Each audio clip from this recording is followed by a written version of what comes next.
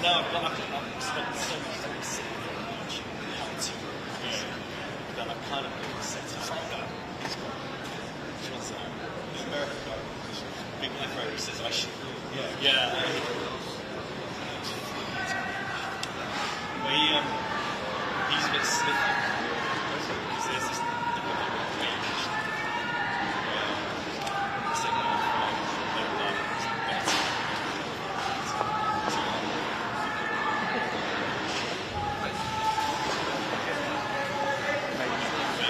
Will this spook the markets? Everybody. I'll take it off. What? I'll take it off. I'm trying to trick you.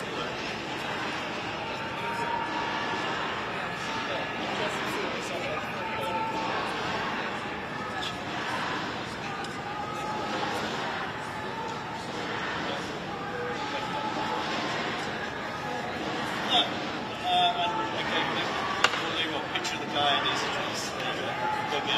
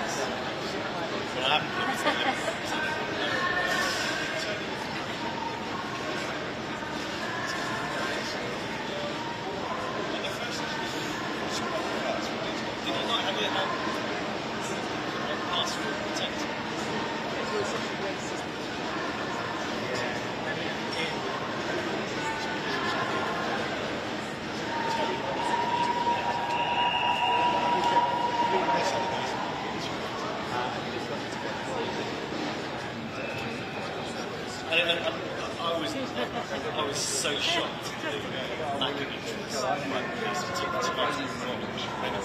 when the time started making phone calls and private calls left, right, and centre, and then the time said,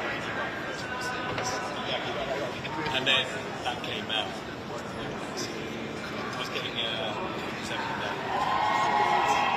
was working out in the CCTV, yes, it was the man.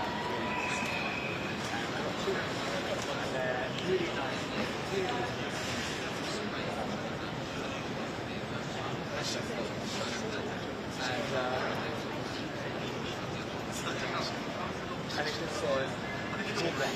It says,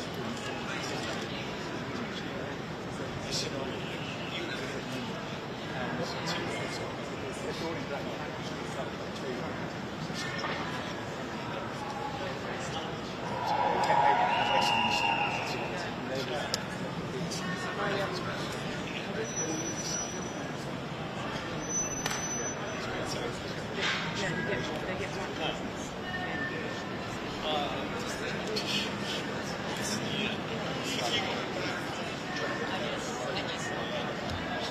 Exactly. This is it. But then that's the whole thing. You know, basically, it's up to me to go out to the house and read my. Hola, ¿cómo estás? Sí, yo.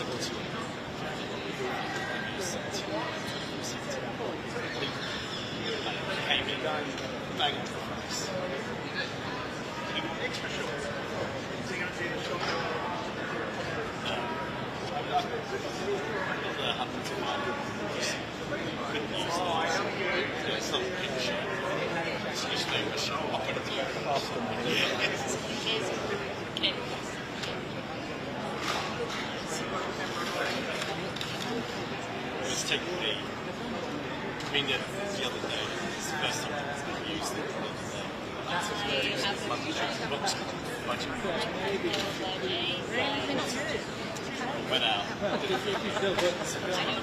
Well, yeah. That's what I'm like. And I was I do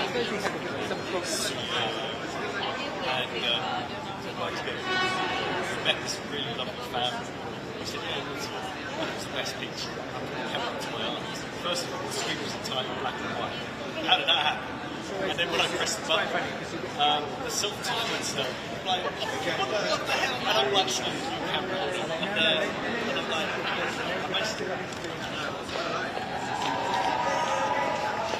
Are you going to spook the markets? so I just stopped the self-timer. And then the screen was black. Everything was black. I was like, so I took a picture anyway. I'm thinking, luckily, I had one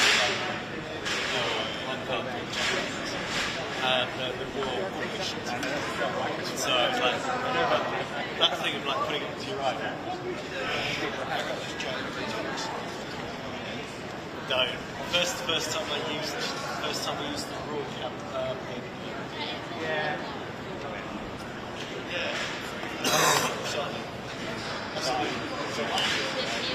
You can get it in white if you like the traditional ones, but it's new 17. It's the touchscreen back.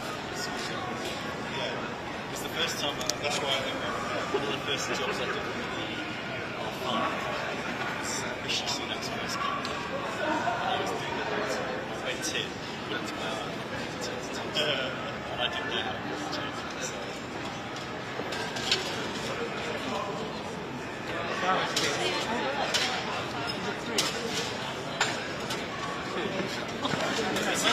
I'm using it, but it's taken me a long time to set up.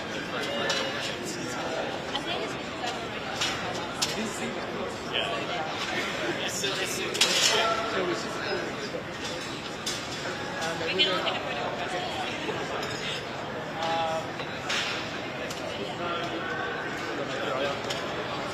yeah, okay, but it's really to set up. But once you've set it up, you're comfortable. I'm still getting comfortable. I was completely comfortable. It's the best camera. Let me set up exactly how I want to.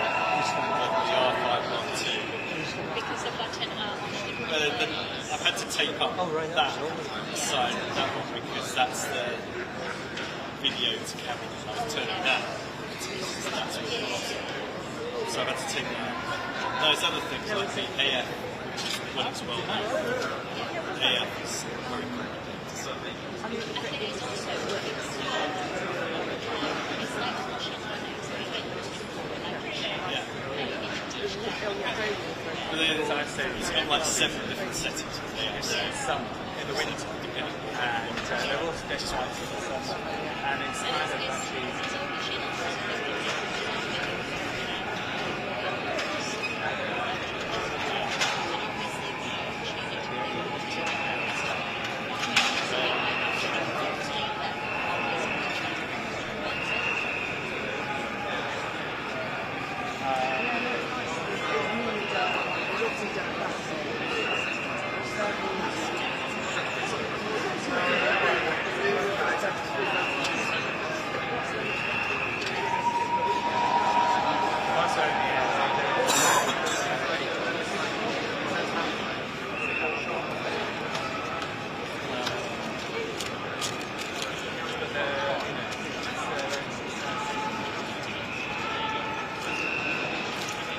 It's actually got space.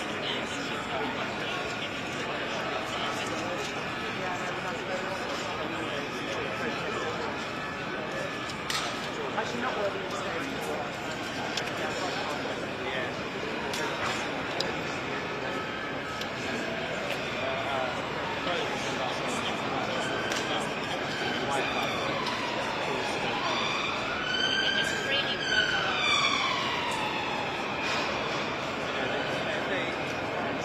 I can understand, but there has to be a equal balance of the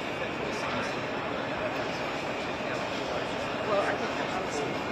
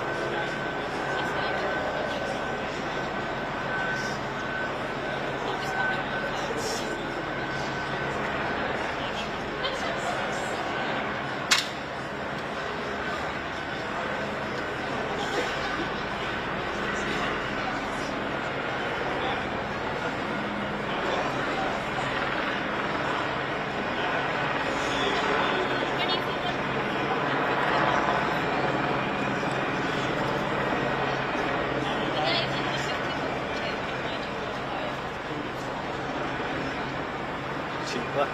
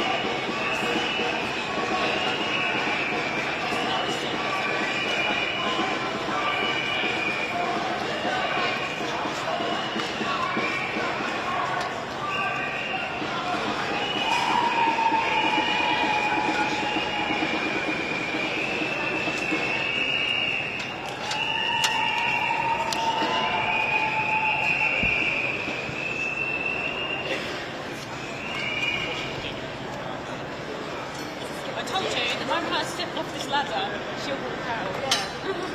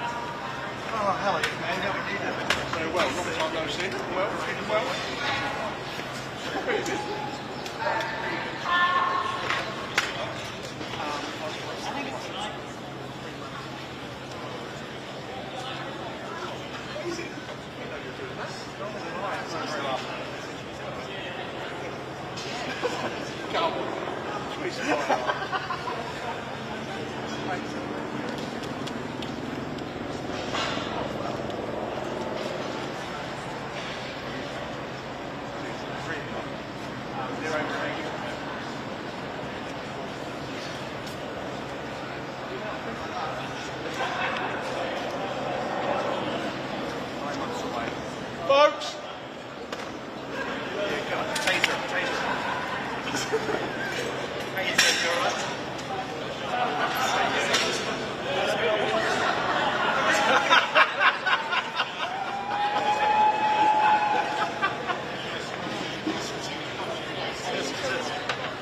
I'm doing the box, and then we're doing license. Three cameras, BBC, ITV, and Sky.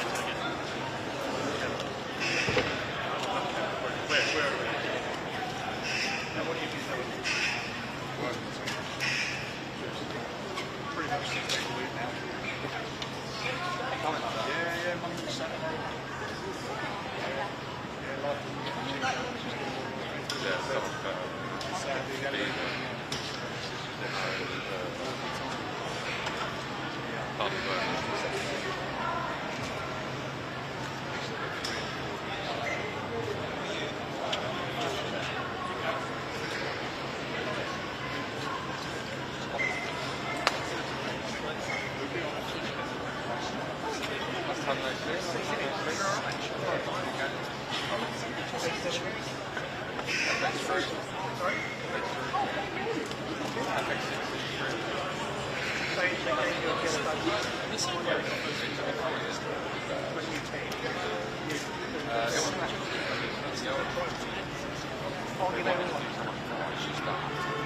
that's a massive.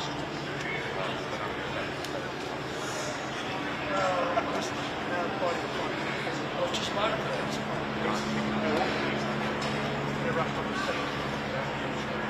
Something like that.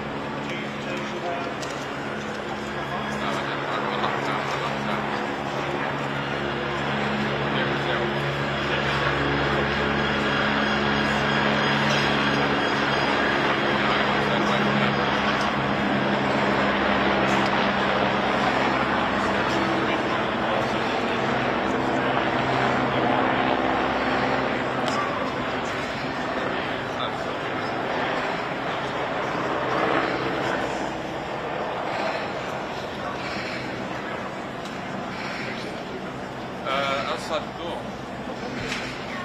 I'm going to do, sorry?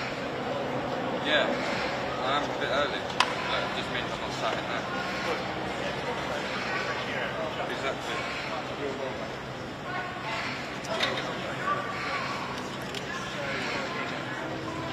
Hey, Gally, come to Robbie.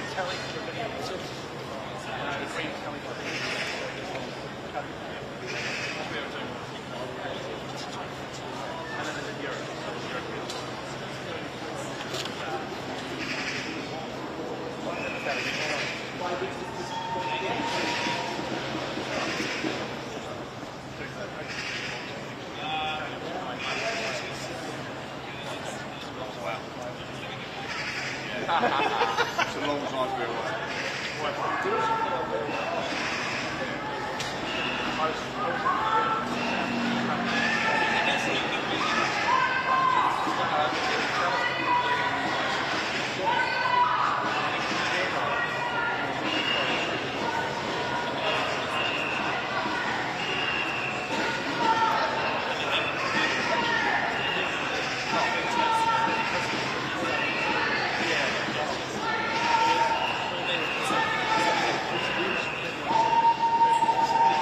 I get really angry if I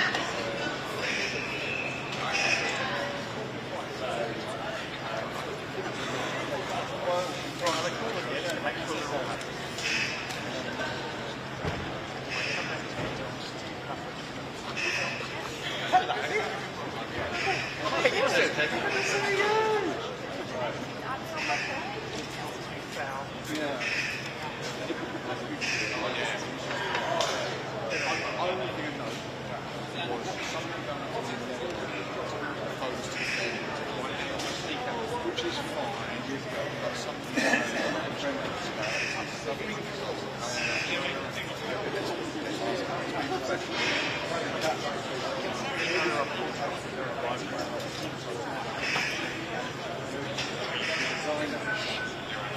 shouldn't be anywhere.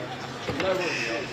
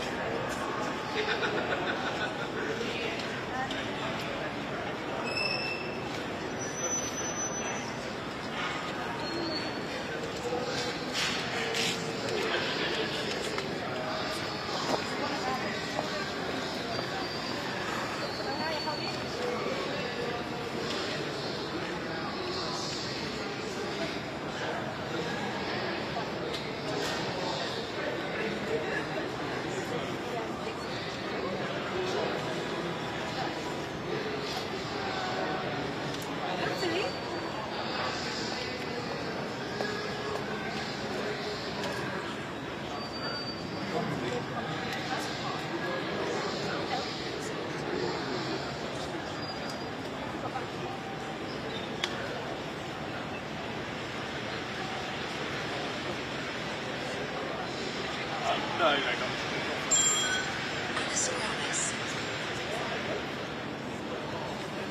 Oh yeah. Do you want somebody left?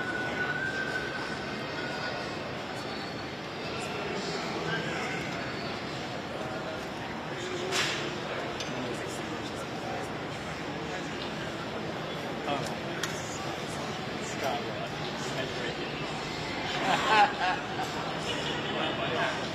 Alright. Bye.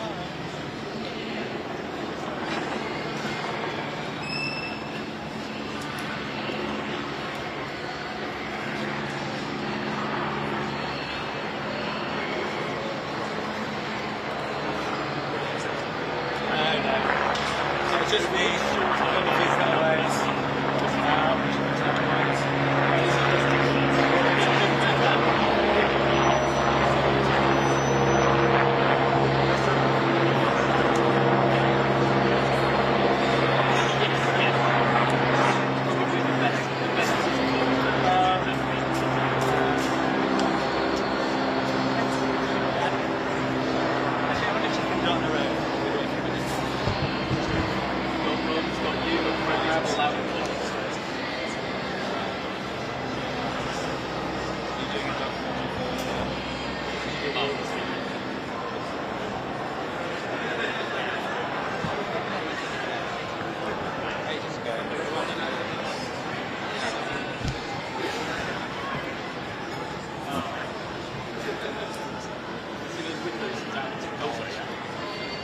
Yeah, 1, 2, 3, 4, 5, 6, 7, 8, 9, 10.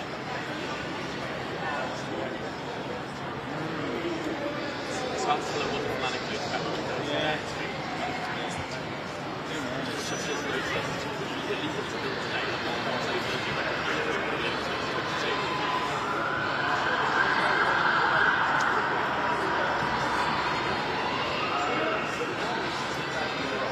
yeah, duck out, shout. Yeah. Hello, got your laptop.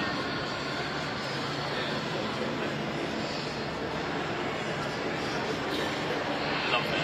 How long do you need? 10 seconds.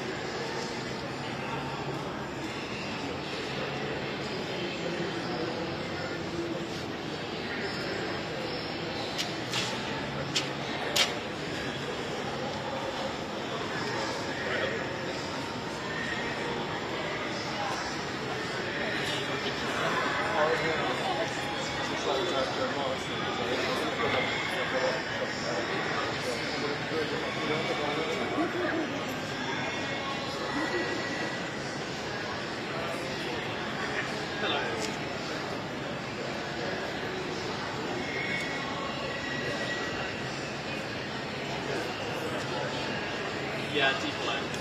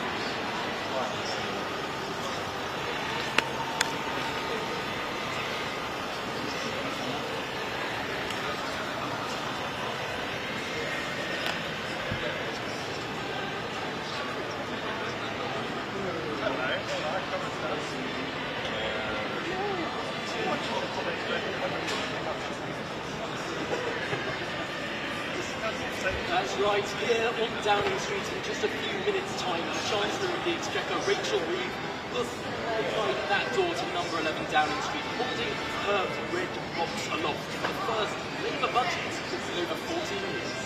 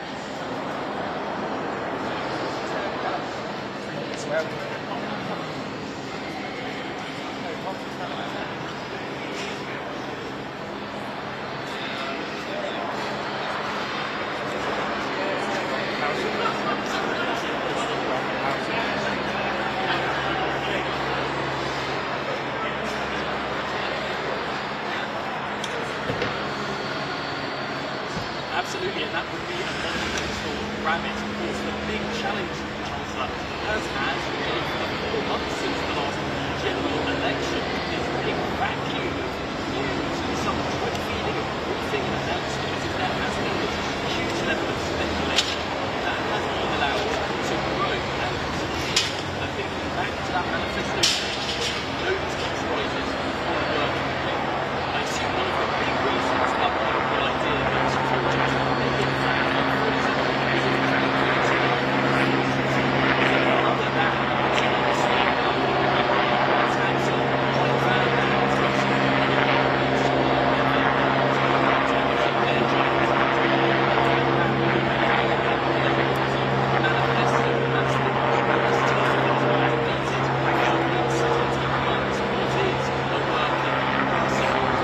is other than whatever is in that red box held aloft by Rachel Reeves, the first Labour Chancellor since Alistair Darling back in March 2010. That, of course, was the last Labour budget at a time when the national deficit stood at 11.1% of GDP. Of course, there were severe cuts following that budget, but today the deficit stands at just 4% of GDP. It does, to some extent, pop the balloon of that idea that this is the worst financial inheritance that this country has seen since the Second World War. That being said, the debt is high, there are tough decisions to be made, and there have already been huge spending announcements. Of course, that huge spending announcement on junior doctors' pay, train drivers' pay, billions more going into the NHS too. That has to come from somewhere, so we will be seeing tax rises today. We will be seeing likely, of course, with national insurance going up. There'll be huge debate, there'll be huge consternation in the House of Commons as to whether or not that is in fact a breach of that manifesto commitment not to raise national insurance. We've heard the Chancellor in recent weeks say that it is not breaching that commitment because she will only mention that she will freeze employee national insurance. We've heard these arguments time and time again. It's not long now to wait. The budget has been written, it's been signed off by the OPR. Of course, we'll get their analysis alongside the budget when Rachel Reeves sits down after her speech, after she delivers that budget. But yes, Andrew, I mean, it would be politically wise to involve a rabbit after what has been month after month of doom, gloom, and rampant speculation.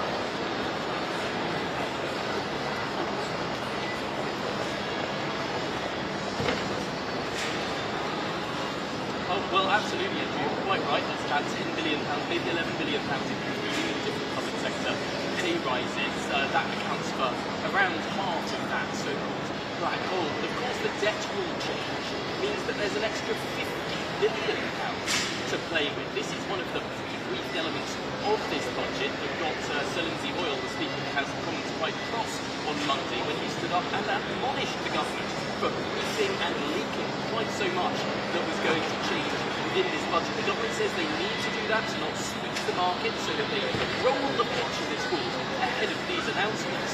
But that one change, redefining how debt is measured, that debt rule shift, means that there's £50 billion more to play with for this Chancellor. That dwarfs any black wall that was previously now I'm just hearing on this street that we've got a 2-minute break for the Chancellor. She'll be popped out black door, perhaps a second French door in the coming less than 2 minutes now, and we'll get that picture shot. And for many, this will be a brilliant certainly for Rachel Reeves. It is a very brilliant sign at the moment that she is a female Chancellor, first female Chancellor coming out of the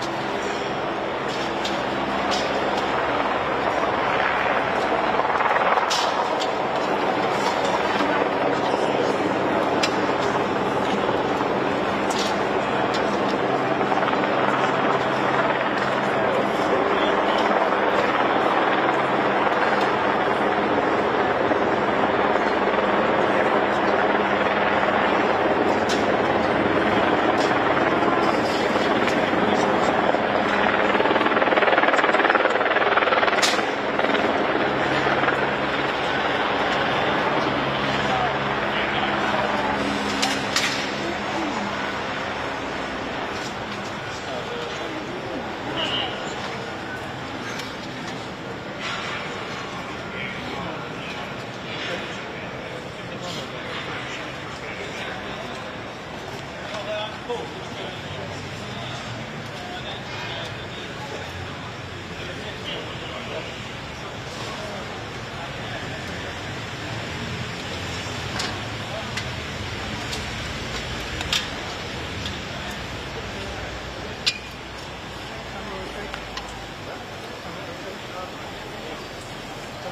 I was at the side. I had to put my grip luckily at a hard time. So, I wanted to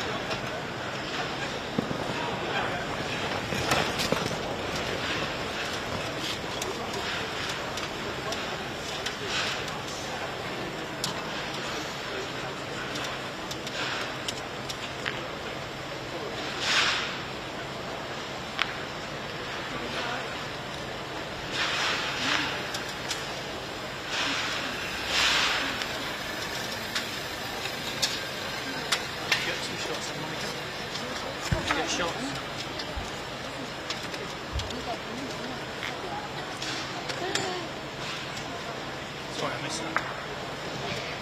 Yeah, it was fine. I was obviously. Yeah.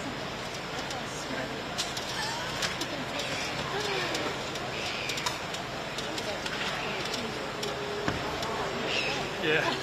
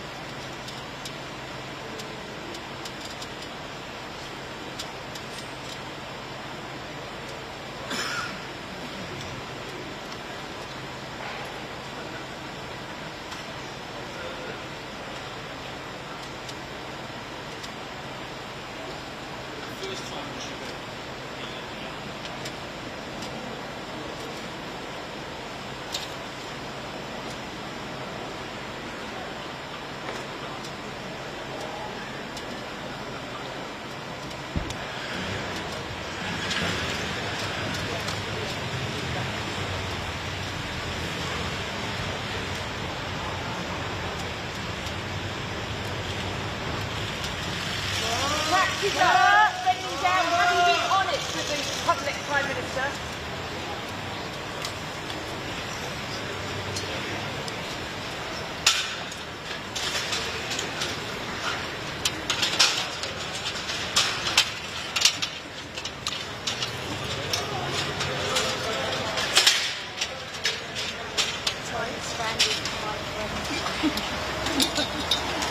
At least you have a stuff to do today. It's good to see you. Nice to meet you. Oh, Amanda, I'm going to put your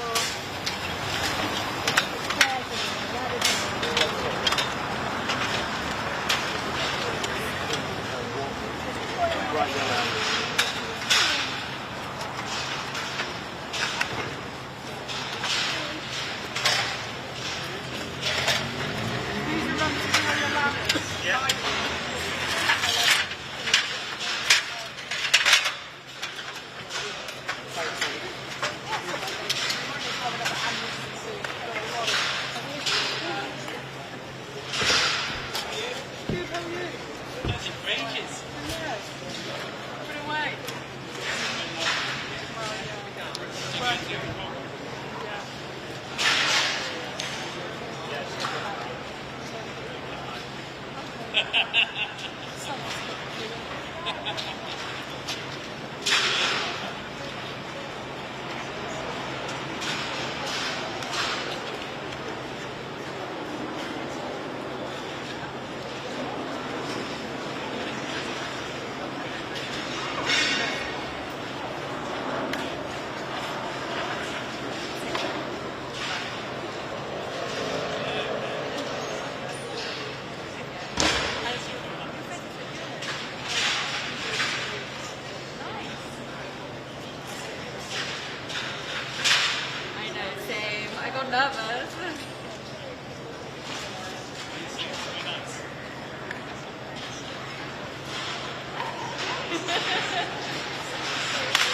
food and then bed.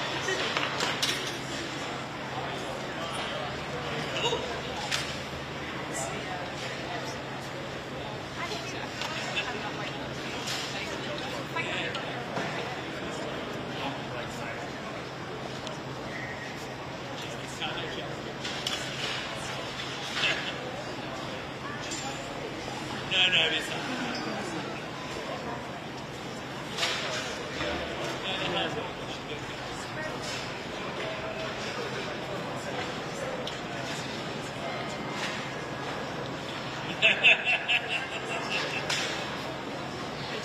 Hello, not too bad, yeah? Yeah. Ooh. Oh, now I was going to not go, but now I might have to. I've been here since 3 minutes, so yeah. If you're going, it will look bad if I go. No, yeah. That's what I'm worried about. I've got my car around the corner. I'm like, oh god. I have to find a car park for it or something.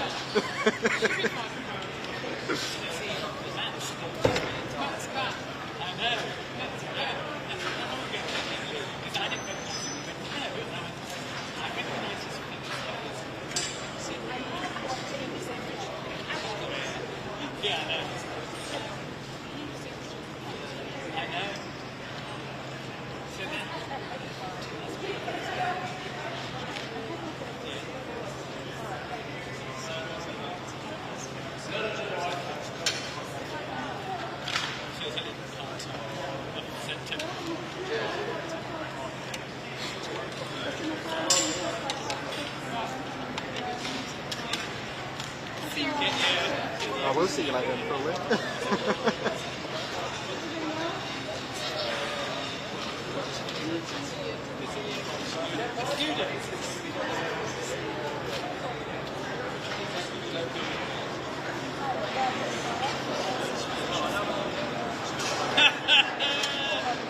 How to upset him.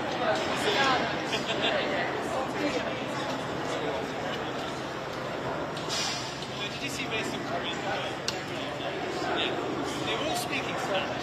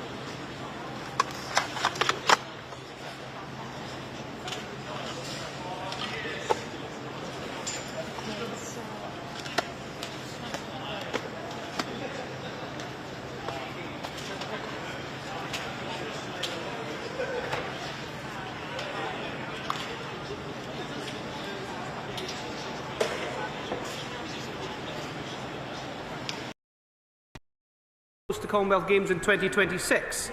This will be yet another wonderful opportunity for Scotland to show how we can put on world-class sporting events. As part of those events, of course, I visited the Sir Chris Hoy Velodrome and spoke with the next generation of cyclists who have been inspired by Sir Chris himself. I'm sure the whole House would wish to pass on their best wishes to Sir Chris Hoy and his family. And finally, congratulations to the women's football team who qualified for the playoffs yesterday after a 4-0 win over Hungary. Mr Speaker, I was delighted to join the Prime Minister as he hosted the inaugural Council of the Nations and Regions in Edinburgh at Queen Elizabeth House earlier this month. We discussed opportunities for attracting long-term inward investment, stabilising the UK economy and creating good jobs. The Council demonstrates our commitment to working together to delivering those priorities. Richard Ford. Thank you, Mr Speaker. Alongside Scotland, it is essential that all of the UK's nations and regions have a seat at the Council of Nations and Regions. Yet areas like the Great South West, which is home to over 3 million people with an £80 billion economy, are being left out because we don't have metro mayors. Will he speak with colleagues in the Cabinet Office to ensure that Scotland can work as a council with all of the non-mayoral regions of England? Mr Speaker, on the 16th of July, the Deputy Prime Minister wrote to all areas that do not have a devolution deal to invite them to come forward with a proposal. New mayors established through this process would also be eligible to sit in the Council of Nations and Regions. I'll make sure the Deputy Prime Minister forwards a letter on to the honourable gentleman. Chris Murray. Thank you, Mr Speaker. It's brilliant to welcome the Prime Minister to my constituency for the first meeting of the Council of the Nations and the Regions. Can the Secretary of State tell us if, after this Council, the Government is committed to ending the decade and a half of austerity imposed on my constituents by the Conservative and SNP governments?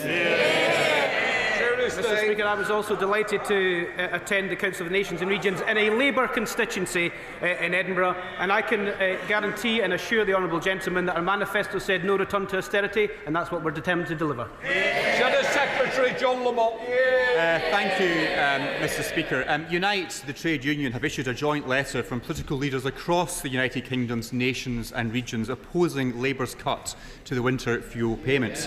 It's been signed by every party at Stormont and parties in Wales, and the Scottish Conservative leader Russell Finlay has also signed it. Was the winter fuel payment even discussed at the Council of Nations and Regions? Mr Speaker, I thought the Shadow Secretary of State would have taken the opportunity with a full House to apologise for his government not only crashing the economy but leaving a £22 billion black hole. It's something that this government is determined to clean up. Order. We've not even got to the budget yet, Mr Bowie, and you're already excited. Come on, Secretary. I would hope the Shadow Secretary of State may come to the Despatch Box during the rest of his questions and apologise to the country for crashing the economy and apologise to pensioners for what's happened to them as a result. Jamie Stone. Number 2, Mr Speaker. Secretary of State. Thank you, Mr Speaker. I was delighted to speak at Spacecom Expo last month in Glasgow, where I met a wide range of industry members, both national and international. Recently, I was also fortunate to visit the Saxavord Spaceport in Shetland and saw wonderful progress there. I've also met representative Orbex in the honourable gentleman's own constituency. I'll continue to champion Scotland's spaceports, including in Sutherland in his own constituency. Jamie Stone. Mr Speaker, I thank the Secretary of State for his answer. He mentions the company Orbex. At present, they employ 125 people. By 2030, they can employ as many as 500. Can I ask the Secretary of State if he'd be willing to visit Orbex in Elgin and indeed the Sutherland Space Launch Site? Secretary of State. Well, Elgin is certainly not the final frontier, Mr Speaker, so I'll be very happy to visit. And of course, the Minister for Science recently visited the UK Space Agency's new office in Edinburgh, and during that visit he echoed my sentiments regarding the importance of Scotland's space sector. I know the Minister for Data Protection and Telecoms has recently met with Orbex as well, and I will remain in close contact with my ministerial colleagues to ensure that we back the sector, and I'm very happy to visit when ministerial time allows. Liberal Democrat spokesperson Christine Jardine. Thank you very much, Mr Speaker. As the Secretary of State for Scotland, I think, knows, I recently had the opportunity with the Scottish Affairs Committee to visit California to look at how they have created an environment which encourages development of new space projects. In Scotland, we have a unique opportunity, not least because of the developments in Glasgow, but because Edinburgh University is already well respected and indeed part of the programmes Stanford, NYU, Columbia and indeed NASA. So can the Secretary of State tell us what the government is going to do to encourage the creation of that sort of environment in Scotland? And will Edinburgh University, with its reputation, be central to it? Well, Scotland will be central to the space sector, and I very much welcome the question. We will fully back the space sector, as I've already said to her honourable friend. We've been visiting the Minister of Science, has been to the new UK Space Agency's new office in Edinburgh. The Minister for Data Protection and Telecoms has met Orbex. I've met Orbex. I've been up in Shetland myself to Unst to visit the spaceport up there, so we'll fully back that. And of course, the potential is to infinity and beyond. Kenneth Stevenson. Secretary of State. Can I welcome my honourable friend to his place? A wonderful result in his constituency of Adrian Shotts. Investment into the UK to drive growth is the government's #1 priority. We have started delivery on that already.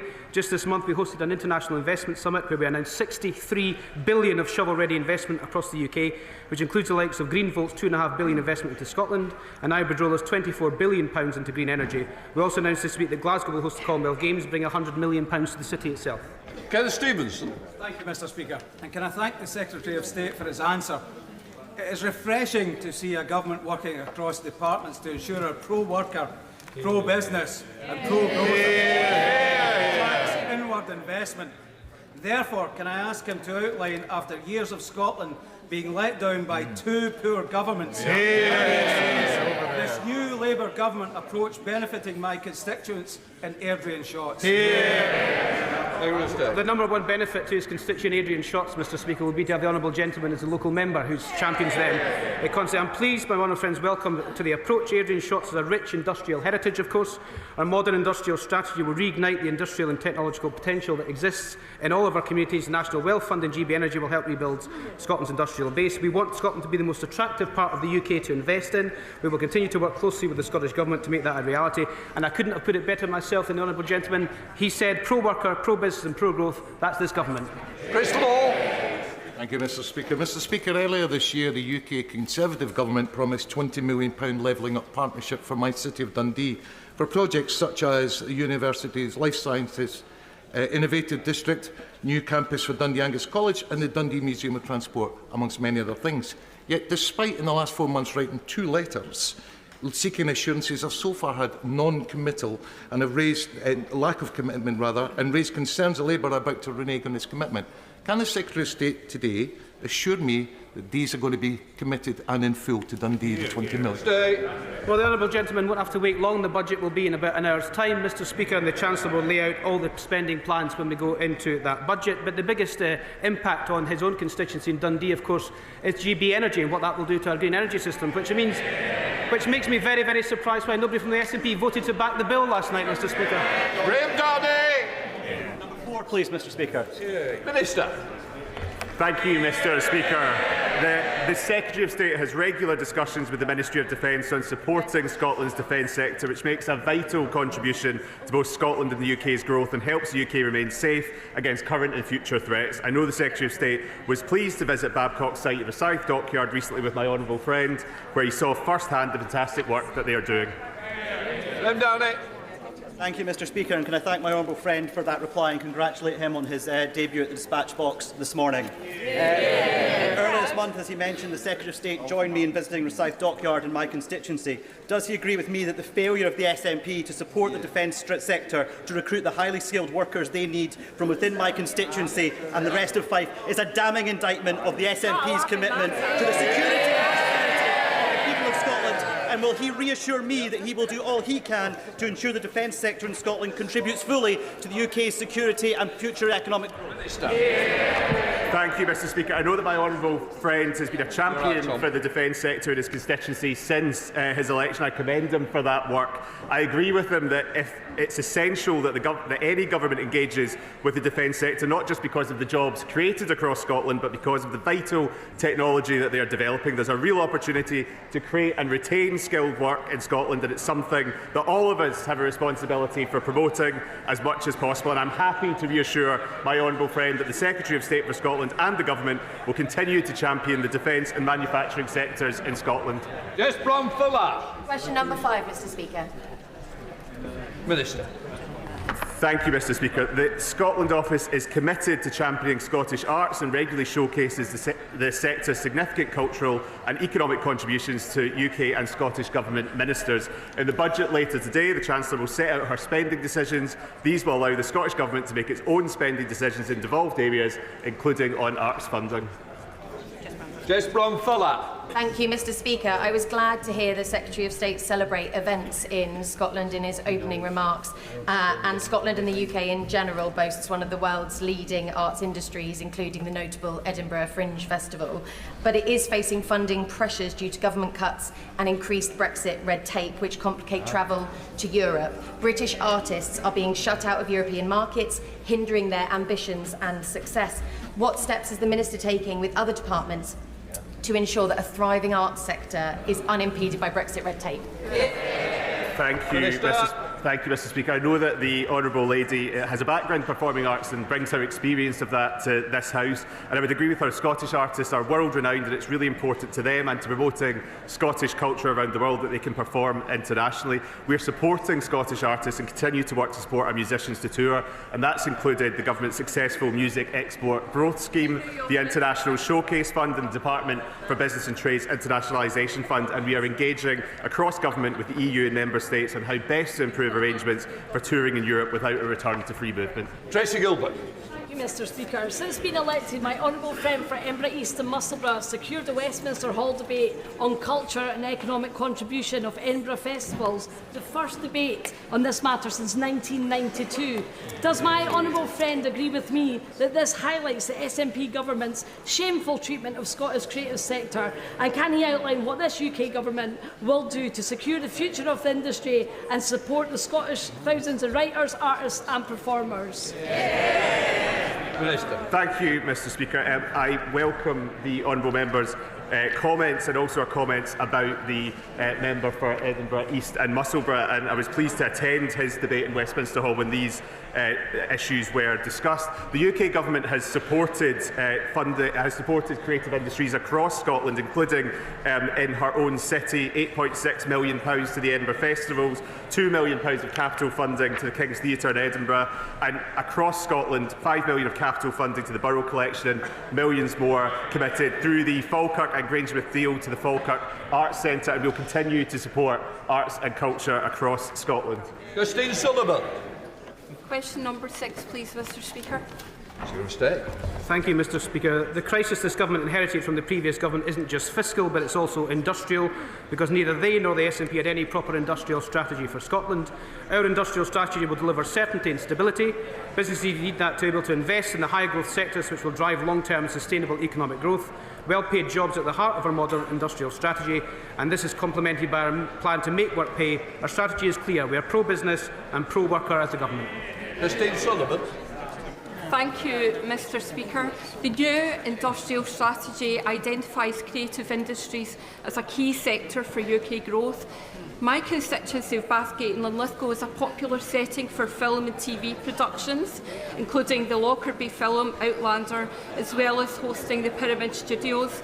As film and TV makes an increasingly important contribution to my constituency's local economy, can the Secretary of State advise what steps the Government is taking to support investment into creative industries in my constituency? Thank you for that question. The Honourable Lady herself mentions the Outlander, which was filmed in Bathgate and Linlithgow. She mentions the Lockerbie bombing film starring Colin Firth, and she also mentions the in-production thriller called Damage starring Samuel L. Jackson. I hope he did a few leaflets for the Honourable Lady while he was in the constituency. The creative industries are a jewel in Scotland and the UK's crown. The independent film tax credit that was announced earlier this week by my right honourable friend for culture, media and sport gives a distinct homegrown content and talent for films to meet the criteria for this new relief. Productions eligible for the tax break must have a UK writer or director or be certified as an official UK co-production. But what it does do, Mr Speaker, it shows this government is determined to back our creative industries and continue to grow our film and TV industries. David Mundell. Thank you, Mr Speaker. Does the Secretary of State share my anger and disappointment that the SNP Scottish Government continue to dogmatically block new nuclear development in Scotland, depriving my constituency of important jobs and economic prospects? And what can he do within the industrial strategy to make sure that we at least take advantage of decommissioning and supply chain opportunities? Mr. Speaker, I've never known the right honourable gentleman to be either angry or ever disappointed, but I share his anger and disappointment. This government backs our industry. Nuclear will be a major part of that energy mix going forward, and we need to make sure we have the right balance. GB Energy has been set up. It passed its third reading in this House yesterday. Disappointed the right honourable gentleman nor the SNP voted for it, but that's the vehicle which will take these issues forward. Adam Jogi. 7, Mr. Speaker. Secretary of State. Can I welcome the honourable gentleman to his place? The budget by my right honourable friend the Chancellor will be announcing shortly that will herald a new era of investment and growth in Scotland. In our first 100 days, we announced the headquarters of GB Energy in Aberdeen, launched the National Wealth Fund and announced the biggest upgrade of workers' rights in the generation. Adam Jogi. Mr. Speaker, Newcastle Lyme is home to many people who left Scotland to build a life like my constituent Lee Bernadette Walford.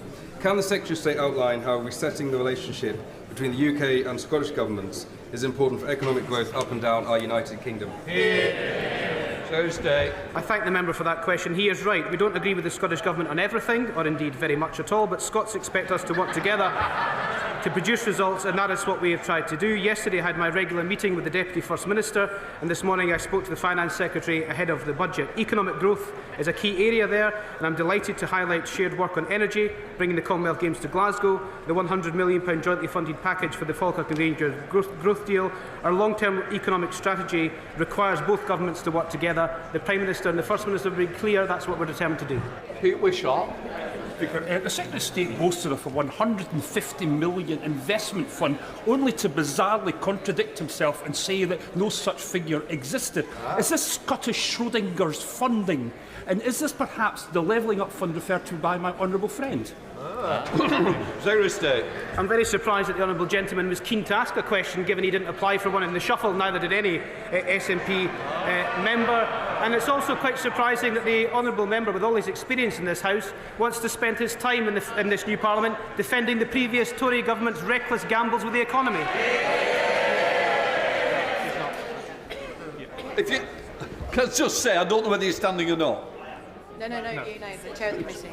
As the chair of the committee, who wanted to come in on this question? Yes. Patricia Ferguson. Thank you, Mr. Speaker. And would my right honourable friend agree with me that the Drumchapel Levelling Up Fund bid and a project that would fall from that would be a very good way to promote the economic and social growth of that area? Secretary of State. I thank my honourable friend for that question. She's been an absolutely doughty campaigner for the Drumchapel project. She won't have long to wait. The Chancellor will come to this dispatch box shortly and announce the budget, and I'm hopeful that all of these projects, including some of the anti-poverty projects that she's championed for years in her constituency, come to pass. There's a man that stands. Jim Shannon. Thank you, Mr. Speaker. Minister, when it comes to promoting economic growth in Scotland, it's quite clear the best way to do that is within this great United Kingdom of Great Britain and Northern Ireland. So, Minister, to make that happen and convince my colleagues in front of me the best way forward, what's the Minister doing to make that happen? Secretary of State. The best way to keep the United Kingdom together is to make sure that this is a successful UK Labour government, and that's what we're determined to do. And may I just point the honourable gentleman to the row in front of him. They have 9 SNP MPs left, we have 37. That's how you protect the Union. Shadow Secretary of State John Lamont. Thank you, Mr. Speaker. The Secretary of State said at the weekend that the Labour budget will herald an era of growth for Scotland. But what's going to grow? Is it the tax burden on hard-working Scots? Is it the number of pensioners choosing between heating and eating because they haven't got their winter fuel payments? Or is it the number of Labour broken promises? Or will we get all three this afternoon? Mr. Speaker, a second opportunity this afternoon to apologise for the Conservative Party crashing the economy. And dreadful £22 billion black hole that they left us to inherit, that they hid from the Office for Budget Responsibility. So I'd ask the Shadow Secretary of State to reflect on that before he asks his questions. And of course, he won't have long to wait, Mr. Speaker. The Chancellor will be here shortly. Shadow Secretary of State, John Lamont. Thank you, Mr. Speaker. There's no answers in that response. Not so long ago, the Secretary of State said national insurance rise would have an enormous impact on businesses. And listen to this. He said under Labour, national insurance wouldn't go up. Tax rises, economic damage, broken promises. Isn't this Labour government just the same as the SNP? Mr. Speaker, I thought the Shadow Secretary of State was just describing his own previous government. Minister. Thank you, Mr. Speaker. My honourable friend will know that the House recently supported the Employment Rights Bill at second reading, which the party opposite shamefully opposes. This is the biggest upgrade to workers' rights in a generation. The Government is taking a joined-up and collaborative approach to the delivery of the Make Work Pay Plan, which has been developed with businesses and trade unions. We are committed to continuing this approach through consultation on the implementation of Make Work Pay to ensure that the changes we are making work well for both employees and businesses. I'm sure the whole House will join me in congratulating the member for High Peak on the birth of his daughter, Connie. And as he enjoys his paternity leave, I'm sure the Minister will be familiar with the Dad Shift campaign, which seeks to increase paternity leave for more fathers. We wondered, would he support that campaign so that more fathers, in addition to those tens of thousands the government have already opened up paternity leave to, can enjoy that? And wouldn't he agree it's a huge contrast with the party opposite, who are spending their time talking about getting rid of maternity leave? Thank you, Mr. Speaker. Yeah, I do agree with what the honourable gentleman just said. I also said our congratulations to the member for High Peak on the birth of his daughter. This is why we are making immediate changes to paternity leave through the Employment Rights Bill. We're making paternity leave available from day one in a new job and enabling paternity leave to be taken after shared parental leave. And I want to just pay tribute to my honourable friend for campaigning vigorously on this issue. And I'm sure, like me, he was delighted to vote for the biggest upgrade to workers' rights in a generation, which the party opposite shamefully opposes. John Cooper. Mr. Speaker, thanks. One of the criticisms of the new employment legislation being brought in is that it delivers us into the hands of the trade union barons. Does the Secretary of State agree that we are indeed in the iron grip of the barons, since he was unable to attend an event in his own office last night because he wouldn't cross a picket line? Yeah. Mr. Speaker, we will take no lessons from the party opposite when it comes to employment rights, Mr. Speaker. Absolutely no lessons. This is a party that has left us with a £22 billion black hole in the public finances, which we are having to pick up, and which my right honourable friend, the Chancellor, will address in a moment. Stephen Gittins. I'll join the member from East Renfrewshire in congratulating the member on the birth of his daughter. And in terms of the demographic challenge, just before the election, the Scottish Labour Deputy Leader said there is something we can do to incentivise more people to come to Scotland. So in terms of employment in Scotland, has the Secretary of State and colleagues sat down with the Home Office in terms of encouraging more migration? Yes. Thank you, Mr. Speaker. The Government will work closely with the Migration Advisory Committee, and we welcome the contribution that migrants play to the economy. We will take no lessons from a party that has consistently said that the positive destinations for people in Scotland is a 0 hours contract, and who sat last night on their hands when we dealt with the GB Energy Bill. Stephen Gittins. Let me try and challenge the member in a spirit of collegiality. They have committed to working with the Scottish Government. Now, the member for Nahealan Indian Yar, who is in his place, has talked about when it comes to migration policy, no one size fits all, and it shouldn't be beyond us to devise ways to attract more people to work and settle here. So will he, from those benches, commit in what they've done that the Scottish and UK governments should work together, and will he commit to a meeting between both those governments so we can take forward more migration to Scotland in the way they committed to and we committed to and business is crying out for? Mr. Speaker, we have committed to Scottish representation on the Migration Advisory Committee, which would go a long way in order to deal with these issues, but it's also for the Scottish Government to do things like build houses in areas where we need more migration in order to encourage people to come to live in Scotland. Gregory Campbell. Fine, Mr. Speaker. Mr. Speaker, Scotland is lightly proud of its 6 World Heritage Sites. As my honourable friend will appreciate, responsibility for planning decisions for large-scale energy projects in Scotland rests with the Scottish Government ministers. The UK Government works closely with the Scottish Government to deliver for Scotland while respecting devolution. I meet regularly with my Scottish Government counterparts on these issues. Gregory Campbell. Thank the Minister.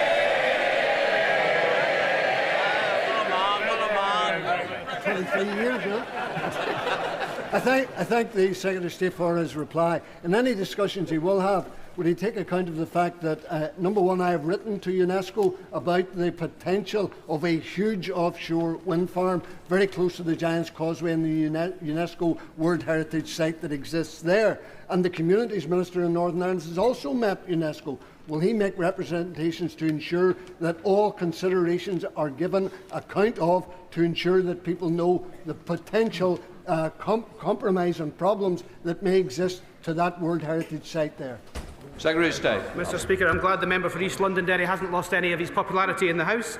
It would be inappropriate for me to comment on planning decisions for large-scale energy projects in Scotland. This is a devolved responsibility.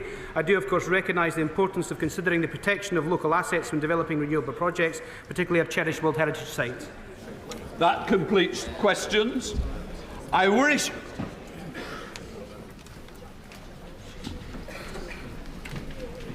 to remind the House that the following horrendous, terrible incident in Southport on the 29th of July, a suspect is awaiting trial, having been charged with multiple offences.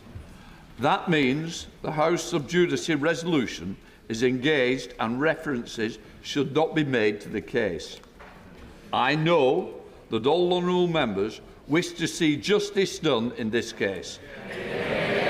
It is therefore of paramount importance that nothing is said in this House which could potentially prejudice a proper trial or lead to it being abandoned. I know it can be frustrating when we can see reports in the media of the matters that we are not free to discuss here, but that arises from Parliament's constitutional relationship with the courts. More importantly, at the heart of this case are 3 young girls. We all want to see justice done for them and for their families, and for others injured in and affected by this appalling incident. Speculation about the cases, including comments made in this House, could seriously risk prejudicing proceedings. I know that none of us would ever wish to do that. Therefore, it would be wrong of me to exercise a waiver in this case, and members should not refer to it or risk prejudicing this case.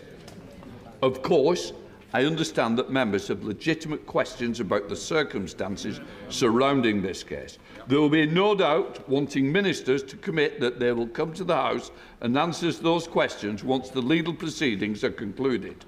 I give my assurance that I will ensure there are ample opportunities to do so.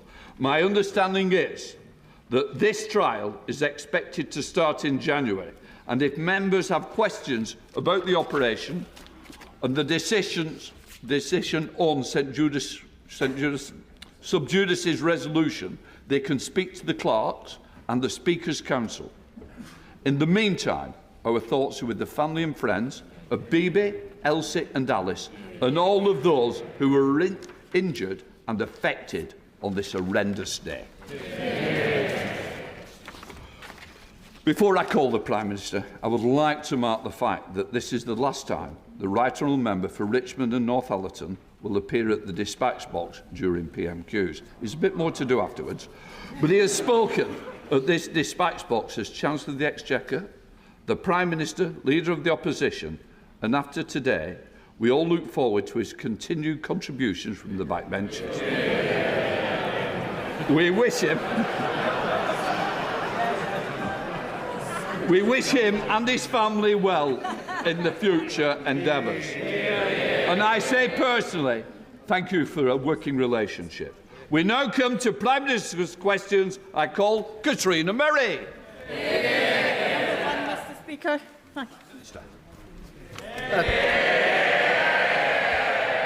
Thank you, Mr. Speaker. I wish everyone celebrating in the UK and around the world a joyful Diwali, a time to come together to celebrate and focus on a brighter future. Last Diwali, the leader of the opposition and his family lit the deers outside 10 Downing Street. It was a significant moment in our national story. The first British Asian Prime Minister is a reminder that this is a country where people of every background can fulfil their dreams, and it makes us all proud to be British. Mr. Speaker, as you've just referenced, as this is our last exchange across the dispatch boxes, I wanted to take this opportunity to thank the Leader of the Opposition for his service. Now, of course, we've had political disagreements, ideological differences, we've argued at some length. But I want to thank him for his hard work, for his commitment, and for his decency in everything that he has done. And I too wish him and his family the very best for whatever the future may hold for them. Mr. Speaker, this morning I had meetings with ministerial colleagues and others. In addition to my duties in this House, I shall have further such meetings later today. Katrina Murray. Thank you, Mr. Speaker, and I'd like to associate myself with the remarks made by the Prime Minister. Cumbernauld, in my constituency, was promised an elective and diagnostic treatment centre by the Scottish Government in 2021. This has continued to be delayed and is now alleged to be mothballed.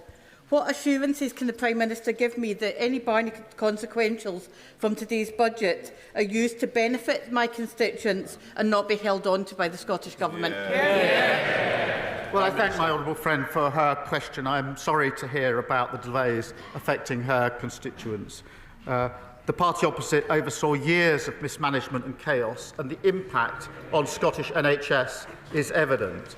This Labour government is committed to delivering for the Scottish people, including making sure that we have an NHS fit for the future. And the Chancellor will set out details in just a few moments. Leader of the Opposition, Rishi Sunak.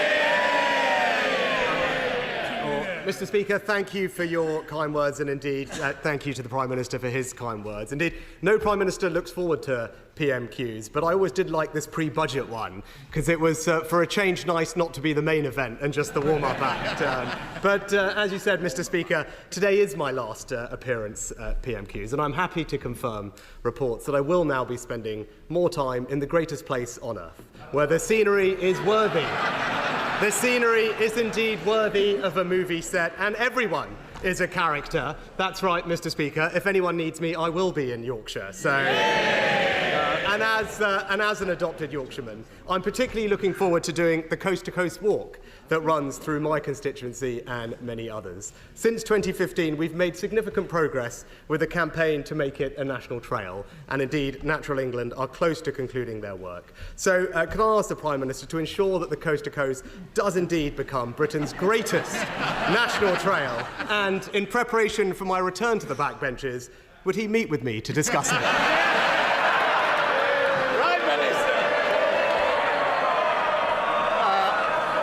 Mr. Speaker, I thought he was about to ask me to join him on the walk. But certainly, I will meet him, and it is an important point. Mr. Speaker, that is very kind of the Prime Minister. I know he's, I know he's partial to the Lake District, but perhaps we can tempt him over to our end as well. Now, Yorkshire is not just famous for its walks, but also for being home to some of England's greatest cricketers. Now, sadly, no one's going to put me on that list, Mr. Speaker, but who knows? I've got a lot more time to practice now. So, but cricket does have the power to bring people together from all communities and give them fantastic opportunities, as shown so powerfully by Andrew Flintoff's recent documentary. Yeah. Now, we also lead the world in female participation, and that will stand us in good stead when we host the Women's World Cup in 2026 and when cricket becomes an Olympic sport in 28. So could I therefore ask the Prime Minister to continue government support for the England and Wales Cricket Board's new initiative to get cricket into vastly more state schools, fostering a whole new generation of cricketers for us all to cheer on at every level? Prime Minister. Yes, is the answer to that question. And the point is a really important one. We celebrate cricket, it does bring communities together, but it's also really important for children and young people to enjoy sport, lots of different sports, because it gives them a confidence that they might not otherwise have. It gives them the ability to work in a team and teaches them about skills like leadership. So I'm fully supportive. Now, our two predecessors, Sir Tony Blair and Lord Hague, have repeatedly come together and powerfully argued in their joint reports that it is vital for the future prosperity of Britain's economy, society and public services for us to be a world leader in technology and innovation. Now, the Prime Minister and I may not yet be at our joint report writing stage yet, but in a similar spirit of cross-party agreement, could I ask him to find his inner tech bro and continue to support emerging British tech businesses and establish our country as the home of AI growth and innovation? Prime Minister. Yes, and this is a really important point. The Leader of the Opposition held a summit last year on AI, which was very important. We have been bringing together the leaders in AI. We have a huge advantage in this country, being ranked in the top 3 in the world. AI is going to have huge potential for our growth, for our public services, and I think the whole House should be fully supportive of this. Prime Minister. The Prime Minister has the immense privilege The Prime Minister has the immense privilege of being the Prime Minister of the United Kingdom of Great Britain and Northern Ireland. Now, Northern Ireland is a special part of our union, but one that needs particular care, attention and respect. Having a strong functioning assembly at Stormont is good for the people of Northern Ireland and good for our union. And that's why I was so pleased to see government restored there earlier this year, and I'm grateful to him for his support with that. So can he assure the House that he will continue to work to keep Stormont open, delivering for the Northern Irish people and strengthening Northern Ireland's place in our union? Prime Minister. Yes, and again, this is a really important point and one that matters to me personally. I worked for 5 years in Northern Ireland on some of the proposals under the Good Friday Agreement, in particular the transformation of the RUC into the police service of Northern Ireland. I worked with both communities there. It was for 5 years. It was very important to me, had a huge impact on me, and so I care deeply about Northern Ireland, and I absolutely agree that the institutions government needs to be up and running and want to give all support I can to the further development in Northern Ireland. Now, as Prime Minister, he will be acutely aware of the threats that our United Kingdom faces from an axis of authoritarian states, Iran, North Korea, Russia and China. And in particular, I'm proud of the way that this House has united in standing up to Russian aggression in Ukraine. And I know that we will never waver in our commitment to the Ukrainian cause. Now, I will always be grateful for the support that he gave me when we were the first country to send Ukraine Western battle tanks, long-range missiles, and the first to offer security assurances to Kyiv. So in light of the threats that we face, can I urge him to always maintain the strength of the transatlantic alliance and ensure that NATO remains the bedrock of Western security, with the United Kingdom playing a leading role? Yes, and NATO is, in my view, as important today as the day in which it was created, in light of the challenges that we face. And it was a Labour government that was the proud co-founder of NATO, and we've repeatedly said we support NATO to the hilt. Rishi Sunak. Well, finally, Mr. Speaker, tomorrow is Diwali, and I became leader of my party during Diwali, and I now stand down during that same festival. So I'm proud to have been the first British Asian Prime Minister, but I was even prouder that it was not that big a deal. And that speaks volumes about the values of the British people of our country and of this Parliament. So will the Prime Minister join me in applauding the kindness, decency and tolerance that has always been the British way? Yes, and I meant what I said when I said that we were all proud to see him standing there as Prime Minister representing our diverse country. We were all proud. I think everybody in this House was. So I thank him for that. And his last question, final question as Leader of the Opposition, although judging by the speed with which his party goes through leaders, he may be back here before too long, but in the meantime, I'm sure he'll be a great champion for the people of Richmond. But, Mr. Speaker, finally, I'm sure he won't mind me disclosing to the House the contents of a letter that he wrote to me this week. My answer to it is clear. Yes, I will arrange for him to meet the relevant minister about the A66 that runs through his constituency. Dave Beghillier. Thank you, Mr. Speaker. Mr. Speaker, in Hackney, nearly 4,000 children who could fill 8 primary schools are in temporary accommodation, many outside London. This is bad for their future opportunities. It's ripping apart our communities. I welcome the government's pledge to build new homes, but will he ensure that those who cannot have a roof over their head are a top priority in that long queue for new housing? Prime Minister. I thank you for raising this issue. It is a source of national shame that there are just under 1.3 million households on a social housing waiting list, including, I think, 8,000 of them in Hackney. The best way to tackle overcrowding and meet housing need is to build the homes this country needs, and that's why we will deliver the 1.5 million homes over this Parliament, and the Chancellor will set out further details in just a moment. Leader of the Liberal Democrats, Sir Ed Davey. Thank you, Mr. Speaker. Can I associate myself with your remarks and the remarks of the Prime Minister about the right honourable gentleman, the member for Richmond and Northallerton, and thank him for his service and wish him and the whole country a happy Diwali.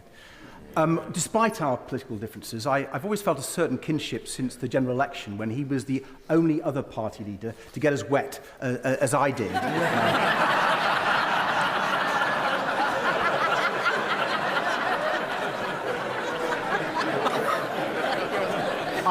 I'm looking forward to debating the budgets with him and the Chancellor shortly, but can I wish him and his family all the best for the future. Mr. Speaker, next month's summit in Baku is a chance for the UK to regain world leadership on climate change, a role disastrously lost under the Conservatives. As this is the final summit before countries must ratchet up their new Paris agreements before 2035, will the Prime Minister take this opportunity to seize back world leadership on climate change by committing today to support the targets set out this week by the Independent Climate Change Committee and publish a programme to deliver on those? Prime Minister. Mr. Speaker, we will seize that initiative. We've reset on the international stage, and climate is one of the biggest challenges that we face. I will be going to the conference this year, as I went, in fact, last year, as Leader of the Opposition, to continue those discussions about how we reach the very important targets that we must reach. Shred David. I thank the Prime Minister for his reply. I hope we can really take that world leadership back again. Another issue which the UK needs to show urgent leadership on is the escalating war in Sudan. Tens of thousands of people have been killed. 11 million Sudanese have had to flee from their homes, Mr. Speaker. The reports of mass killings and horrifying sexual violence against women are truly stomach-churning. So when the UK takes over presidency of the UN Security Council this Friday, will the Prime Minister make it a priority to secure a new resolution on preventing future atrocities, including a no-fly zone to stop the Iranian drones? Prime Minister. Well, I thank him for raising this, because it is an important issue, and I don't think we discuss it enough in this House. We continue to see mounting evidence of appalling atrocities against civilians and unacceptable restrictions on humanitarian access and working with international partners, including as penholder, as he knows, at the UN Security Council to end the violence, secure humanitarian access and ensure the protection of civilians is a major priority. Rachel Reeves. Thank you, Mr. Speaker.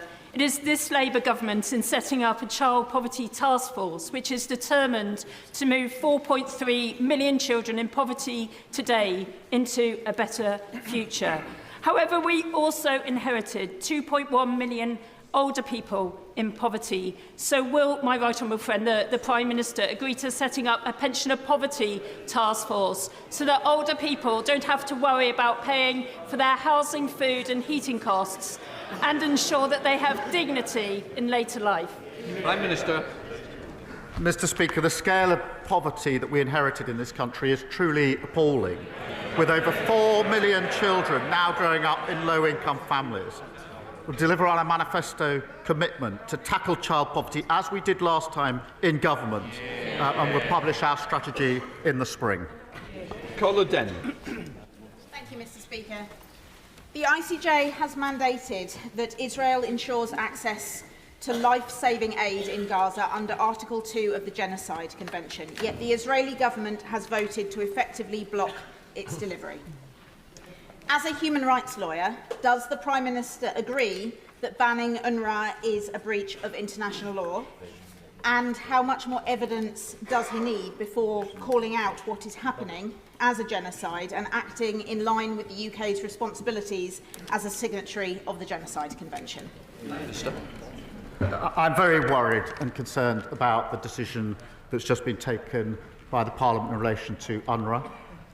There's a humanitarian catastrophe in Gaza, and that decision will only make it much worse, which is why I've expressed my concern about it already before today and will continue to do so. It needs to be reversed.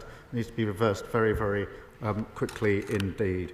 I have never described what's going on in Gaza as genocide. I do agree that all sides should comply with international law. Melanie Ward. Thank you, Mr. Speaker. Last month, a Scottish Government Health Minister was forced to apologise for waiting times in my area of Fife, where some patients wait more than 2 years for treatment. My constituents deserve so much better than this. Does the Prime Minister agree that the SNP must take responsibility for 17 years of failure? And if today's budget delivers a bigger block grant to Scotland, they must sort out the mess they have made of Scotland's precious NHS. Well, Mr. Speaker, this is the second time this has come up this afternoon in Prime Minister's questions. I hope the SNP are listening good and hard, because I'm sorry to hear her constituents have been waiting so many years for their medical treatment that they need. We are committed to the NHS, and the Chancellor will have a lot more to say about that in just a moment. Richard Tice. Thank you, Mr. Speaker. The government's own independent reviewer of terrorism legislation, Jonathan Hall-Casey, has said repeatedly recently that it is important in incidents of terrorism that the authorities put out more information sooner in order to prevent an information gap. Does the Prime Minister agree? Prime Minister. Mr. Speaker, obviously I'll tread carefully in answering this question for the very reasons that you yourself set out at the beginning of this session. I think it's very important, first and foremost, that in all cases, including the particularly difficult case that the Speaker mentioned earlier, that the police and prosecutors are able to do their difficult job. And all of us in this House have a choice to make, including both candidates to be the next Tory leader. They can either support the police in their difficult task, or they can undermine the police in their difficult task. And I know which side I'm on. Rachel Blake. Thank you, Mr. Speaker. Minutes from here, in the communities of Victoria, Pimlico, Paddington and Covent Garden, there is an unprecedented rise in the number of people sleeping rough after 14 years of the Tory government. Will the Prime Minister update this House on the cross-departmental homelessness strategy? And does he agree with me that this Labour government has a once-in-a-generation opportunity to end rough sleeping for good? Prime Minister. Homelessness levels are far too high in this country. And we are developing a long-term strategy, working with mayors and local leaders to end homelessness once and for all. And taking action to tackle the root causes, Mr. Speaker, which is delivering the biggest increase in social and affordable house building in a generation. And we, of course, have picked up where the party opposite failed by abolishing no-fault evictions, preventing many renters ending up homeless. Good job. Thank you. Thank you, Mr. Speaker. First, we had the embarrassment of the Labour Party being sued by the Trump campaign. Then we had the national capitulation of... Let me hear the rest of the question, please. Thank you, Mr. Speaker. Then we had the national capitulation of the government over the sovereignty of the Chagos Islands. And now we have had the personal humiliation of the Prime Minister at the Commonwealth Heads of Government Summit. All of which begs the question, Mr. Speaker, how on earth does a Foreign Secretary still have the full confidence of the Prime Minister? Mr. Speaker, I was intending to say that he was an upgrade on his predecessor. Of course, drove up thousands of pounds in mortgages, but I withdraw that now. Then goes, brah. Thank you, Mr. Speaker. When the Prime Minister and the Chancellor discuss the importance of supporting working families, I think of the dedicated farmers in South Norfolk. The Prime Minister has constantly acknowledged the critical role of food security and the need for farmers to have certainty to plan. Can the Prime Minister confirm what action our government will be taking to back British farming in constituencies like mine? Prime Minister. Mr. Speaker, I welcome my honourable friend to his place. And talking of predecessors, no one did more damage to rural constituencies than his nearby predecessor, whose disastrous mini-budget crashed the economy and hurt his constituents. I do note that she's been tweeting the approval of the current Shadow Chancellor's attacks on the independent OBR, just showing the party opposite have learned absolutely nothing. But over 1,000 farms have been forced out of business due to Tory neglect, and we will turn that around, and you'll hear more about that in the budget in just a minute. Helen Morgan. Thank you very much, Mr. Speaker. The Robert Jones and Agnes Hunt Hospital in Oswestry in my constituency is home to the Veterans Orthopaedic Service, and that's by far the largest provider of veterans hospital care in the country. It's a fine example of what you can build when the NHS and the local authority work together. It costs no extra public money to set it up, but because of NHS changes in the way ICBs charge each other, it's been left with a funding shortfall. Will the Prime Minister come and visit this fantastic facility in beautiful North Shropshire and see for himself why it's so important we keep it going? I thank the honourable member for raising that issue, and we're all grateful to our veterans for their service in protecting our country. I do understand the value of the centre that she references and the support that it provides for veterans, and we are committed to ensuring veterans receive the employment, the mental health and the housing support that they need. The upcoming budget will set out the changes that we'll be making. Thank you. Jim Dixon. Thank you, Mr. Speaker. After 14 years of failure by the last government to renew and grow the UK's infrastructure, does the Prime Minister agree with me that additional investment is needed to kickstart economic growth? And that investment... Mr. Speaker, this is the important bit. And that investing in a new Lower Thames crossing to relieve Dartford residents from gridlock caused by overcapacity at the Dartford crossing, thereby boosting the North Kent and UK economy by £40 billion would be an excellent project to start with. Prime Minister. Mr. Speaker, I'm really pleased that under this government, Britain has already secured £63 billion worth of investment, which will be measured in tens of thousands of jobs. Our number one mission is growth. You'll be hearing a lot more about that in just a few minutes' time. David Bandel. My constituents, Colin and Mandy Mackey's 18-year-old son, Greg, died as a result of having a soft drink spiked shortly after he went to college. They welcome the fact that this government is going to continue with the legislation proposed by the previous government. But can the Prime Minister assure them that they and other campaigners will work with ministers and officials, not only in bringing forward that legislation, but to ensure that awareness is raised of this abhorrent practice and its potentially fatal consequences? Prime Minister. Can I thank the Right Honourable Member for raising that tragic case? And I join him in paying tribute to Greg's parents. Their tireless work to raise awareness of spiking, to support victims and call for changes in the law is inspiring, given what they've been through. This government will act. We will make spiking a specific criminal offence to better protect victims and support the police in tackling these crimes. Thank you. Alex Baker. Thank you, Mr. Speaker. In Farnborough, our leisure centre was knocked down by the Conservative Council, who made empty promises to replace it with an expensive civic hub with no viable plan to pay for it.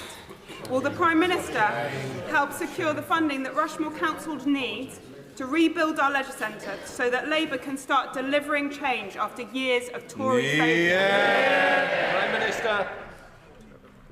Can I welcome my honourable friend to her place? I think she's the first Labour MP for Aldershot ever, and she's doing a superb job for her constituents. Rushmore Borough Council was left with a shortfall of over £19 million over the last 4 years. And the running down of local services has been one of the most painful features of the last 14 years. We will work hand in hand with councils, including multi-year funding settlements, and with local leaders to develop and make sure the services that are needed are there. Final question, Mark Francois. Thank you, sir. Prime Minister, you mentioned veterans a few minutes ago. As we approach Remembrance Tide, one group of veterans we all owe a great debt to are those who served during the Troubles in Northern Ireland. Hundreds were killed. Thousands were maimed by both Republican and so-called Loyalist bombs. Many of those veterans now in the autumn of their lives. And yet you're proposing to repeal the Northern Ireland Legacy Bill, which was designed in part to protect them from endless investigation and reinvestigation. Why, sir, are you throwing those veterans to the wolves to pander to Sinn Féin? Can I just say, the honourable member's been here for a long time. You is not me. I don't want it to be me. Please, Prime Minister. I'm not.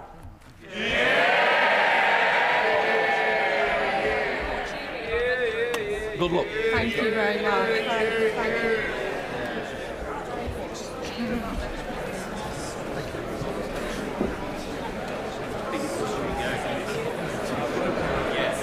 Order!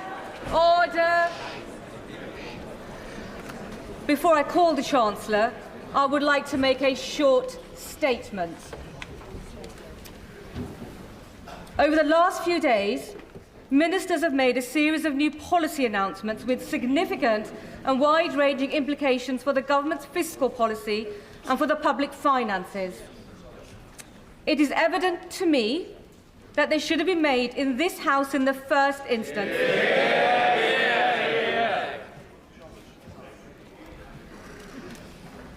The principle is clearly and unambiguously set out in the paragraph 9.1 of the Ministerial Code.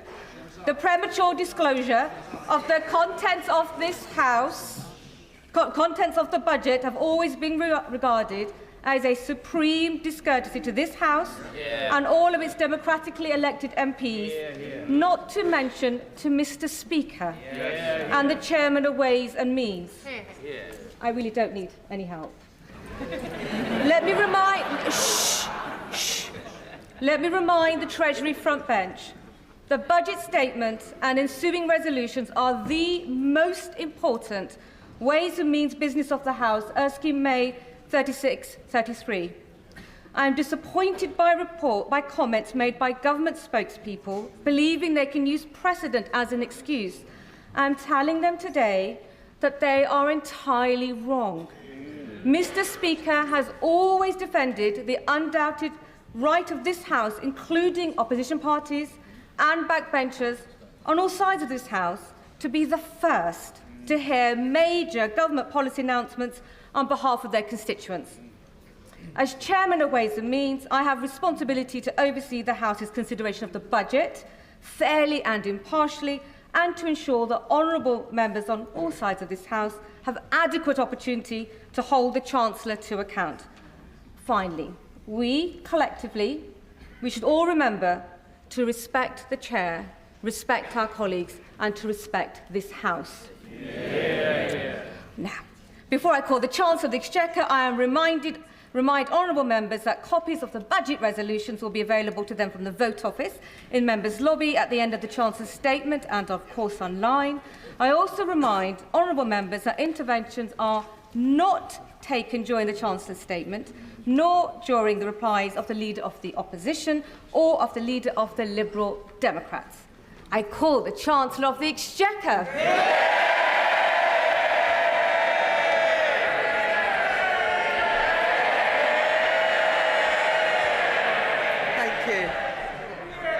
Thank you, Madam Deputy Speaker. On July the 4th, the country voted for change. This government was given a mandate to restore stability to our economy and to begin a decade of national renewal, to fix the foundations and deliver change through responsible leadership in the national interest. That is our task, and I know that we can achieve it. My belief in Britain burns brighter than ever, and the prize on offer is immense.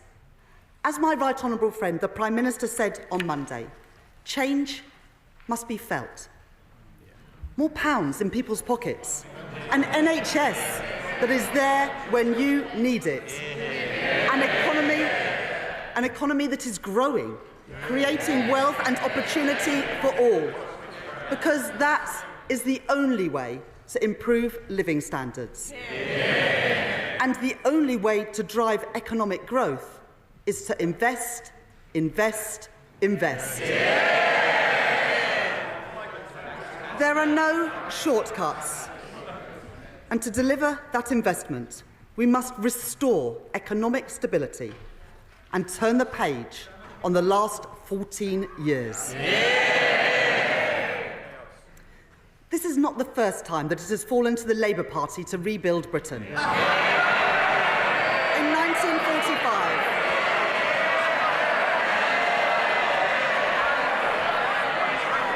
1945, it was the Labour Party that rebuilt our country from the rubble of the Second World War. In 1964, it was the Labour Party that rebuilt Britain with the white heat of technology. And in 1997, it was the Labour Party that rebuilt our schools and hospitals. Today, it falls to this Labour Party, to this Labour government, to rebuild Britain once again. And while this is the first budget in more than 14 years to be delivered by a Labour Chancellor, it is the first budget in our country's history to be delivered by a woman. I am deeply proud to be Britain's first ever female Chancellor of the Exchequer.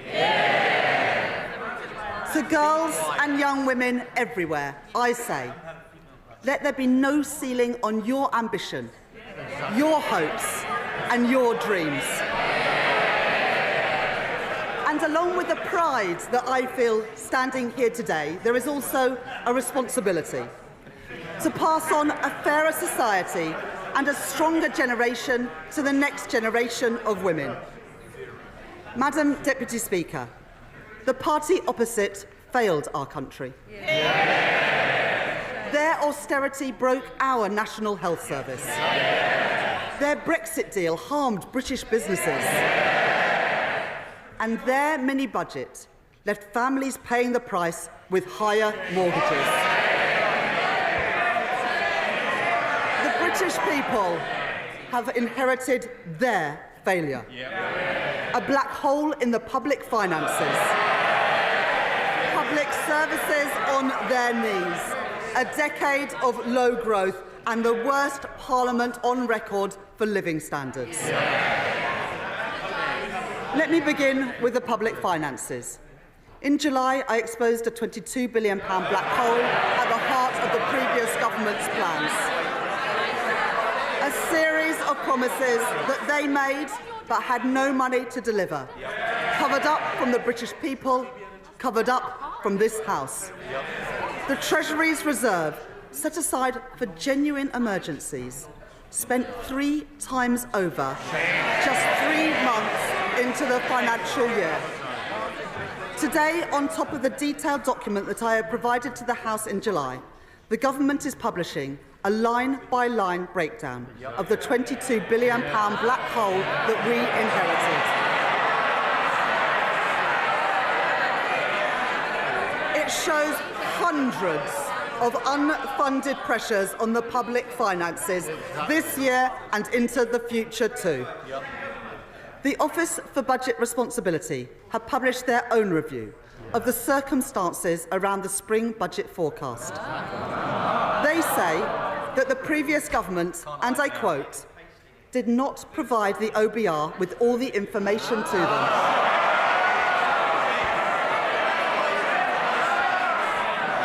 And had they known about these undisclosed pressures that have since come to light, then their spring budget forecast for spending would have been, and I quote again, materially different. Let me be clear. That means any comparison between today's forecast and the OBR's March forecast is false. Because the party opposite hid the reality of their public spending plans. Yet, at the very same budget, they made another £10 billion worth of cuts to national insurance. It was the height of irresponsibility, and they knew it, because they had run out of road and they called an election to avoid making difficult choices. So let me make this promise to the British people. Never again will we allow a government to play fast and loose with the public finances. And never again will we allow a government to hide the true state of our public finances from our independent forecaster. That's why today I can confirm that we will implement in full the 10 recommendations from the Independent Office for Budget Responsibilities Review. But the country has inherited not just broken public finances, but broken public services too. The British people can see and they can feel that in their everyday lives. NHS waiting lists at record levels. Children in porter cabins as school roofs crumble. Trains that do not arrive, rivers filled with polluted waste, prisons overflowing, crimes which are not investigated and criminals who are not punished. That is the country's inheritance. That is the country's plan to put our public finances on a stable footing. Quite the opposite. Since 2021, there have been no detailed plans for departmental spending set out beyond this year. And their plans relied on a baseline for spending this year, which we now know was wrong, because it did not take into account the £22 billion black hole. The previous government also failed to budget for costs that they knew would materialise. That includes funding for vital compensation schemes for victims of 2 terrible injustices.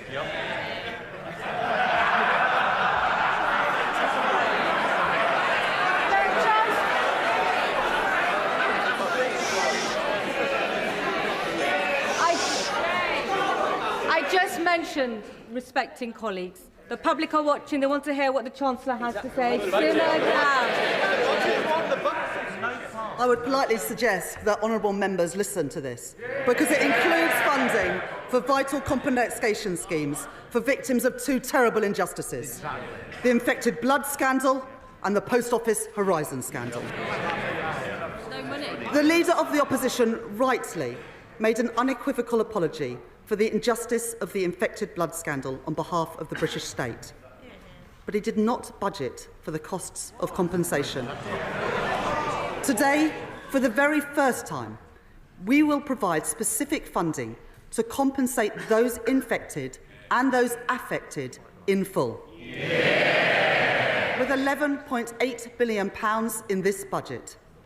And I am also today setting aside £1.8 billion to compensate victims of the Post Office Horizon scandal. Redress that is long overdue for the pain and injustice that they have suffered. Madam Deputy Speaker, the leadership campaign for the party opposite has now been going on for over 3 months. But in all that time, not one single apology for what they did to our country. Because the Conservative Party has not changed. But this is a changed Labour Party, and we will restore stability to our country once again. The scale and seriousness of the situation that we have inherited cannot be underestimated. Together, the hole in our public finances this year, which recurs every year, the compensation schemes that they did not fund, and their failure to assess the scale of the challenges facing our public services means that this budget raises taxes by £40 billion. Any Chancellor standing here today would have to face this reality.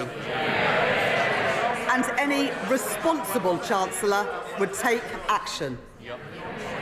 That is why today I am restoring stability to our public finances and rebuilding our public services. As a former economist at the Bank of England, I know what it means to respect our economic institutions. I want to put on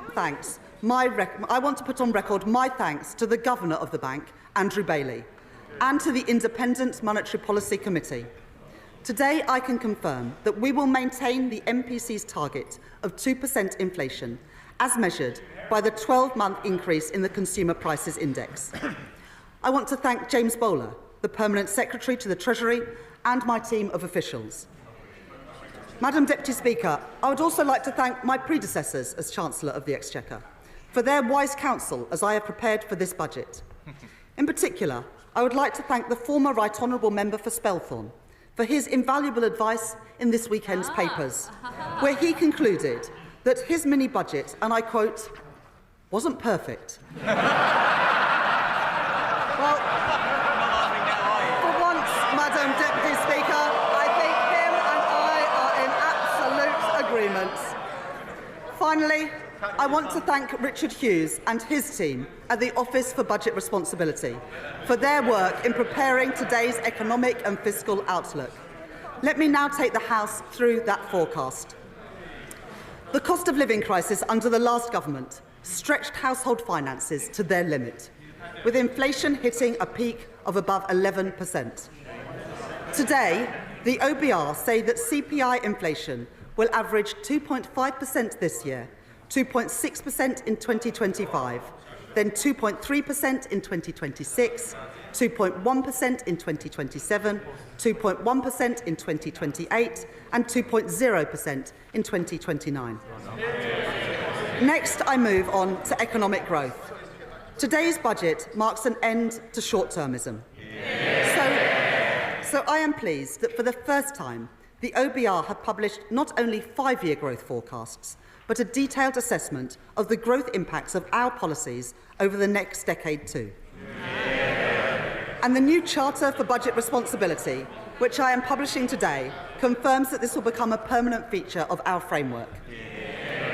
The OBR forecast that real GDP growth will be 1.1% in 2024, 2.0% in 2025, 1.8% in 2026, 1.5% in 2027, 1.5% in 2028, and 1.6% in 2029. And the OBR are clear. This budget will permanently increase the supply capacity of the economy, boosting long-term growth. Every budget, it might sound shocking to them, but this government is boosting long-term economic growth. Every budget that I deliver will be focused on our mission to grow the economy. And underpinning that mission are the 7 key pillars of our growth strategy, developed and delivered alongside business, all driven forward by our excellent Financial Secretary to the Treasury. First, and most important, is to restore economic stability. That is my focus today. Second, increasing investment and building new infrastructure is vital for productivity. So we are catalysing £70 billion of investment through our National Wealth Fund. And we are transforming our planning rules to get Britain building again. Third, to ensure that all parts of the UK can realise their potential, we are working with the devolved governments and partnering with our mayors to develop local growth plans. Fourth, to improve employment prospects and skills, we are creating Skills England, delivering our plans to make work pay and tackling economic inactivity. Fifth, we are launching our long-term modern industrial strategy and expanding opportunities for our small and medium-sized businesses to grow. Sixth, to drive innovation, we are protecting record funding for research and development to harness the full potential of the UK's science base. And finally, to maximise the growth benefits of our clean energy mission, we have confirmed key investments such as carbon capture and storage to create jobs in our industrial heartlands. Our approach is already having an impact.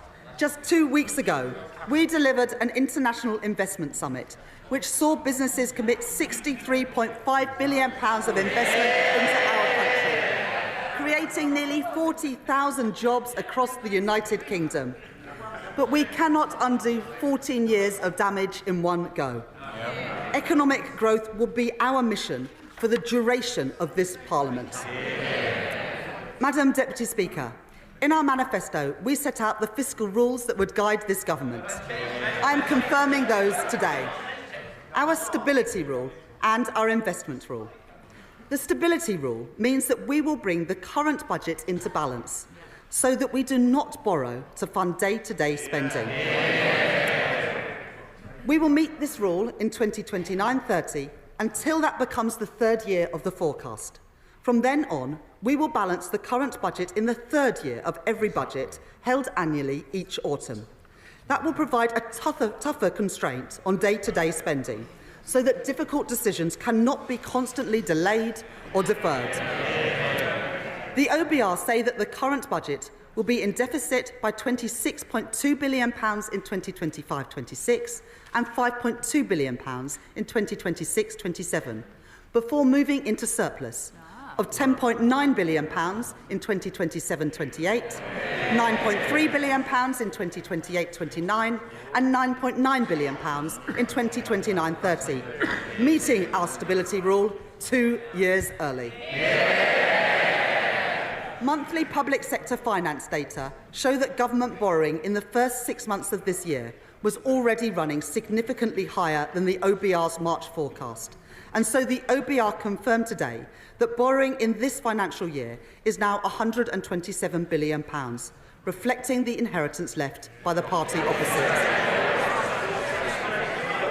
The increase in the net cash requirement in 2024-25 is lower than the increase in borrowing, at £22.3 billion higher than the spring forecast. Because of the action that we are taking, borrowing falls from 4.5% of GDP this year to 2.1% of GDP by the end of the forecast.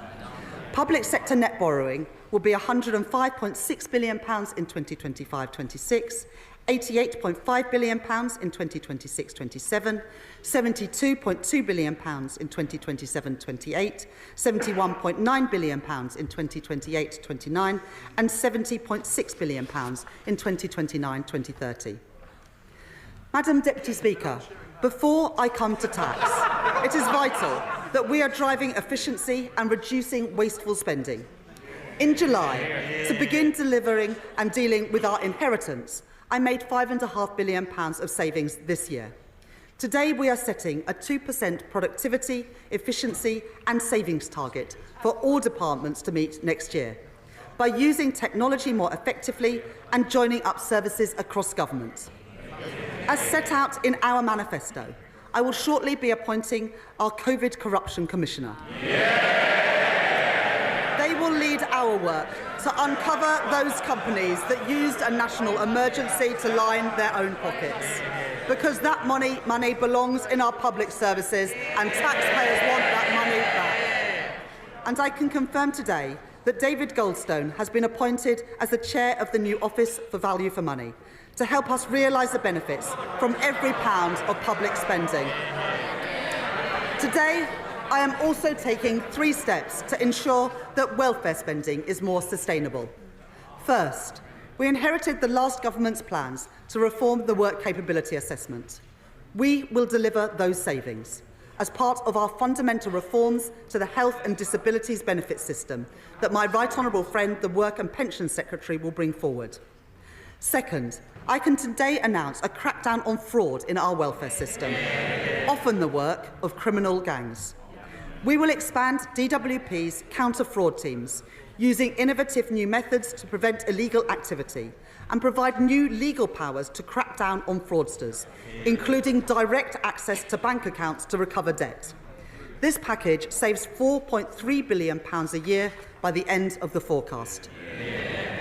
Third, the government will shortly be publishing the Get Britain Working white paper, tackling the root causes of inactivity with an integrated approach across health, education and welfare. And we will provide £240 million for 16 trailblazer projects targeted at those who are economically inactive and most at risk of being out of education, employment or training, to get people into work and to reduce the benefits bill. Before a government could consider any change to a tax rate or threshold, it must ensure that people pay what they already owe. So we will invest to modernise HMRC systems using the very best technology and recruit additional HMRC compliance and debt staff. We will clamp down on those umbrella companies who exploit workers, increase the interest rate on unpaid tax debt to ensure that people pay on time, and go after the promoters of tax avoidance schemes. These measures to reduce the tax gap raise £6.5 billion by the end of the forecast. And I want to thank the Exchequer Secretary for his outstanding work on this agenda. Madam Deputy Speaker, I know that for working people up and down our country, family finances are stretched and paychecks don't go as far as they once did. So today I am taking steps to support people with the cost of living. It was the Labour government that introduced the national minimum wage in 1999. It had a transformative impact on the lives of working people. As promised in our manifesto, we asked the Low Pay Commission to take account of the cost of living for the first time. I can confirm that we will accept the Low Pay Commission recommendation to increase the national living wage by 6.7% to £12.21 an hour. Up to £1,400 a year for a full-time worker. And for the first time, we will move towards a single adult rate phased in over time by initially increasing the national minimum wage for 18 to 20-year-olds by 16.3% as recommended by the Low Pay Commission, taking it to £10 an hour. A Labour policy to protect working people being delivered by a Labour government once again. Second, I have heard representations from colleagues across this House about the carers allowance and the impact of the current policy on carers looking to increase the hours that they work, including from the Honourable Members for Shipley, the Honourable Member for Scarborough and Whitby, and the Right Honourable Member for Kingston and Surbiton too. Carers allowance currently provides up to £81.90 per week to help those with additional caring responsibilities. Today, I can confirm that we are increasing the weekly earnings limit to the equivalent of 16 hours at the national living wage per week, the largest increase in carers allowance since it was introduced in 1976. This means that a carer can now earn over £10,000 a year while receiving carers allowance, allowing them to increase their hours where they want to and keep more of their money. I am also concerned about the cliff edge in the current system and the issue of overpayments. My Right Honourable friend, the Work and Pensions Secretary, has announced an independent review to look at the issue of overpayments, and we will work across this House to develop the right solutions. Third, we will provide £1 billion from next year to extend the Household Support Fund and discretionary housing payments to help those facing financial hardship with the cost of essentials. Fourth, having heard representations from the Joseph Rowntree Foundation, Trussell and others to reduce the level of debt repayments that can be taken from a household's universal credit payment each month by reducing it from 25% to 15% of their standard allowance. This means that 1.2 million of the poorest households will keep more of their award each month, lifting children out of poverty, and those who benefit will gain an average of £420 a year. Madam Deputy Speaker, our plan to make work pay will also protect working people. I know that the party opposite are deeply interested in our plans here. Having seen their colleagues repeatedly dismissed at short notice, I know that they are worried about their future under the Right Honourable Member for North West Essex. So they should rest easy, knowing that our plan will protect working people from unfair dismissal. It will safeguard them from bullying in the workplace. And it will improve their access to paternity and maternity leave. I hope that the new Shadow Cabinet will soon be grateful for these increased protections at work. It is right that we protect those who have worked all their lives. In our manifesto, we promised to transfer the Investment Reserve Fund in the Mine Workers' Pension Scheme to members. And I have listened closely to my honourable friends for Easington, Doncaster Central, Blaenau Gwent and Ayr, Carrick and Cumnock on this issue. Today, we are keeping our promise so that working people who powered our country receive the fair pension that they are owed. Our manifesto committed to the triple lock, meaning spending on the state pension is forecast to rise by over £31 billion by 2029-30 to ensure that our pensioners are protected in their retirement. This commitment means that while working age benefits will be uprated in line with CPI at 1.7%, the basic and new state pension will be uprated by 4.1% in 2025-26. This means that over 12 million pensioners will gain up to £470 next year, up to £275 more than if uprated by inflation. The pension credit standard minimum guarantee will also rise by 4.1%, from around £11,400 per year to around £11,850 a year for a single pensioner. While I have sought to protect working people with measures to reduce the cost of living, I've had to take some very difficult decisions on tax. I want to set out my approach to fuel duty. Baked into the numbers that I inherited from the previous government is an assumption that fuel duty will rise by RPI next year and that the temporary 5p cut will be reversed.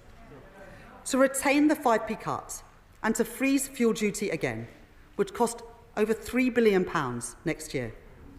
At a time when the fiscal position is so difficult, I have to be frank with the House that this is a substantial commitment to make.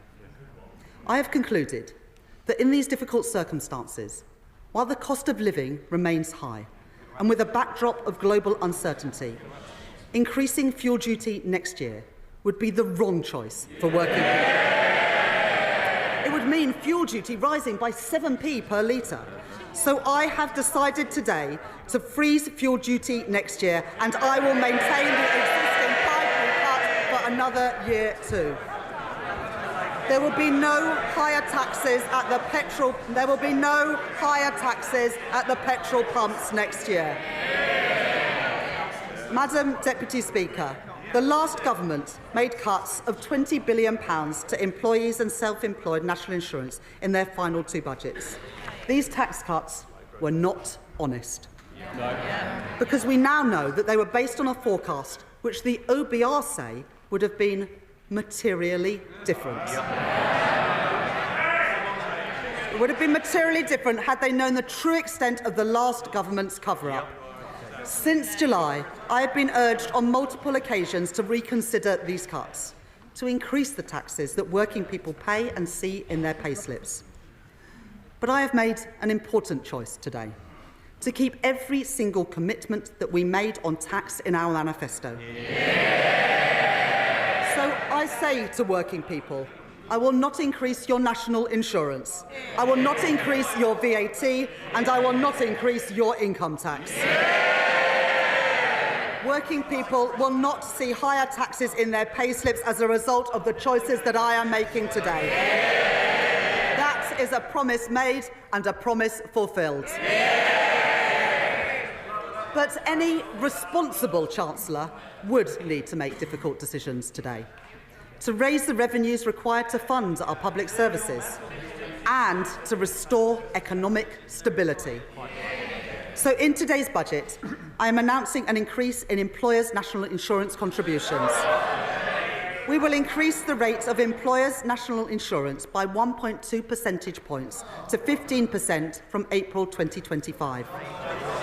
And we will reduce the secondary threshold, the level at which employers start paying national insurance on each employee's salary, from £9,100 a year to £5,000. This will raise £25 billion per year by the end of the forecast period.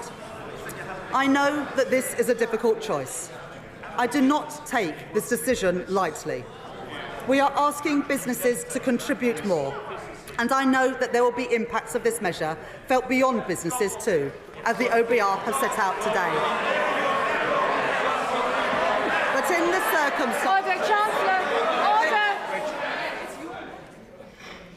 Our constituents are watching. They need to be able to hear the Chancellor. Simmer down. Chancellor. But in the circumstances that I have inherited, it is the right choice to make. Successful businesses depend on successful schools. Healthy businesses depend on a healthy NHS. And a strong economy depends on strong public finances. If the party opposite chooses to oppose this choice, then they are choosing more austerity, more chaos, more instability. This is the choice that our country faces too. As I make this choice, I know it is particularly important to protect our smallest companies.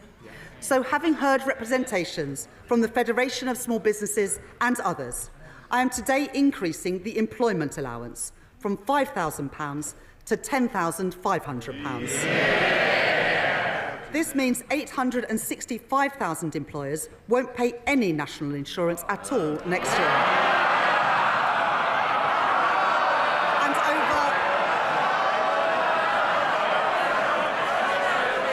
And over 1 million will pay the same or less than they did previously. This will allow a small business to employ the equivalent of 4 full-time workers on the national living wage without paying any national insurance on their wages. Madam Deputy Speaker, let me now come to capital gains tax. We need to drive growth, promote entrepreneurship and support wealth creation, while raising the revenue required to fund our public services and restore our public finances. Today, we will increase the lower rate of capital gains tax from 10 to 18%, and the higher rate from 20 to 24%, while maintaining the rates of capital gains tax on residential property at 18 and 24% too. This means the UK will still have the lowest capital gains tax rate of any European G7 economy. Alongside these changes to the headline rates of capital gains tax, we are maintaining the lifetime limit for business asset disposal relief at £1 million to encourage entrepreneurs to invest in their businesses. Business asset disposal relief will remain at 10% this year before rising to 14% in April 2025 and to 18% from 2026-27, maintaining a significant gap compared to the higher rate of capital gains tax. Together, the OBR say that these measures will raise £2.5 billion by the end of the forecast. In a sign of this government's commitment to supporting growth and entrepreneurship, we have already extended the Enterprise Investment Scheme and the Venture Capital Trust schemes to 2035, and we will continue to work with leading entrepreneurs and venture capital firms to ensure that our policies support a positive environment for entrepreneurship in the UK. Next, inheritance tax. Only 6% of estates will pay inheritance tax this year. I understand the strongly held desire to pass down savings to children and grandchildren. So I am taking a balanced approach in my package today. First, the previous government froze inheritance tax thresholds until 2028. I will extend that freeze for a further 2 years until 2030. That means the first £325,000 of any estate can be inherited tax-free, rising to £500,000 if the estate includes a residence passed to direct descendants, and £1 million when a tax-free allowance is passed to a surviving spouse or civil partner. Second, we will close the loophole created by the previous government, made even bigger when the lifetime allowance was abolished, by bringing inherited pensions into inheritance tax from April 2027. Finally, we will reform agricultural property relief and business property relief. From April 2026, the first £1 million of combined business and agricultural assets will continue to attract no inheritance tax at all. But for assets over £1 million, inheritance tax will apply with a 50% relief at an effective rate of 20%. This will ensure that we continue to protect small family farms and with three-quarters of claims unaffected by these changes. I can also announce that we will apply a 50% relief in all circumstances on inheritance tax for shares on the alternative investment market and other similar markets, setting the effective rate of tax at 20%. Taken together, these measures raise over £2 billion by the final year of the forecast. Next, I can confirm that the government will renew the tobacco duty escalator for the remainder of this Parliament at RPI plus 2%. Increase duty by a further 10% on hand-rolling tobacco this year, introduce a flat rate duty on all vaping liquid from October 2026, alongside an additional one-off increase in tobacco duty to maintain the incentive to give up smoking. And we will increase the soft drinks industry levy to account for inflation since it was introduced, as well as increasing the duty in line with CPI each year going forward. These measures will raise nearly £1 billion per year by the end of the forecast period. Madam Deputy Speaker, we want to support the take-up of electric vehicles, so I will maintain the incentives for electric vehicles in company car tax from 2028 and increase the differential between fully electric and other vehicles in the first-year rates of vehicle excise duty from April 2025. These measures will raise around £400 million by the end of the forecast period. Madam Deputy Speaker, let me update the House on our plans for air passenger duty. And I can see the right honourable gentleman's ears have pricked up. Air passenger duty has not kept up with inflation in recent years, so we are introducing an adjustment. meaning an increase of no more than £2 for an economy-class short-haul flight. But I am taking a different approach when it comes to private jets.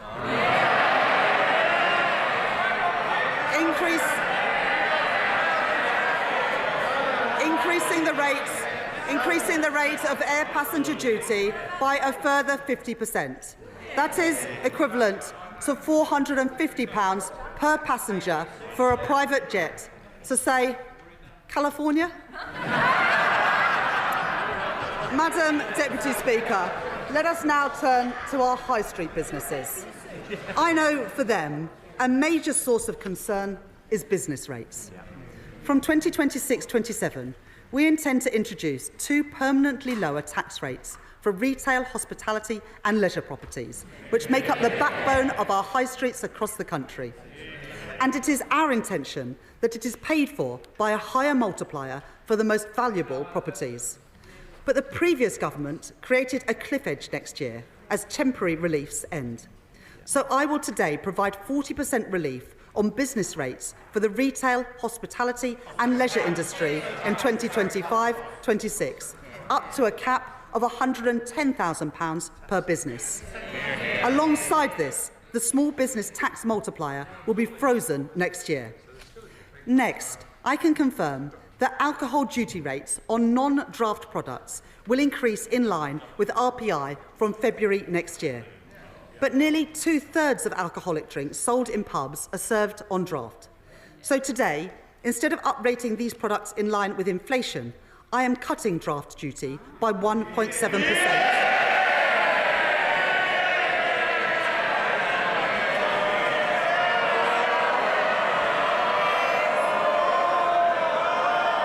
Which means a penny off the pint in the pub.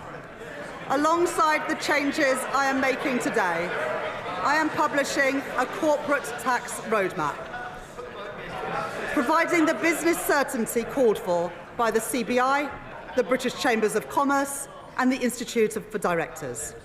This confirms our commitment to cap the rate of corporation tax at 25%, the lowest in the G7 for the duration of this Parliament, while maintaining full expensing and the £1 million annual investment allowance, and keeping the current rates of research and development relief to drive innovation. Madam Deputy Speaker, in our manifesto, we made a number of commitments to raise funding for our public services. First, I have always said that if you make Britain your home, you should pay your taxes here too. So today I can confirm we will abolish the non-dom tax regime. And we will remove the outdated concept of domicile from the tax system from April 2025. We will introduce a new residence-based scheme with internationally competitive arrangements for those coming to the UK on a temporary basis, while closing the loopholes in the scheme designed by the party opposite. To further encourage investment into the UK, we will also extend the temporary repatriation relief to 3 years and expand its scope, bringing billions of pounds of new funds into Britain. The Independent Office for Budget Responsibility say that this package of measures will raise £12.7 billion over the next 5 years. Next, the fund management industry provides a vital contribution to our economy. But as our manifesto set out, there needs to be a fairer approach to the way that carried interest is taxed. So we will increase the capital gains rates on carried interest to 32% from April 2025. And from April 2026, we will deliver further reform to ensure that the specific rules for carried interest are simpler, fairer and better targeted. In our manifesto, we committed to reforming stamp duty land tax to raise revenues while supporting those buying their first home. We are increasing the stamp duty land tax surcharge for second homes, known as the higher rate for additional dwellings, by 2 percentage points to 5%, which will come into effect from tomorrow. This will support over 130,000 additional transactions from people buying their first home or moving home over the next 5 years. Next, we are committed to reform the energy profits levy on oil and gas companies. I can confirm today that we will increase the rate of the levy to to 38%, which will now expire in March 2030. And we will remove the 29% investment allowance to ensure that the oil and gas industry can protect jobs and support our energy security. So we will maintain the 100% first-year allowances and the decarbonisation allowances too. Finally, 94% of children in the UK attend state schools. To provide the highest quality of support and teaching that they deserve, we will introduce VAT on private school fees from January 2025. And we will shortly introduce legislation to remove their business rates relief from April 2025 too. We said in our manifesto that these changes, alongside our measures to tackle tax avoidance, would bring in £8.5 billion in the final year of the forecast. I can confirm today that they will in fact raise over £9 billion to support our public services and restore our public finances. That is a promise made and a promise fulfilled. Madam Deputy Speaker, I have one final decision to take on tax today. The previous government froze income tax and national insurance thresholds in 2021, and then they did so again after the mini-budget. Extending their threshold freeze for a further 2 years raises billions of pounds, money to deal with the black hole in our public finances and repair our public services. Having considered this issue closely, I have come to the conclusion that extending the threshold freeze would hurt working people. It would take more money out of their payslips. I am keeping every single promise on tax that I made in our manifesto. So there will be no extension of the freeze in income tax and national insurance thresholds beyond the decisions by the previous government. From 2028-29, personal tax thresholds will be uprated in line with inflation once again. When it comes to choices on tax, this government chooses to protect working people every single time. Madam Deputy Speaker, these are the choices I have made: to restore economic stability and to protect working people. The next choice I make is to begin to repair our public services. In recent months, we have conducted the first phase of the spending review to set departmental budgets for 2024-25 and 2025-26. And I want to thank my right honourable friend, the Chief Secretary to the Treasury, for his tireless work with colleagues from across government. Because I have taken difficult decisions on tax today, I am able to provide an injection of immediate funding over the next 2 years to stabilise and to support our public services. The next phase of the spending review will report in late spring, and I have set the overall envelope today. Day-to-day spending from 2024-25 onwards will grow by 1.5% in real terms. And today, departmental spending, including capital spending, will grow by 1.7% in real terms. At the election, we promised there would be no return to austerity. Today, we deliver on that promise. But given the scale of the challenge that we are facing in our public services, that means there will still be difficult choices in the next phase of the spending review. Just as we cannot tax and spend our way to prosperity, nor can we simply spend our way to better public services. So we will deliver a new approach to public service reform, using technology to improve public services and taking a zero-based approach so that taxpayers' money is spent as effectively as possible, and so we focus on delivering our key priorities. In the first phase of the spending review, I have prioritised day-to-day funding to deliver on our manifesto commitments. I want every child to have the very best start in life, and the best possible start to the school day too. And I know my right honourable friend, the Education Secretary, shares my ambition. So I am today tripling investment in breakfast clubs to fund them in thousands of schools. I am increasing the core schools budget by £2.3 billion next year to support our pledge to hire thousands more teachers into key subjects. So that our young people can develop the skills that they need for the future, I am providing an additional £300 million for further education. And finally, this government is committed to reforming special educational needs provision to improve outcomes for our most vulnerable children and to ensure that the system is financially sustainable. To support that work, I am today providing a £1 billion uplift in funding, a 6% real terms increase from this year. There is no more important job for government than to keep our country safe, and we are conducting a strategic defence review to be published next year.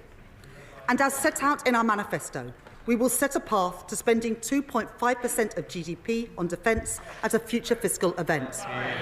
Today, I am announcing a total increase to the Ministry of Defence's budget of £2.9 billion next year, ensuring that the UK comfortably exceeds our NATO commitments and providing guaranteed military support to Ukraine of £3 billion per year for as long as it takes. Last week, alongside my right honourable friend, the Defence Secretary, I announced in addition to this further support to Ukraine on top of our NATO commitment through our £2.26 billion contribution to the G7's Extraordinary Revenue Acceleration Agreement, repaid using profits from immobilised Russian sovereign assets. And as we approach Remembrance Sunday, it is vital that we take time to remember those who have served our country so bravely. So I am today announcing funding to commemorate the 80th anniversary of VE and VJ Day next year, to honour those who have served at home and abroad. We must also remember those who experienced the atrocities of the Nazi regime firsthand. I would like to pay tribute to Lily Ebert, the Holocaust survivor and educator who passed away aged 100 earlier this month. I am today committing a further £2 million to Holocaust education next year, so that charities like the Holocaust Educational Trust can continue their work to ensure that these vital testimonies are not lost and are preserved for the future. Madam Deputy Speaker, to repair our public services, we also need to work alongside our mayors and local leaders. We will deliver a significant real terms funding increase for local governments next year, including £1.3 billion of additional grant funding to deliver essential services, with at least £600 million in grant funding for social care and £230 million to tackle homelessness and rough sleeping. We are today confirming that Greater Manchester and the West Midlands will be the first mayoral authorities to receive integrated settlements from next year, giving mayors meaningful control of the funding for their local areas.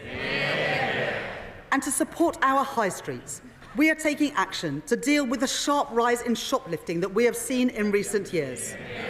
We will scrap the effective immunity for low-value shoplifting introduced by the party opposite. And having listened closely to organisations like the British Retail Consortium and the trade union USDOR, I am providing additional funding to crack down on the organised gangs which target retailers and to provide more training to our police officers and retailers to stop shoplifting in its tracks. Finally, I am today providing funding to support public services and drive growth across Scotland, Wales and Northern Ireland. Having discussed the matter with the First Minister of Wales, Eluned Morgan, and my honourable friends for Llanelli and Pontypridd, I am today providing £25 million to the Welsh Government next year for the maintenance of coal tips to ensure that we keep our communities safe. And to support growth, including in our rural areas, we will proceed with city and growth deals in Northern Ireland, in Causeway Coast and Glens, and the Mid-South West. And we will drive growth in Scotland, a key priority for Scottish Labour and our leader, Anna Sarwar, including with a city and growth deal in Argyll and Bute. This budget provides the devolved governments with the largest real terms funding settlements since devolution, delivering an additional £3.4 billion to the Scottish Government through the Barnett formula. Funding which must now be used effectively in Scotland to deliver the public services that the people of Scotland deserve. This budget also provides £1.7 billion to the Welsh Government and £1.5 billion to the Northern Ireland Executive in 2025-26. I said that there would be no return to austerity, and that is the choice that I have made today. Madam Deputy Speaker, to rebuild our country, we need to increase investment. The UK lags behind every other G7 country when it comes to business investment as a share of our economy. That matters. It means the UK has fallen behind in the race for new jobs, new industries and new technology. By restoring economic stability and by establishing the National Wealth Fund to catalyse private funding, we have begun to create the conditions that businesses need to invest. But there is also a significant role for public investment. For too long, we have seen Conservative chancellors cut investment and raid capital budgets to plug gaps in day-to-day spending. The result is clear for all to see. Hospitals without the equipment they need. School buildings not fit for our children. A desperate lack of affordable housing. Economic growth held back at every turn. Under the plans I inherited, public investment was set to fall from 2.5% to 1.7% of GDP. But in Washington last week, the International Monetary Fund were clear. More public investment is badly needed in the UK. So having listened to the case made by the former Governor of the Bank of England, Mark Carney, former Treasury Minister Jim O'Neill, and the former Cabinet Secretary Gus O'Donnell, among others, I am confirming our investment rule. As set out in our manifesto, we will target debt falling as a share of the economy. Debt will be defined as public sector net financial liabilities, or net financial debt for short, a metric that has been measured by the Office for National Statistics since 2016 and forecast by the Office of Budget Responsibility since that date too. Net financial debt recognises that government investment delivers returns for taxpayers. By counting not just the liabilities on a government's balance sheet, but the financial assets too. This means that we count the benefits of that investment, not just the costs. And we free up our institutions to invest, just as they do in Germany, France and Japan. Like our stability rule, our investment rule will apply in 2029-2030, until that becomes the third year of the forecast. From that point onwards, net financial debt will fall in the third year of every forecast.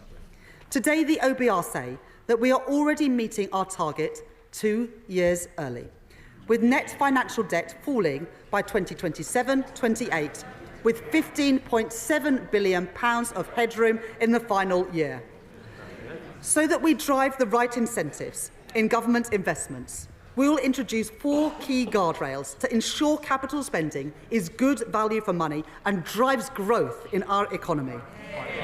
First, our portfolio of new financial investments will be delivered by expert bodies like the National Wealth Fund, which must, by default, earn a rate of return at least as large as that on gilts.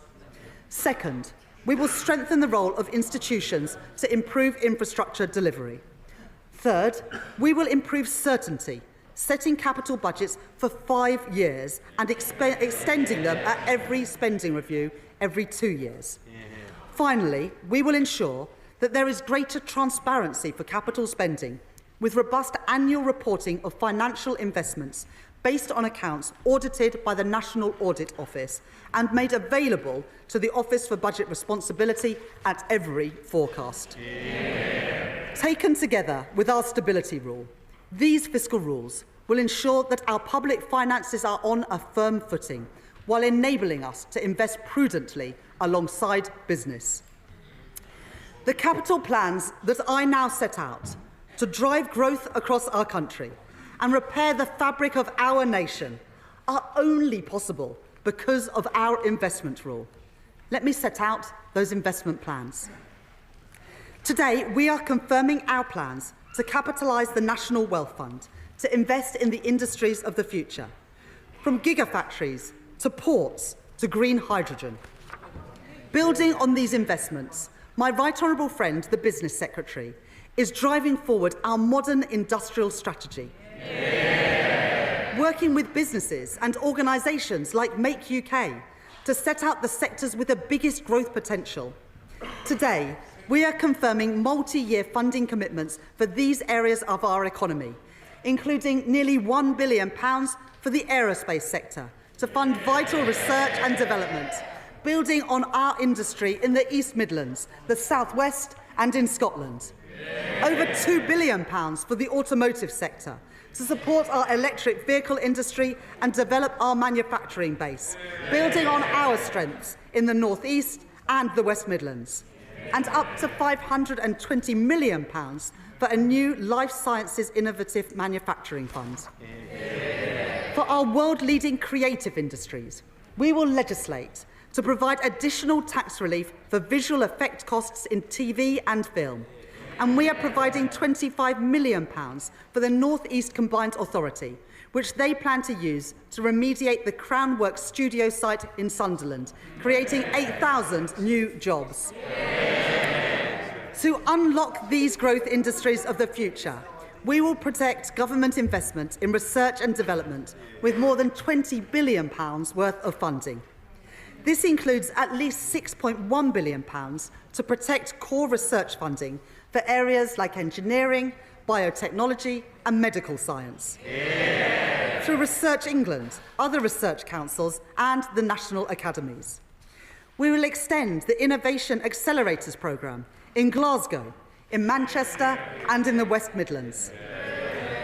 And with over £500 million of funding next year, my right honourable friend, the Science, Technology and Innovation Secretary, will continue to drive progress in improving reliable, fast broadband and mobile coverage across our country, including in rural areas. Yeah.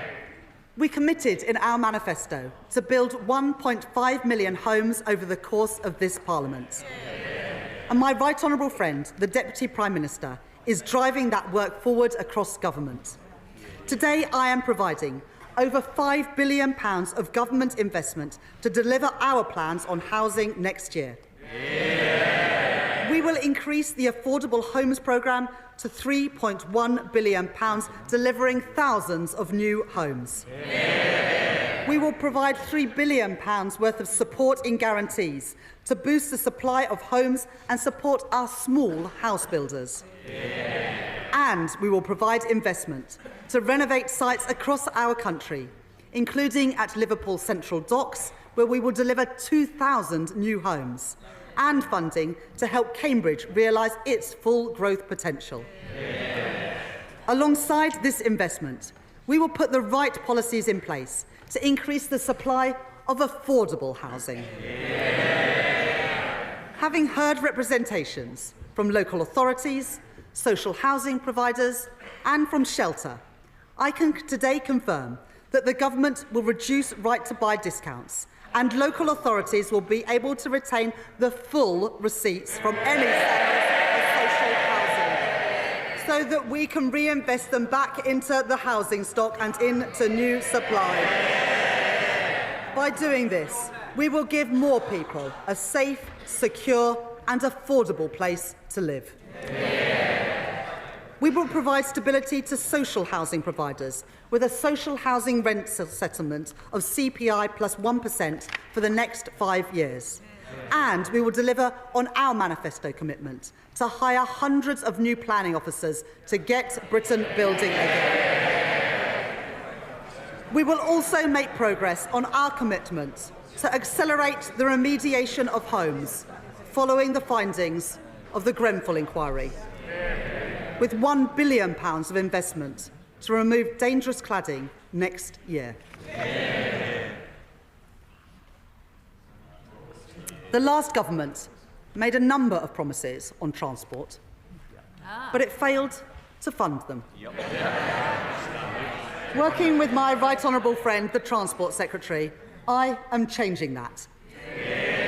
We are today securing the delivery of the Transpennine upgrade to connect York, Leeds, Huddersfield and Manchester. Delivering fully electric local and regional services between Manchester and Staley Bridge by the end of this year.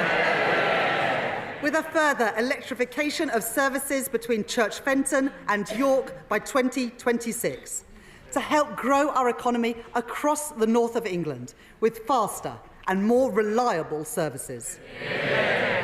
We will deliver East-West Rail to drive growth between Oxford, Milton Keynes and Cambridge, with the first services running between Oxford, Bletchley and Milton Keynes next year, and trains between Oxford and Bedford running from 2030.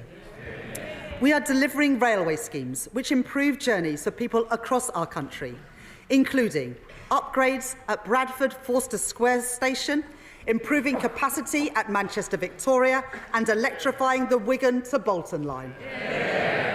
My right honourable friend, the Transport Secretary, has also set out a plan for how to get a grip of HS2. Today, we are securing delivery of the project between Old Oak Common and Birmingham, and we are committing the funding required to begin tunnelling work to London Euston Station. This will catalyse private investment into the local area, delivering jobs and growth.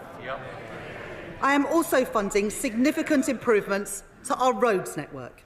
For too long, potholes have been an all too visible reminder of our failure to invest as a nation. Today, that changes, with £500 million increase in road maintenance budgets next year, more than delivering on our manifesto commitment to fix an additional 1 million potholes each year. We will provide over £650 million of local transport funding to improve connections across our country, in towns like Crewe and Grimsby, and in our villages fare capped to end this December. We understand how important bus services are for our communities, and so we will extend the cap for a further year, setting it at £3 until December 2025. Finally, we will deliver £1.3 billion of funding to improve connectivity in our city regions, funding projects like the Brierley Hill Metro extension in the West Midlands, the renewal of Sheffield Supertram, and the West Yorkshire Mass Transit, including in Bradford and Leeds. Madam Deputy Speaker, to bring new jobs to Britain and to drive growth across our country, we are delivering our mission to make Britain a clean energy superpower, led by my right honourable friend, the Energy Secretary. Earlier this month, we announced a significant multi-year investment between government and business into carbon capture and storage, creating 4,000 jobs across Merseyside and Teesside. Today, I am providing funding for 11 new green hydrogen projects across England, Scotland and Wales.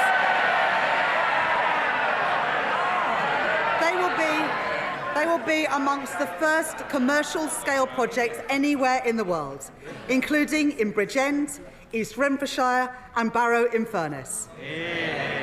We are kick-starting the Warm Homes Plan by confirming an initial £3.4 billion over the next 3 years to transform 350,000 homes, including 250,000 low-income and social homes.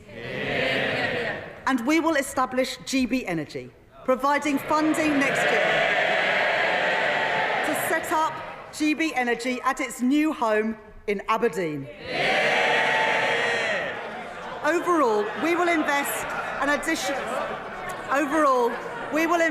additional £100 billion over the next 5 years in capital spending, only possible because of our investment rule. The OBR say today that this investment will drive growth across our country in the next 5 years and in the longer term increase GDP by up to 1.4%. It will crowd in private investment, meaning more jobs and more opportunities in every corner of the UK. That is the choice that I have made, to invest in our country and to grow our economy.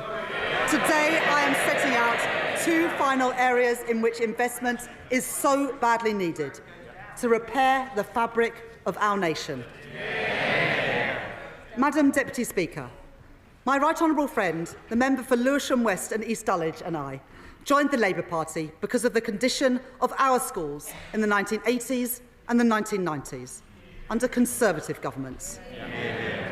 When we were at secondary school, my sixth form was a couple of prefab huts in the playground.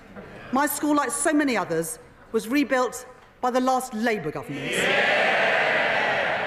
But today, after 14 years of Tory government, progress has gone backwards. School roofs are crumbling and millions of children are facing the same backdrop as I did. I will be the Chancellor that changes that. So today, I am providing £6.7 billion of capital investment to the Department for Education next year, a 19% real terms increase on this year. That includes £1.4 billion to rebuild over 500 schools in the greatest need, including St Helens Primary School in Hartlepool and Mercia Academy in Derby, and so many more across our country. And we will provide £2.1 billion more to improve school maintenance, £300 million more than this year, ensuring that all our children can learn somewhere safe, including dealing with RAC-affected schools in the constituencies of my right honourable friends for Watford, Stourbridge, Hyndburn and beyond. Alongside investment in new teachers and funding through thousands of new breakfast clubs, this government is giving our children and young people the opportunities that they deserve. Madam Deputy Speaker, I come to our most cherished public service of all, our NHS. My right honourable friend, the Health Secretary, is beginning to repair the damage of the last 14 years. In our first week in office, he commissioned an independent report into the state of our health service by Lord Darcy. Its conclusions were damning. While our NHS staff do a remarkable job, and we thank them for it, it is clear that in so many areas, they're moving in the wrong direction. 100,000 infants waited over 6 hours in A&E last year. 350,000 people are waiting a year for mental health support. Cancer deaths here higher than in other countries. It is simply unforgivable. In the spring, we will publish a 10-year plan for the NHS to deliver a shift from hospital to community, from analogue to digital, and from sickness to prevention. Today, we are announcing a down payment on that plan to enable the NHS to deliver 2% productivity growth next year. These reforms are vital, but we should be honest. The state of the NHS that we have inherited after, and I quote Lord Darcy, the most austere decade since the NHS was founded, means that reform must come alongside investment. So today, because of the difficult decisions that I have taken on tax, welfare and spending, I can announce that I am providing a £22.6 billion increase in the day-to-day health budget and a £3.1 billion increase in the capital budget over this year and next. This is the largest real terms growth in day-to-day NHS spending outside of COVID since 2010. Let me set out what this funding is delivering. Many NHS buildings have been left in a state of disrepair. So we will provide £1 billion of health capital investment next year to address the backlog of repairs and upgrades across our NHS. To increase capacity for tens of thousands more procedures next year, we will provide a further £1.5 billion for new beds in hospitals across our country, new capacity for over 1 million additional diagnostic tests, and new surgical hubs and diagnostic centres, so that people waiting for their treatment can get it as quickly as possible. My right honourable friend, the Health Secretary, will be setting out further details of his review into the new hospital programme in the coming weeks and publishing in the new year. But I can tell the House today that work will continue at pace to deliver those 7 hospitals affected by the RAC crisis, including West Suffolk Hospital in Bury St Edmunds and Leighton Hospital in Crewe. And finally, because of this record injection of funding, because of the thousands of additional beds that we have secured, and because of the reforms that we are delivering in our NHS, we can now begin to bring waiting lists down more quickly and move towards our target for waiting times to be no longer than 18 weeks. By delivering on our manifesto commitment for 40,000 extra hospital appointments a week, that is the difference that this Labour government is making. Madam Deputy Speaker, the choices I have made today are the right choices for our country. To restore stability to our public finances, to protect working people, to fix our NHS, and to rebuild Britain. That doesn't mean these choices are easy, but they are responsible. If the party opposite disagrees with the choices that I have made, then they must answer. What choices would they make? Would they again choose the path of irresponsibility, the path taken by Liz Truss, and ignore the problems in our public finances altogether? If that is their choice, they should say so. But let me be clear. If they disagree with my choices on tax, then they would not be able to protect working people. If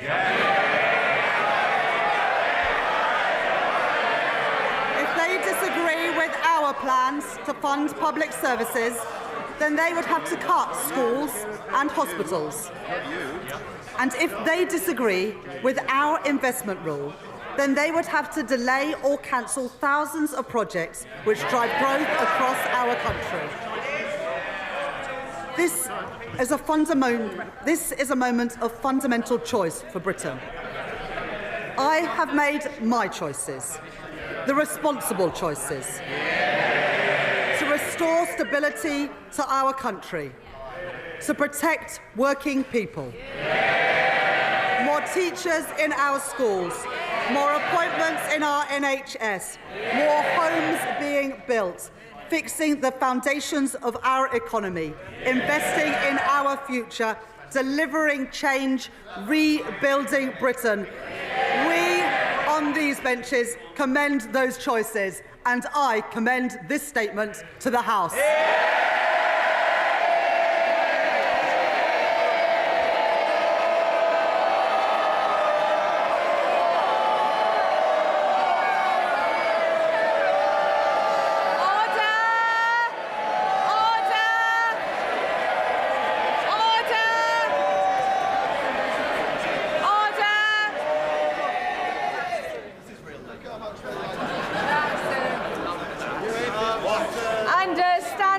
Number 51, the first motion entitled Provisional Collection of Taxes must be decided without debate.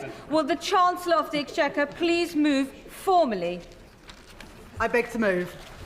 The question is that pursuant to Section 5 of the Provisional Collection of Taxes Act 1968, provisional statutory effect shall be given to the following motions.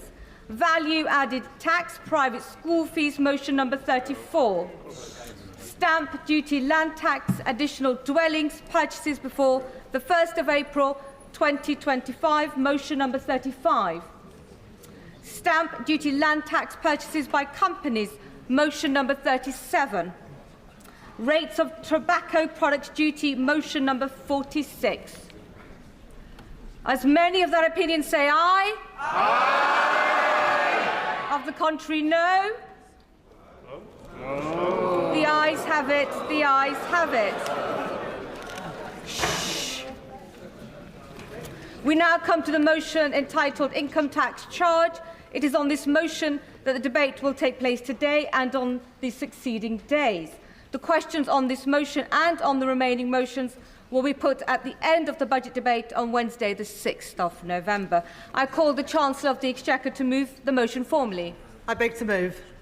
The question is that income tax is charged for the tax year 25 to 26, and it is declared that this is expedient in the public interest, that this resolution should have statutory effect under the provisions of the Provisional Collection of Taxes Act 1968. I now call the Leader of the Opposition.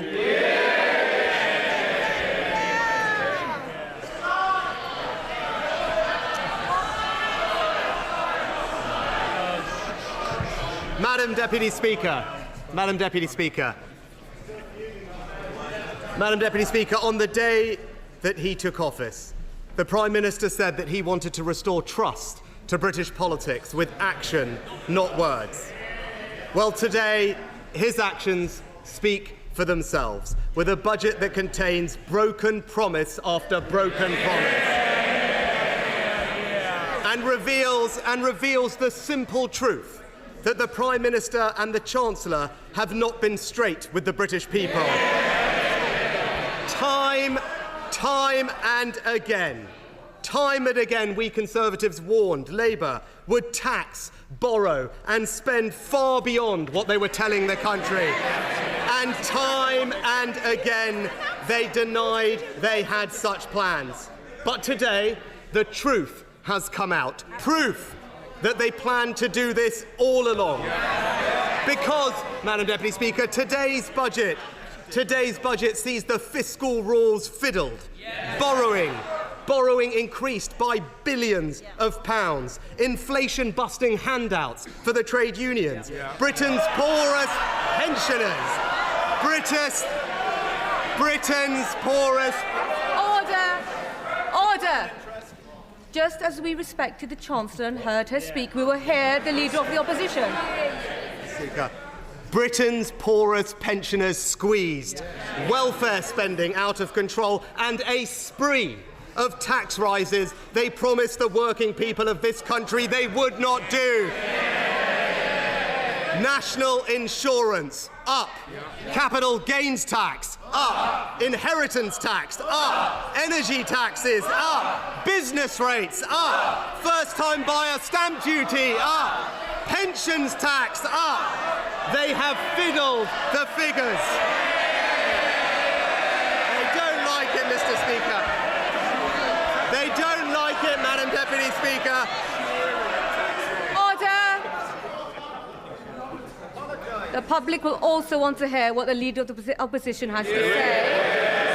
And shouting whilst I can see you will mean that you will not be called to speak later on.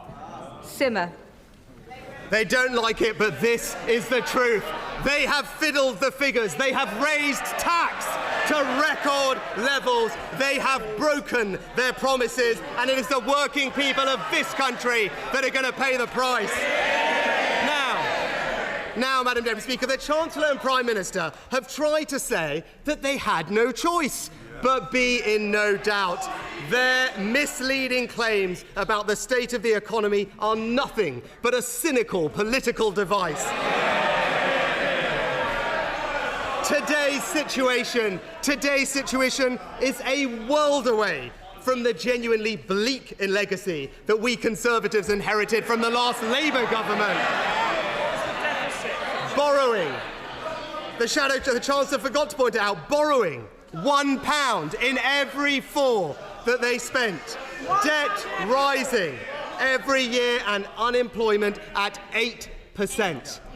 Now, I understand the Chancellor's shameless political motivations, why it suits her to cook up a false justification for her agenda. But today, the OBR has, in fact, declined to back up her claims of a fictional £22 billion black hole. It actually appears nowhere in their report, Madam Deputy Speaker. And it is deeply, deeply disappointing that she has sought to politicise the independent OBR that should be above party politics.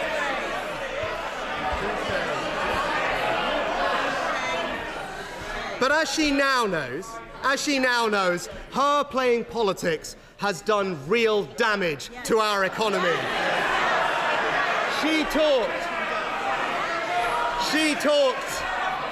She talked about being a Bank of England economist. Well, as the Bank of England's former chief economist has said, Labour's approach has generated fear and foreboding and uncertainty amongst consumers, businesses and investors. The rhetoric of this Chancellor and this Prime Minister damaging the British economy for political purposes. Now, you only need to look at the facts to see that the Chancellor's claims about her economic inheritance are nonsense. Labour inherited an economy with inflation back at its 2% target, mortgage rates being cut and unemployment low. And, Madam Deputy Speaker, when we left office, the United Kingdom was the fastest growing advanced economy in the world. And when it comes to the public finances, not once has the Chancellor acknowledged that we took the right decision to spend £500 billion to protect the British people from the impact of COVID and Putin's war. And let me remind you, not only did the party opposite support all those interventions, they wanted us to go even further, Madam Deputy Speaker. And when I made the tough choices to fix the public finances afterwards, the Prime Minister and Chancellor opportunistically opposed me every step of the way. So I will take no lectures from those two about difficult decisions. But because of those decisions that we made, the Chancellor inherited lower borrowing than France, America, Italy and Japan, and the second lowest debt in the entire G7. So any which way you look at it, Labour's claims about their inheritance are purely ludicrous. These are her choices, so stop blaming everyone else and take responsibility for them.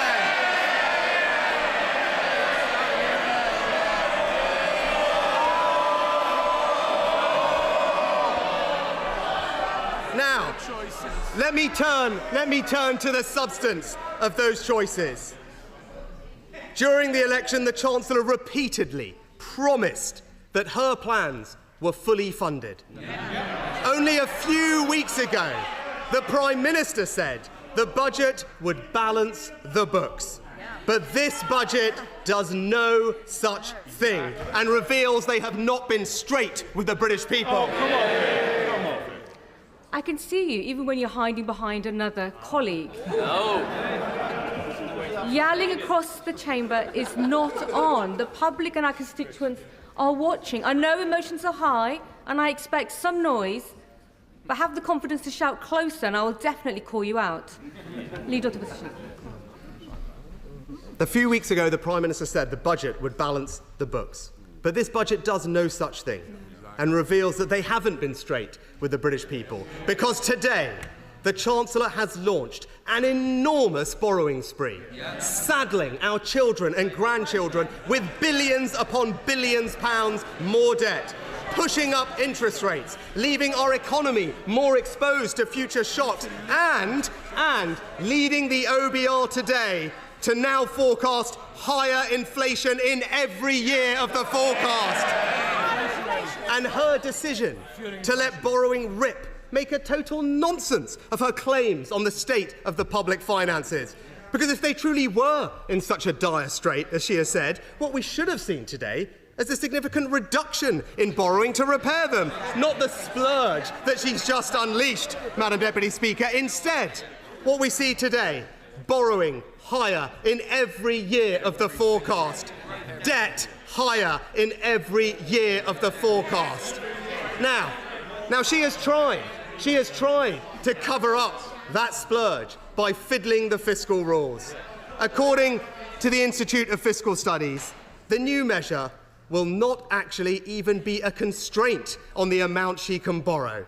And it is hard to escape the suspicion, they say, that the government is attracted to this change by the fact that it would allow for significantly more borrowing without any need for tough choices elsewhere. Fiscal fiddling is what they have called it. And the Chancellor herself actually agrees, because she specifically told the British people she wouldn't change the debt target. Because, and I quote, she said, "I'm not going to fiddle the figures to get better results." But that is exactly what she has done. She has gone back on her word and fiddled the figures so that she can borrow billions more. Broken promise after broken promise, and working people will pay the price. Now, the reason the Chancellor has increased borrowing and increased taxes is because she has totally failed to grip public spending. First, she has no meaningful plan. First, she has no meaningful plan to deliver the £20 billion worth of save-out inflation-busting pay rises to the unions without getting any productivity-enhancing reforms in return. The Chancellor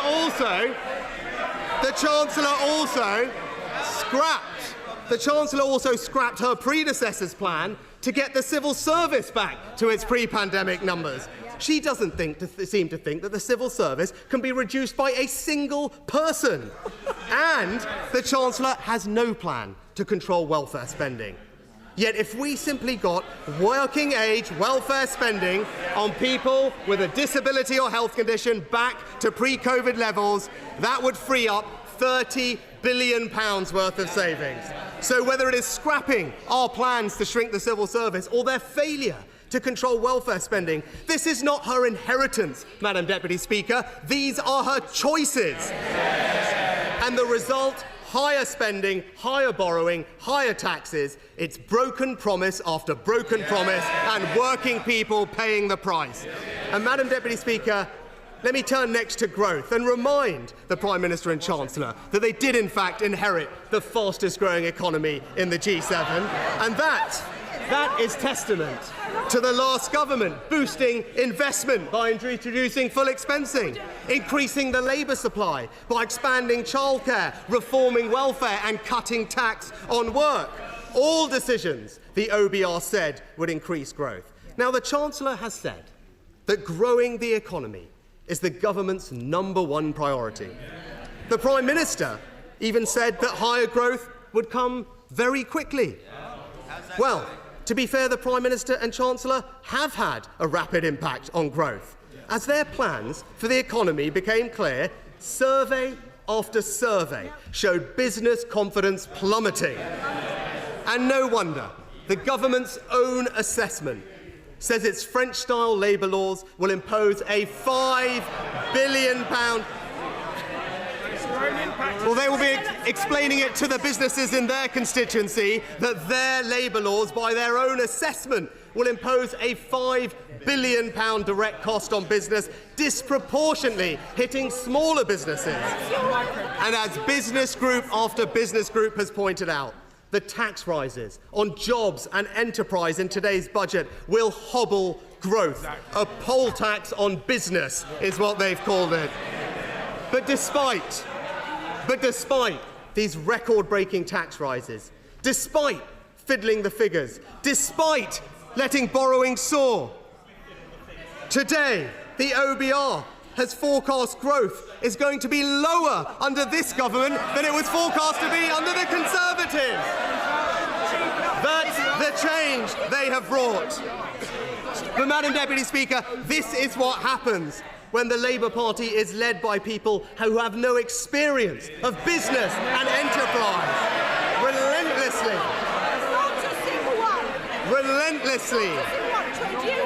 Relentlessly talking down our economy, delivering a tidal wave of anti-business regulations, destroying our flexible labour market and raising taxes to the highest level in our country's history. It's the classic Labour agenda: higher taxes, higher borrowing, no plan for growth, and working people paying the price. Now, Madam Deputy Speaker, during the election campaign, the Prime Minister specifically said there would be no tax surprises under Labour. The Chancellor went even further, saying she wanted to bring taxes down. Each time they made these promises, we warned they were not telling the truth. And today, the Chancellor and Prime Minister have done what they were always planning to do, but chose to keep hidden from the British people. Far from reducing taxes as a result of today's budget, never in the history of our country will taxes be higher than they are under this Labour government. Now, they specifically promised that they wouldn't raise tax on working people. The Chancellor said Labour will not put up income tax, national insurance or VAT. Just this month, the Prime Minister gave, and I quote, an absolute commitment to not raising tax on working people. So what does today's budget do? It raises tax on working people by increasing national insurance and breaking Labour's promise. As the Independent Institute of Fiscal Studies have said, this is a straightforward breach of their manifesto. Because, as the OBR have made clear, this tax rise is passed through entirely to working people. Even since she started speaking, the IFS have already confirmed that the vast majority of this tax increase will hit working people through lower pay. But you don't need to take it from the IFS or even the OBR. You can take it from the Chancellor herself. She has previously described her tax rise as a jobs tax, which takes money out of people's pockets. And not only that, Madam Deputy Speaker, the Chancellor also said the problem with national insurance is that it is a tax purely on people who go to work and those who employ them. So far from protecting working people, she is literally raising the only major tax that exclusively hits working people. But it doesn't stop there. Businesses on the British high street, your taxes are going up. Businesses investing in British energy, your taxes are going up. The small business owner looking to reap the rewards of years spent growing a business and creating jobs, your taxes are going up. The young couple saving to buy their first home, your taxes are going up. The family... Mr. Streeting, you promised me this morning. Let's try and keep our promises. Well, I'm sure the front bench would explaining to the young couple and their constituency saving to buy their first home that their taxes are going up. To the family wanting to pass on their farm or their business to their children, your taxes are going up. The parents sacrificing to give their kids the best start in life, your taxes are going up. They're taxing your job. They're taxing your business, they're taxing your home, they're taxing your savings. I said it during the election campaign. You name it, they will tax it, and that is exactly what they have done. Broken promise after broken promise, and working people paying the price. So, Madam Deputy Speaker, from the final time, from this dispatch box, let me deliver. Well, he's wiped the floor with Rachel. Let me deliver some basic truths. Government can foster growth, but it can't magically conjure it up.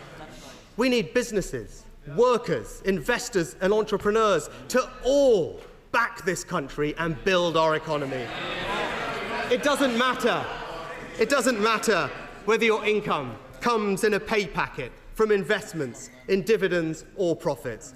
It is a poor politics that is so focused on what people receive that it fails to see that what matters is what people put in. Yeah. The only way to grow the economy and to create wealth is for people to put in more. So when you create a negative environment for business, when you undermine confidence in our country, when you vilify and penalise people for doing exactly what we need them to do, which is to invest, take risks and work hard, you don't create growth, you hold back growth. Yeah. And more than that, the promise of growth today does not pay the bills. The growth tomorrow does not pay the bills today. This is not the first government to peddle the borrow to grow myth, but time and again we have seen the same ending. Not higher growth, but higher debt, higher inflation and higher taxes. But Madam Deputy Speaker, whatever you think about the economic arguments around today's budget, there is a more fundamental point that I want to conclude with. The Prime Minister has talked relentlessly about trust. Yet today's budget reveals, above all, that the Labour Party... Today's budget reveals, above all, that the Labour Party did not tell the truth. They said they wouldn't fiddle the figures. They have. They said they wouldn't increase borrowing. They have. They said they wouldn't raise taxes on working people. They have. Broken promise after broken promise, and it is the working people of this country that will pay the price.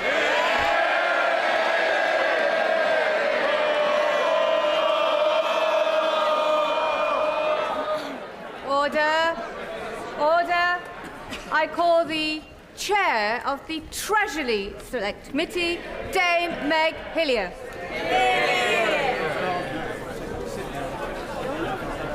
I'm just getting ready to listen.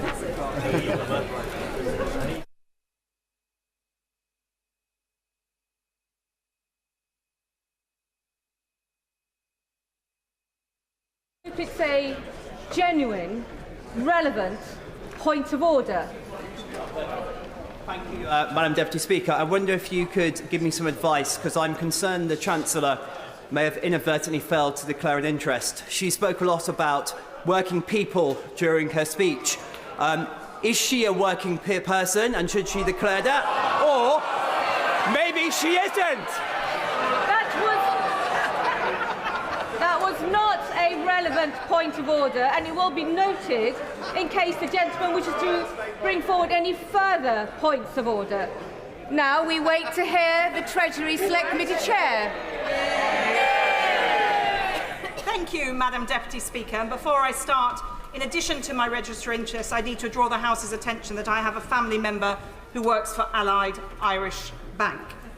And Madam Deputy Speaker, I've been looking forward to today. I'm honoured to have been chosen by this House across party to chair the Treasury Select Committee. And to be the first Labour chair of a Treasury Select Committee to welcome the budget of a Labour government. And our first female Labour Chancellor. And to do this after a 14 years long wait, I thought would be an exciting moment. And in a moment of sentimentality, realising that for the second time today I would be following the Right Honourable Member for Richmond speaking in this House, I was going to reflect on the interesting constitutional position that in my former role as Chair of the Public Accounts Committee, there was a common ground at times with the Prime Minister of the day. And in private, when I had cause to meet the Right Honourable Gentleman, he was courteous, thoughtful, respectful, had the national interest at heart, and on constitutional matters was in very much the same place as me. So I was very disappointed today to hear the cheek of the Right Honourable Gentleman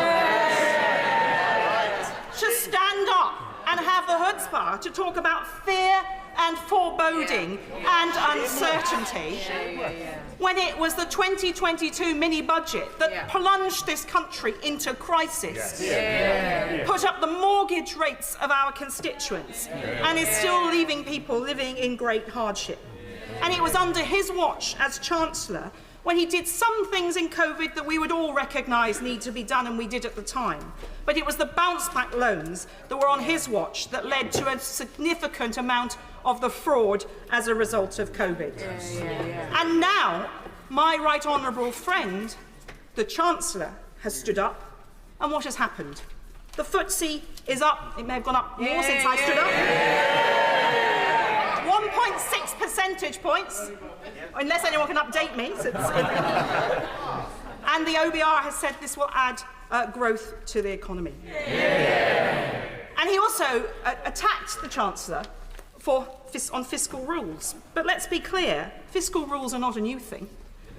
But since 2011, there have been 7 fiscal mandates, 5 supplementary debt targets, 2 supplementary borrowing targets, and an investment limit. And the rules set in 2011 lasted 3 years. But in the last 3 years, we've had 3 different fiscal mandates, 2 different supplementary debt caps, and a supplementary borrowing target. So fiscal rules, and I think the Chancellor knows when she's in front of us as Chancellor and the Treasury Select Committee, we may be challenging her and asking her about her fiscal rules, but I have certainty, we all have certainty, that the Chancellor will be in her post for long enough to stick to the fiscal rules she said. They will have a longevity beyond the previous government. And I really do welcome this budget, and particularly want to pay tribute to my right honourable friend, the UK's first woman Chancellor. Standing at that dispatch box, another glass ceiling shattered. She should be proud. We are proud, and I congratulate her on that achievement. And it is my first budget as chair of the Treasury Select Committee, and I've spent 13 years in total, 9 years as chair of the Public Accounts Committee, examining public spending in enormous detail. And I know, like me, the Chancellor was a scrutineer. She chaired a select committee, and she understands the importance of that scrutiny. And I'm very clear, the Treasury Select Committee won't be giving the Chancellor an easy ride, because she's a highly capable woman who can come and explain all her decisions to us, and she knows. It's our job to rigorously examine the detail of the budget next Wednesday when she appears in front of us, and she will be getting a bit of what she dished out in her role as chair. And I know she would expect nothing less than robust challenge, and if she weren't up to it, then she wouldn't be in her post now. But I have to add a note, I have to say. I am disappointed that so much of this budget was revealed before today. This is not normal practice, and I hope going forward that the courtesy to this House and to the Treasury Select Committee means that constituents and MPs representing them will be the first to know about major issues, and that will, from now onwards, be a hallmark of Treasury engagement. So, this budget is a very exciting time. And it is a difficult one, though, for the Chancellor. She has made very clear that she would deliver certainty, and she has inherited one hell of a mess. After a tumultuous period of Brexit, the pandemic, the mini-budget, 14 years of austerity, delayed and failed decisions repeatedly, particularly on capital spending. We've had 3 carbon capture and storage projects that have never come to fruition. The saga and the cost of stop and start on HS2, 700,000 pupils in schools not fit for purpose, public services on their knees, public nectar set at its highest rates since the Second World War. I'll give way to the Honourable Lady.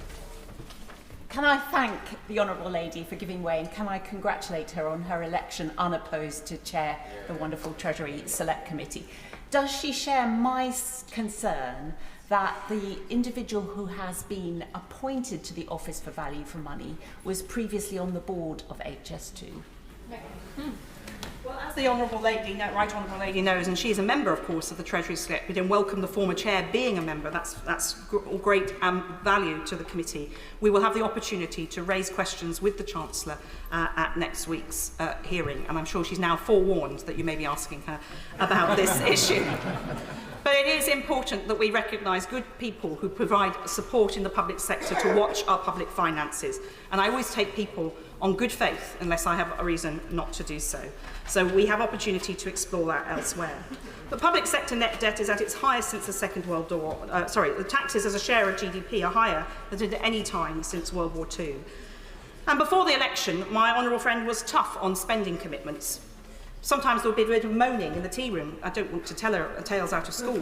But people would be, shadow ministers were dismayed because they couldn't spend everything that they were promised, everything they wanted to. But as chair of the Public Accounts Committee at the time, I knew what she was talking about. And I knew what was coming wasn't going to be very pretty. So I really welcome some of the steps that she's announced today. I haven't had a chance, of course, to look in the Red Book or at the detail, but the multi-year funding settlements that she's put in place are a really great opportunity to give certainty to business and investors in our country. Finally nailing, hopefully, the issue of HS2, which has cost the taxpayer a fortune. And we need to get on with that in order to make sure that we are delivering investment for our country. Moving on cladding, and we'll look forward to seeing the detail of that, but it's a big issue in my constituency, particularly where many people who have lives and hold as a result. And the money for affordable homes is incredibly vital for those who are living in difficult situations. And she's absolutely right to have finally funded the compensation schemes for infected blood and the postmasters and postmistresses. Yeah. When the state makes an error, the state needs to correct it, and that should never be a party political football. Yeah. So she's had to make tough choices, and she's set out in clarity with her fiscal rules and to provide clarity to the markets and a long-term trajectory for investment and growth. And net financial debt was something that we, of course, on the Treasury Committee will watch closely to see how the benefit is measured, and it's important, though, for taxpayers and the market that we do that. And she will be more aware than anyone about the impact on the market if she doesn't manage this very carefully. But international investors also may use the existing or the pre-existing debt model. So I'd be interested to talk to her when she comes in front of us about how she sees this playing in the international arena. I'll give way to the Honourable Lady.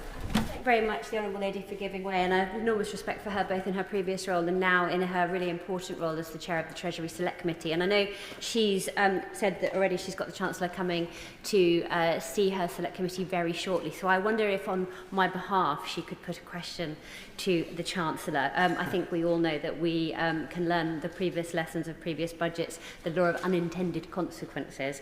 And on this budget, the thing that concerns me most is the combination of raising employers' national insurance, cutting the threshold at which they start paying it, and raising the minimum wages. The business that will most be impacted by those are businesses that employ a lot of people on low wages, businesses like care homes and childcare settings. So I wonder if she could ask the Chancellor, will there be special support for them? Because otherwise those will be money that will be passed on. Make clear. The Honourable Lady is very experienced in this House, and she's made her point, and she'll have obviously the opportunity to speak in this budget debate, no doubt. And there will be plenty of opportunity across the committee corridor, and I welcome her as a fellow chair.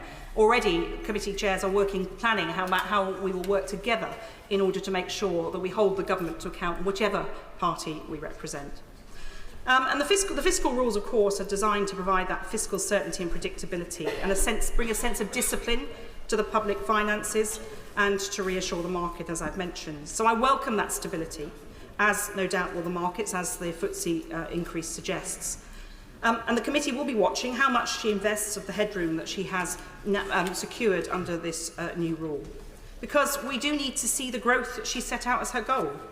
This must be sustainable, so needs to be productivity growth. And there's no single solution, but the Resolution Foundation, in one analysis, found that a 1% increase in capital stock increased productivity by 0.4%. So we will look closely at this and at the spending review in 2025. On tax, the increase in employers' national insurance to 15% is an understandable measure, always a challenge about where to find money in these difficult fiscal circumstances, but this brings money into the exchequer at a faster pace than some of the other issues that were raised in the media. It was interesting, I have a wide approach, Madam Deputy Speaker, to reading about things. If you read the Daily Telegraph, you'd think that the world was going to hell in a handcart. And if you read more measured commentary, I think the Chancellor will be judged well on what she's achieved today.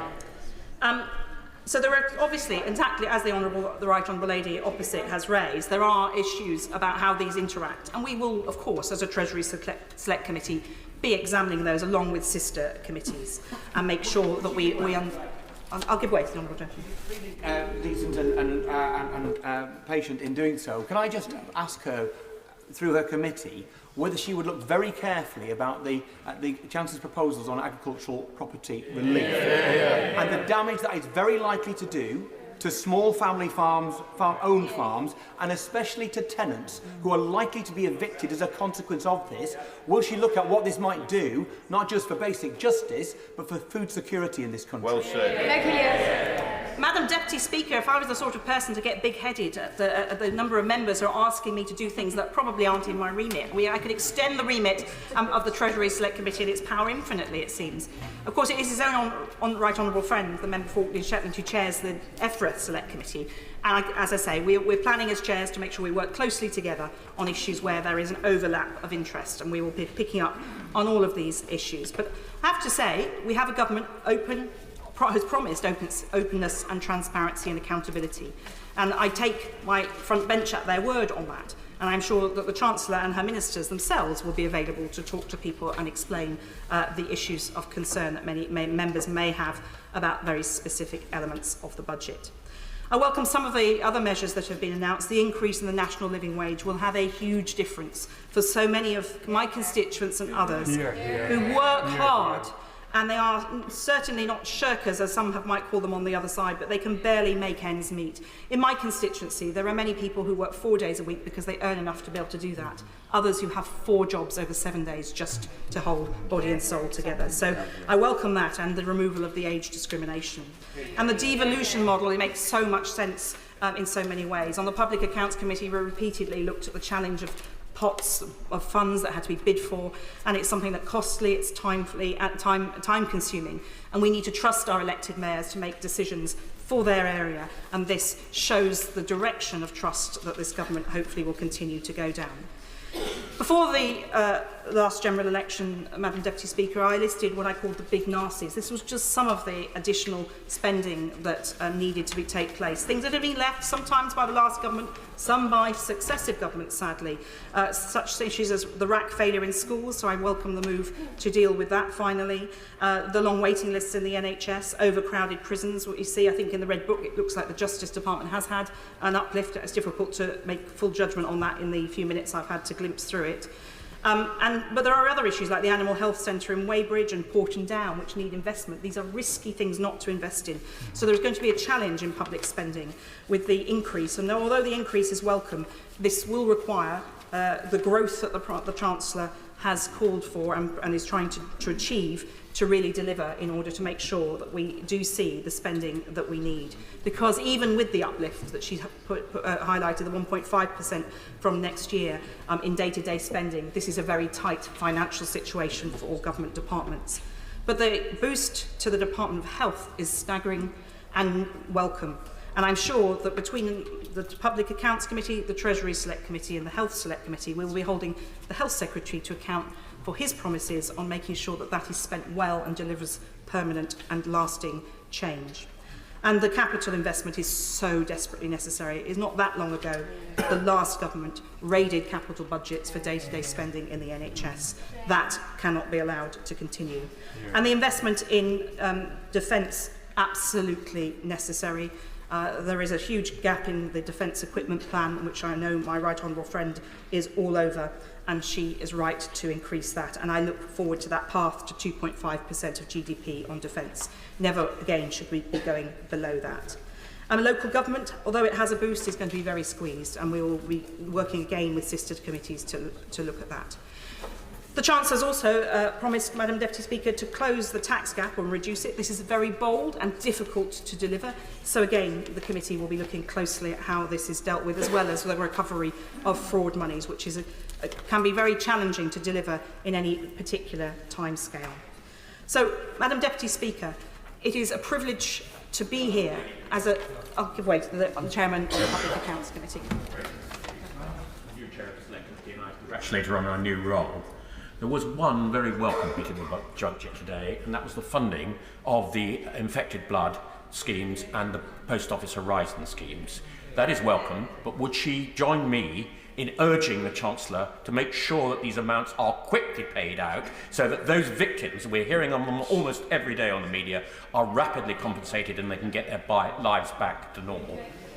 Madam Deputy Speaker, it seems when you become Chair of the Public Accounts Committee, there's something that we share in common, and one is that we hear good promises made by governments of different colours that don't always deliver as they should. And he is absolutely right. In fact, the National Audit Office, at my request, pulled together a document looking at compensation schemes, because they are often differently put together, although these have now been set, and they're often not delivering as well as others. We think of Windrush as well in that mix. So it is important, and I'm sure the Chancellor, he may be offering his services to the Chancellor to make sure that this money gets out of the door, and of course his committee will be examining these programmes as time goes on. But Madam Deputy Speaker, it gives me great pleasure to respond to the Chancellor today, to welcome a Labour Chancellor to her place. I wish her well, I wish the Labour government well, of course, and I want to see these results on the ground in my constituency.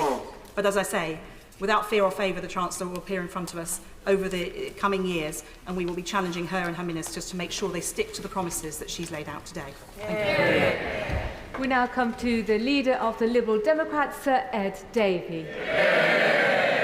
Thank you, Madam Deputy Speaker. It's a pleasure to follow the Chair of the Treasury Select Committee, and I wish her all the best in her new role, especially her promise to scrutinise this budget very, very closely. And I join with her in noting that this is a very historic day, the first budget that's been presented by a female Chancellor. And I want to congratulate the Chancellor, and I'm sure she's blazing the trail for women and girls who are watching our proceedings today. Madam Deputy Speaker, there can be no doubt about the enormous task that was facing the Chancellor today. After years of chaos and decline under the Conservatives, their appalling economic legacy, set out so clearly in the figures today, is being felt by people across the United Kingdom. So people were looking to this budget for a clean break with those failures of the last few years, for a sense of hope, urgency, and the promise of a fair deal.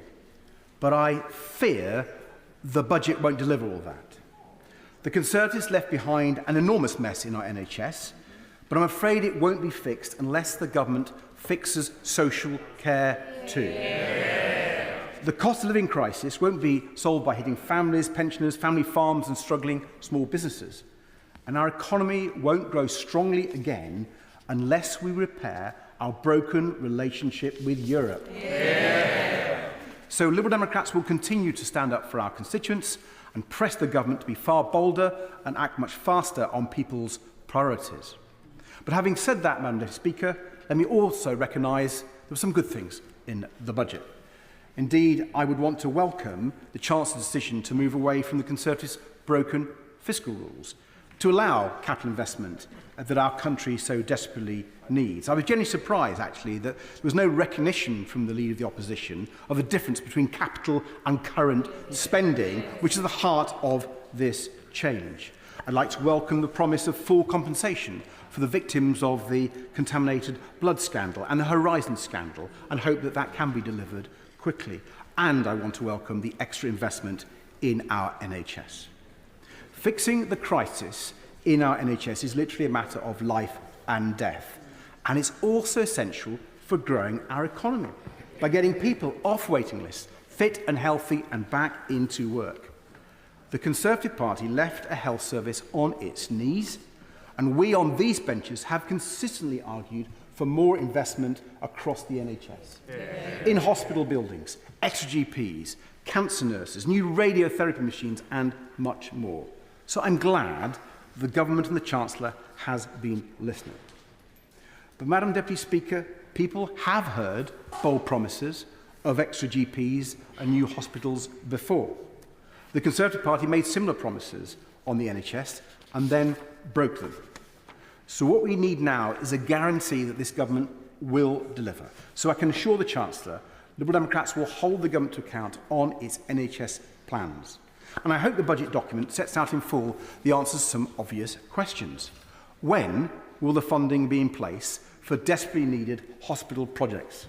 And when will those projects be completed?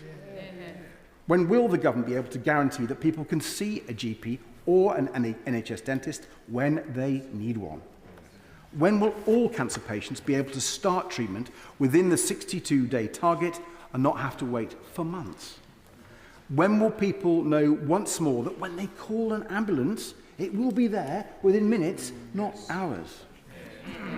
And Madam Deputy Speaker, as I said before, above all, I worry that despite the welcome extra investment announced today, the government will not be able to fix the NHS because it is ignoring the elephant in the NHS waiting room, the crisis in social care.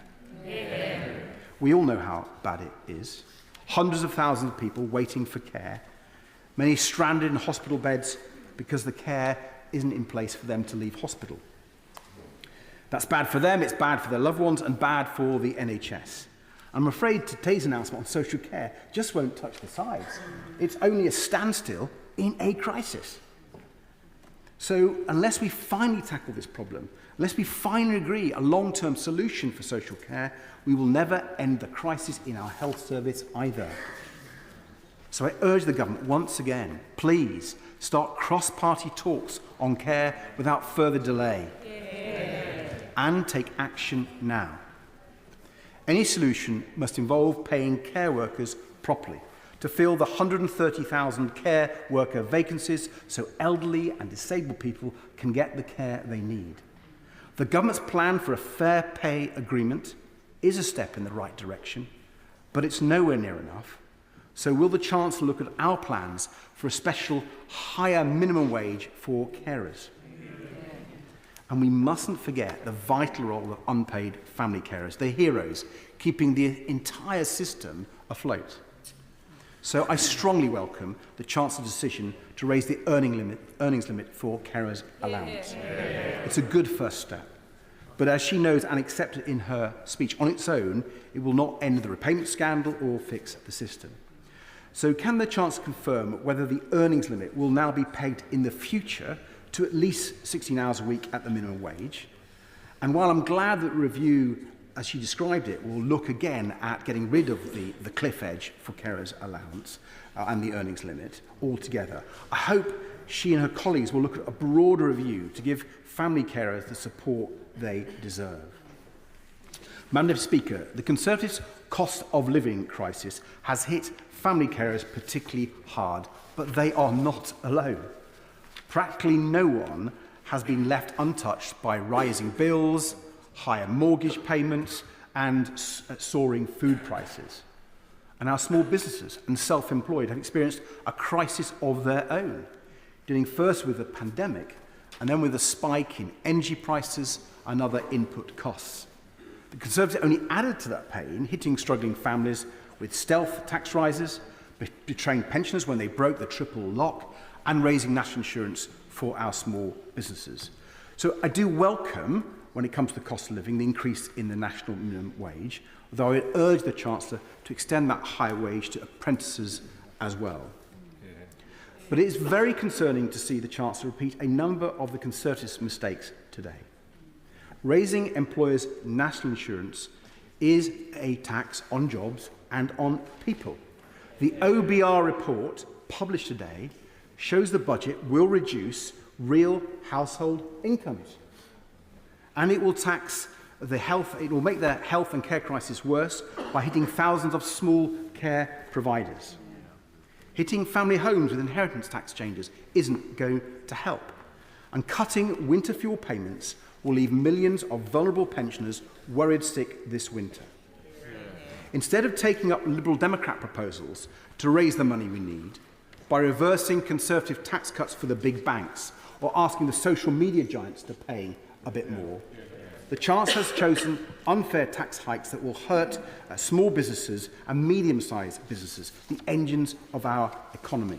They've already paid too high a price for the Conservatives' economic failures. Forcing them to pay even more simply isn't right. Another Conservative mess that I fear this budget will not begin to clean up is the crisis in local council funding. Year after year, we saw the last government slash funding while asking councils to do more and more. The result has been nothing short of a disaster. Spiralling social care costs are a huge part of this, and that's yet another reason why reform is so vital. But there's another black hole in council budgets, and that's due to the broken system for special educational needs. An extra £1 billion announced by the Chancellor is therefore welcome. And I pay tribute to my colleagues who have campaigned so hard on this, not least my honourable friend, the member for Twickenham. But I feel the crisis in SEND budgets that's been left by the Conservatives is much bigger than that. Last week, the National Audit Office laid bare the sheer scale of the problem, with half of children waiting more than the 20-week limit for an education, health and care plan, and 43% of councils at risk of bankruptcy. The severity of the crisis left by the Conservatives speaks for itself, and so we need to act with even greater urgency to tackle it. So we will be pressing the government to give this House a clear timeline for reform, because neither children, parents or councils can wait any longer. Madam Speaker, the Chancellor has said her main objective is economic growth, and she's right on that. We all agree that we need to get our economy growing strongly again so we can create the jobs and the opportunities for everyone and raise the money that our public services need. We need a real plan to do that, not just to stop things getting worse or just return to business as usual, but to build the economy of the future. An economy that is genuinely innovative, prosperous and fair. Part of that is fixing the health and care crisis. That will be crucial. So we're managing the public finances responsibly and giving businesses the certainty and stability they need to invest in our economy. And so we're investing in cheap, clean, renewable power to drive a strong recovery, bring down energy bills and create secure, well-paid jobs. And I welcome the steps the government has taken on this so far. But we must also back small businesses much more. They are the beating heart of our local economies. So I'd urge the Chancellor to go further than today's announcement on business rates and to make a historic change by overhauling the broken business rate system that's destroying our high streets and town centres. Tinkering around the edges simply won't be good enough any longer. And finally, Madam Speaker, one more crucial ingredient for growth, fixing our broken relationship with Europe. Removing the Conservatives' trade barriers would be a massive boost for British jobs, British business and the British economy. But by ruling out important steps like a youth mobility scheme or key long-term goals like membership of the single market, the government is trying to grow our economy with one arm tied behind its back. So, Madam Speaker, in July, the British people kicked out of office one of the most damaging governments in our country's history. On the Conservatives' watch, we saw living standards fall, the economy stagnate, and public services decline. And no government would have an easy time turning that around. But people were looking to this budget for hope and a genuinely new direction, for urgent action to fix health and care crisis, for a break with the last government's mistakes on tax, for a plan to grow our economy and rescue local councils on the brink, for a fair deal. Yes, there were big and difficult decisions for the Chancellor to make, but I fear she's got too many of them wrong. We needed a different budget to repair the damage done to our country and to give people the fair deal they deserve. For our constituents, these benches will push the government to do far more for our economy, NHS and care. They are what Liberal Democrats will always champion. I go to the Chair of my old Select Committee, Business and Trade, Liam Byrne. Thank you very much, Madam Deputy Speaker, and let me immediately add my congratulations to our first female Chancellor who delivered an outstanding budget settlement today. It's a great pleasure, Madam Deputy Speaker, to speak in the House this afternoon because this is the first budget debate that I have spoken to in 14 years. I think that period of silence was probably more appreciated on my side of the House than on the benches opposite. But yet, when I look back on the debates that I've listened to but not spoken in over the last 14 years, what strikes me more than anything today is that the curtain has finally fallen on an economic philosophy, an economic approach, an economic settlement that has fundamentally failed this country. Yeah. If you look at the last 14 years, what you can see is something equivalent to the ABC murders of the British economy. Austerity, a bungled Brexit, followed by chaos. I see clearly now how today's budget is a very different kind of settlement. It is a budget that honours the approach, the compassion, the intelligence and the judgment of the last budget that was offered to this House by my good friend, my mentor and my boss, Lord Darling, back in March 2010. Yeah. Alistair Darling is much missed in this place. Yeah. He was a man of dry wit and patience and tenacity, kindness and compassion. And I have to say to the House this afternoon, without a hint of reservation in my mind, that this is a budget of which Alistair Darling would have been proud. Yeah. He would have been proud because the budget that was delivered by the Chancellor today was a budget that got the balance right. All budgets are a balance. We ask people, we ask chancellors to balance the numbers, but more importantly, we ask chancellors to balance the interests at stake in our country. And when I look back on the kind of budget that we had to deliver in March 2010, actually the task that the Chancellor had today was far, far harder. We were basically trying to present back in 2010 a budget that was going to remedy a deficit that was opened up by the greatest financial crash that we'd seen since the 1930s. I will in a moment. But we aimed to get a balance right. We aimed to get a mix of spending restraint and budget rises and growth and time. Balancing those four ingredients was at the heart of any budget judgment. And the judgment that we assembled actually would have halved the deficit in 4 years and had debt falling by 2016. Our obsession was to avoid the double-dip recession that had been experienced in Japan and to ensure that we escaped the perils of widening inequality as we had seen in the United States. Mr Osborne chose a different path and he was supported by the honourable member to whom it's my pleasure to now give word. Desmond Swain. Indeed. The reality is, and he knows it because he wrote to us about, or he wrote to his successor about it, the reality is he left us a deficit fully 10% as against the 4.2%, in sharp decline that we've now bequeathed to this government. Well, let's be really clear about what has been bequeathed to this government, shall we? Because back in 2010, it's absolutely right to say at the height of the financial crash, the deficit went up. What happens in a financial crash is the economy has a heart attack. Spending continues because to cut spending would be to deepen and turn a recession into a depression. Tax receipts fall off a cliff. And actually the role of government is to sustain a country through that kind of crisis. The deficit rose to £154.4 billion. Yet today, what is the interest bill that we pay on the debt that we have been bequeathed? £104 billion in interest alone. That is almost the entirety of the deficit that we had back in 2010. Why? Now, but it's important for the House to recognise why.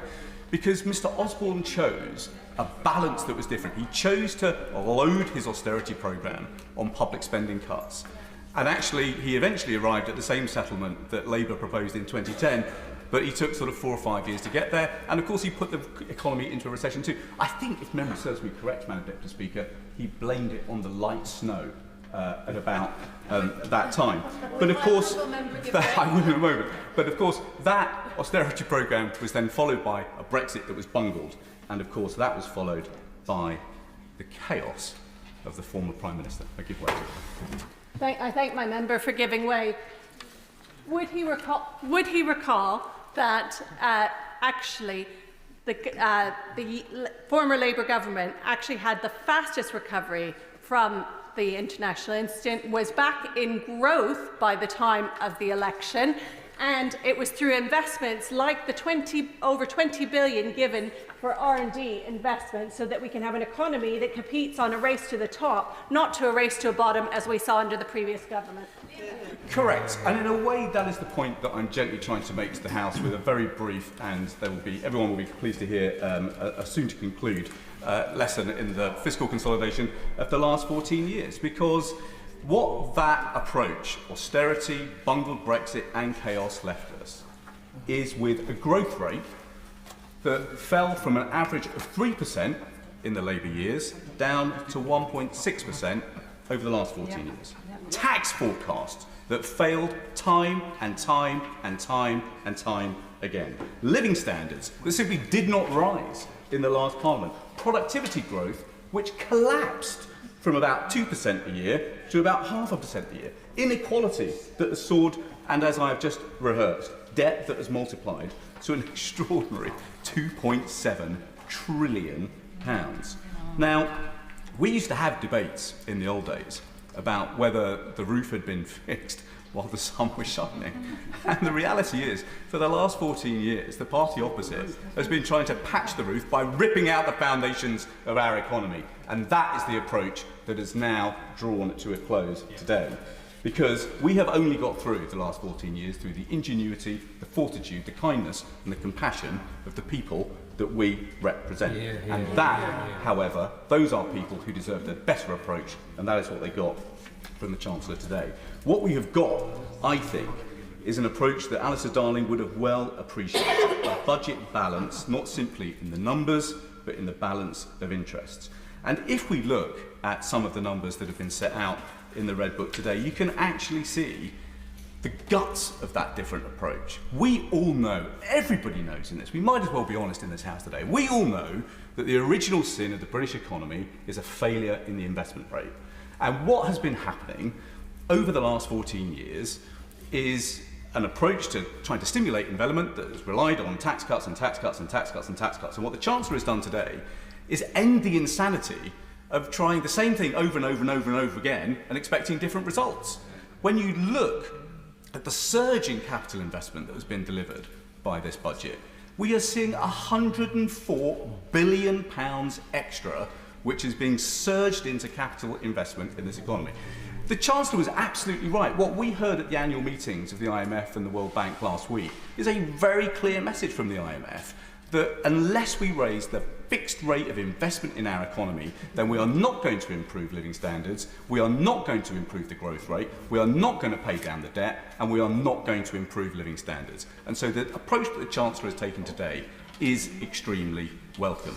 When you look at the budget forecasts that have been set out, you can see that over the forecast period, we will now see the rate of fixed investment increase in our economy by somewhere between 6 and 7%.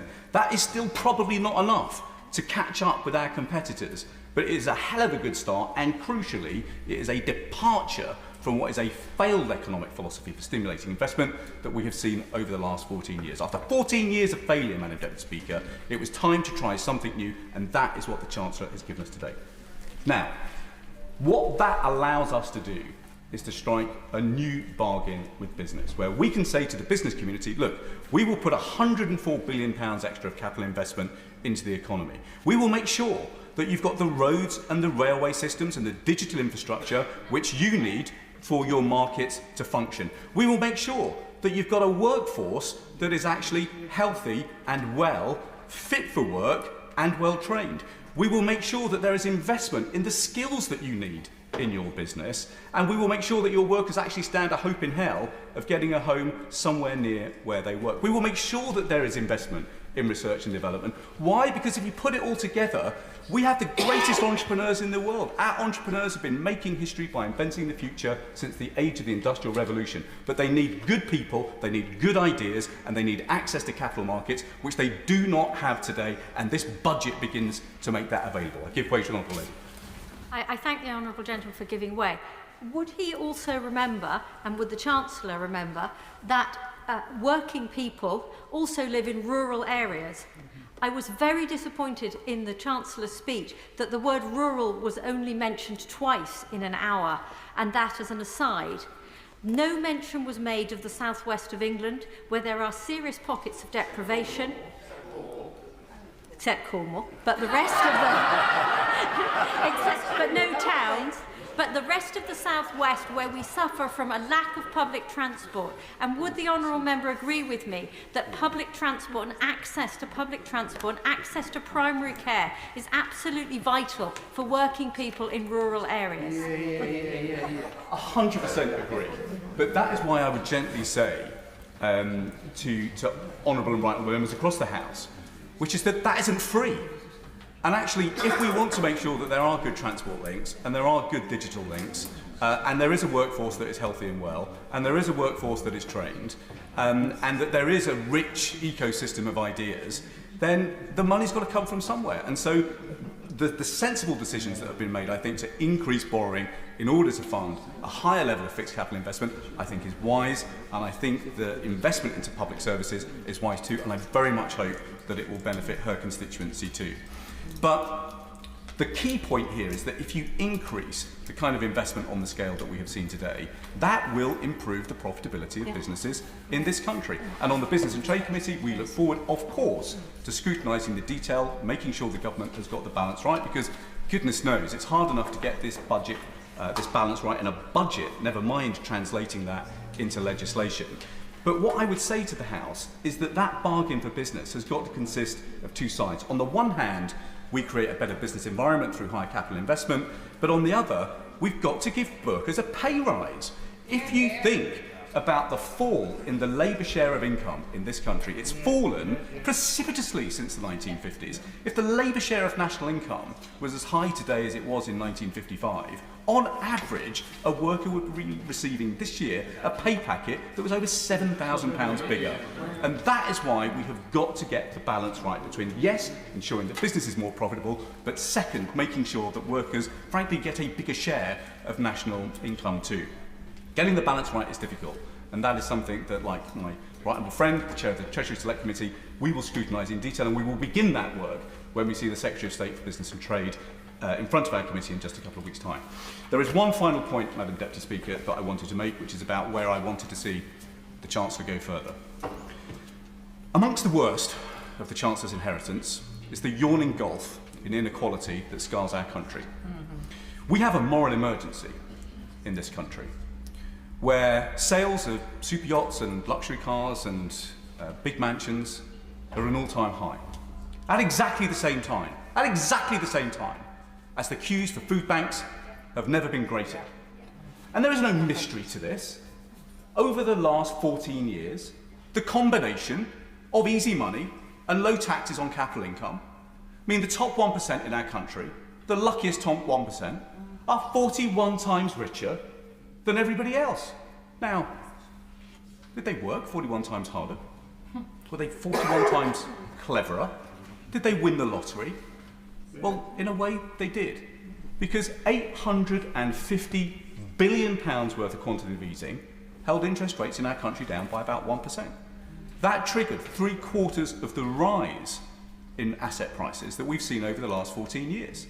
And of course, if you're in the top 1%, then you will own assets and you will have seen a windfall gain. And yet, the rate of tax you pay on those capital gains is just half the top rate marginal tax. Now, I'm sorry the Leader of the Opposition is not still in this place, because he did a good thing a couple of years ago, which was to publish his tax return. And I'm sure all honourable members will have read it. It doesn't take very long, it's only a page long.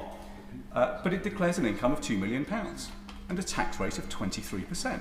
Now, at a time when so many people in our country are paying a top marginal rate of 47 and a bit %, I just don't think it is morally right that those with the broader shoulders are paying tax rates which are much lower. So I would have liked to have seen the Chancellor go further on capital gains tax. I welcome the changes to the non-dom regime.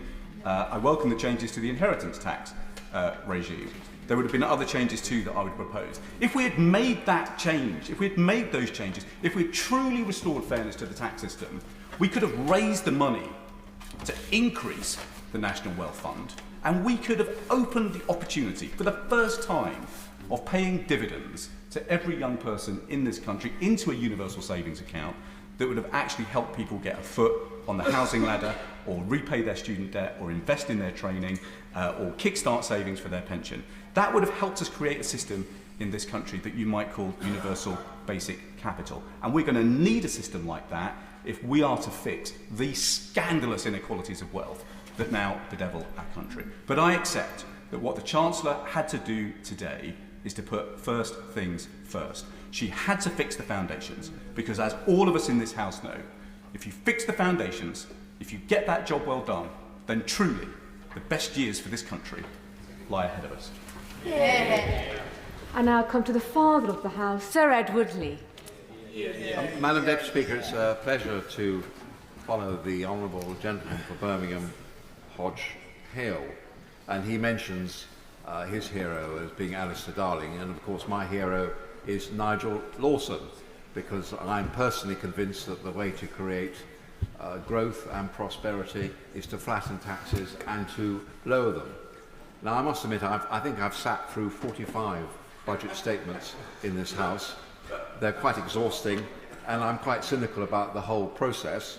I mean, normally large amounts of good news are given out during the budget statement when we're all sitting in the chamber, and when you read the Red Book the next day, you find that you're probably paying even more tax than you were before.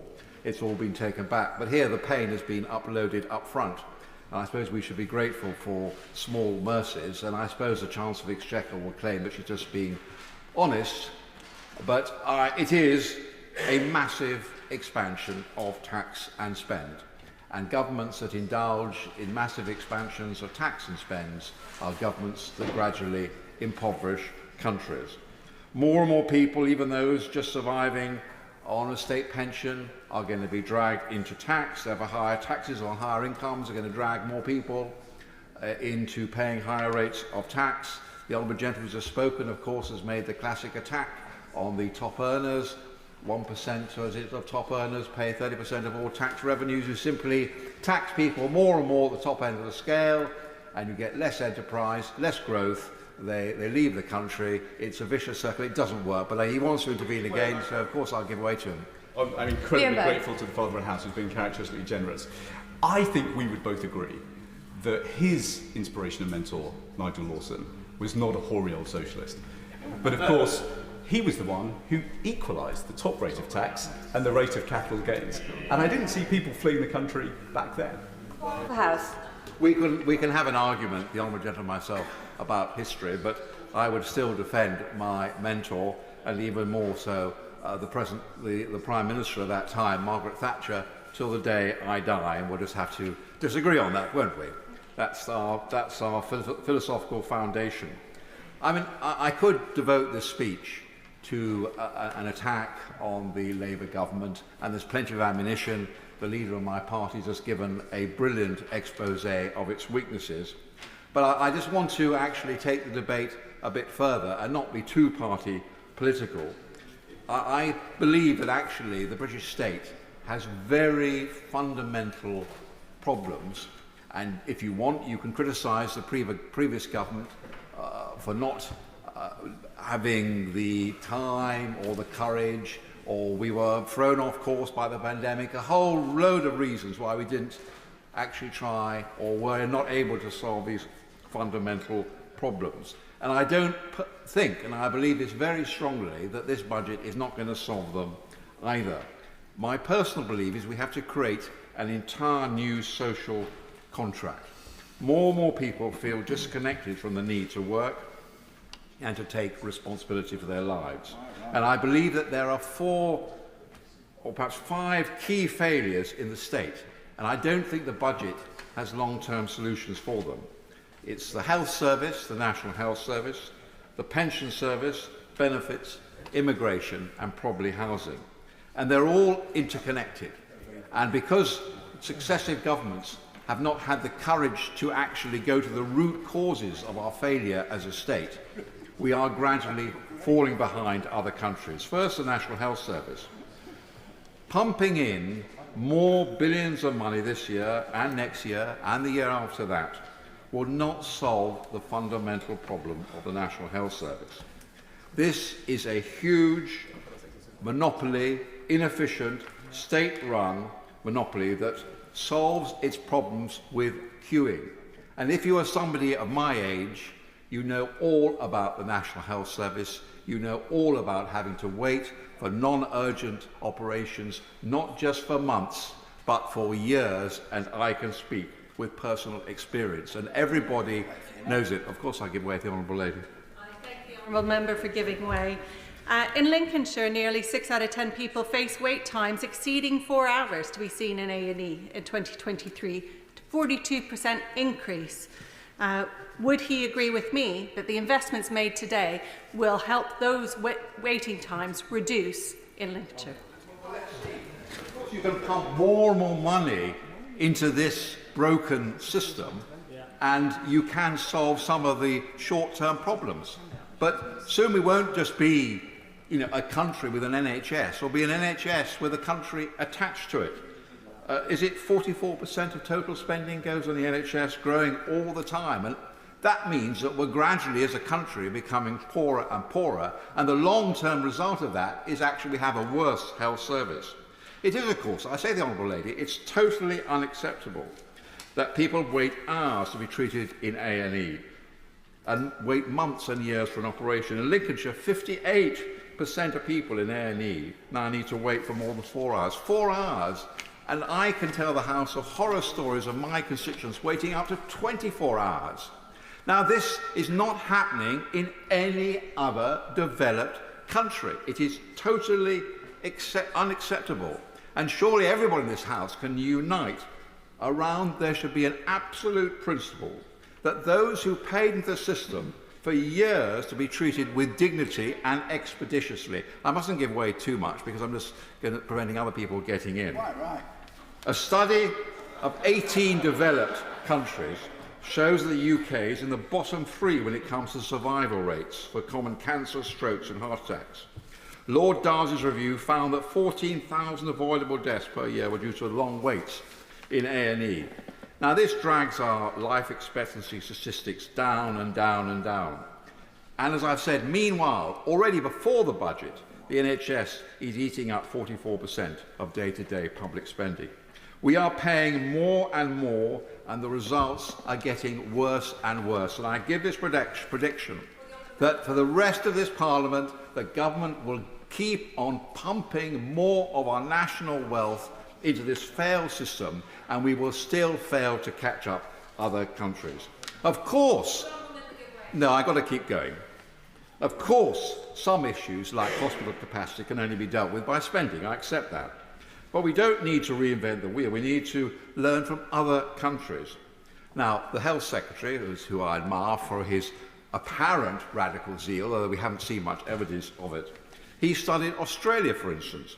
And let me sort of break the national taboo on our NHS, our religion. There are other countries, like ourselves, who deliver much better health incomes, incomparably superior incomes. And my personal belief, and I think I'm about the only person who's actually said this year after year, my personal belief is that we should adopt Australia's social insurance model. There's nothing wrong with encouraging private provision in health. Is that some great heresy? Is that some sort of right-wing philosophy? Only not followed by any, not followed by, it's followed by France, it's followed by Germany, it's followed by Australia, it's followed by the Netherlands. All these other countries produce much better health incomes. Now, Australia slowly developed a hybrid system of state and private health insurance. Everyone has a universal public health insurance, but workers are encouraged to purchase private health insurance on top of this. And my point is that with a ballooning, ageing population, yes, we have to spend more on health. We have to get people to put more of their own money into health, and they've got to be assured that having put their money in, they're not just ending up at the back of a queue. They have personal rights. They are committed to this health service. For instance, for a 20-year-old in Australia, the average cost of treatment-only plan is just £23.14 a month, or comprehensive cover from £31 per month. This cost with age rises to £109 per month for a 70-year-old. People earning less than £119,000 can claim rebates or reduce the cost of health insurance. Higher earners without insurance pay a surcharge of between 1 and 1.5%. So, research commissioned by Australia's Health Department shows that the cost to the taxpayer would be greater without the rebates because the stress on the public system would be increased. Now, the health outcomes are noticeable. Australia has one of the lowest rates of avoidable mortality amongst the developed nations. Australia's cancer survival rates are several percentage points higher than the UK's. Stroke and heart attack mortality rates are several points lower. It's not perfect, of course, but not everything can be imported from other countries. But Australia's system shows that there are other models, and we have to have a national debate about, with an ageing population, we can produce the kind of health outcomes that people desire. Now, the UK has, by the way, this has had a cumulative effect in 2022. Australia's government debt was 70% of GDP, 70%. In other words, they're running a tight ship, a well-run ship. It's a country much like ourselves. The UK has already, even before this budget, reached a staggering 104% in the same year.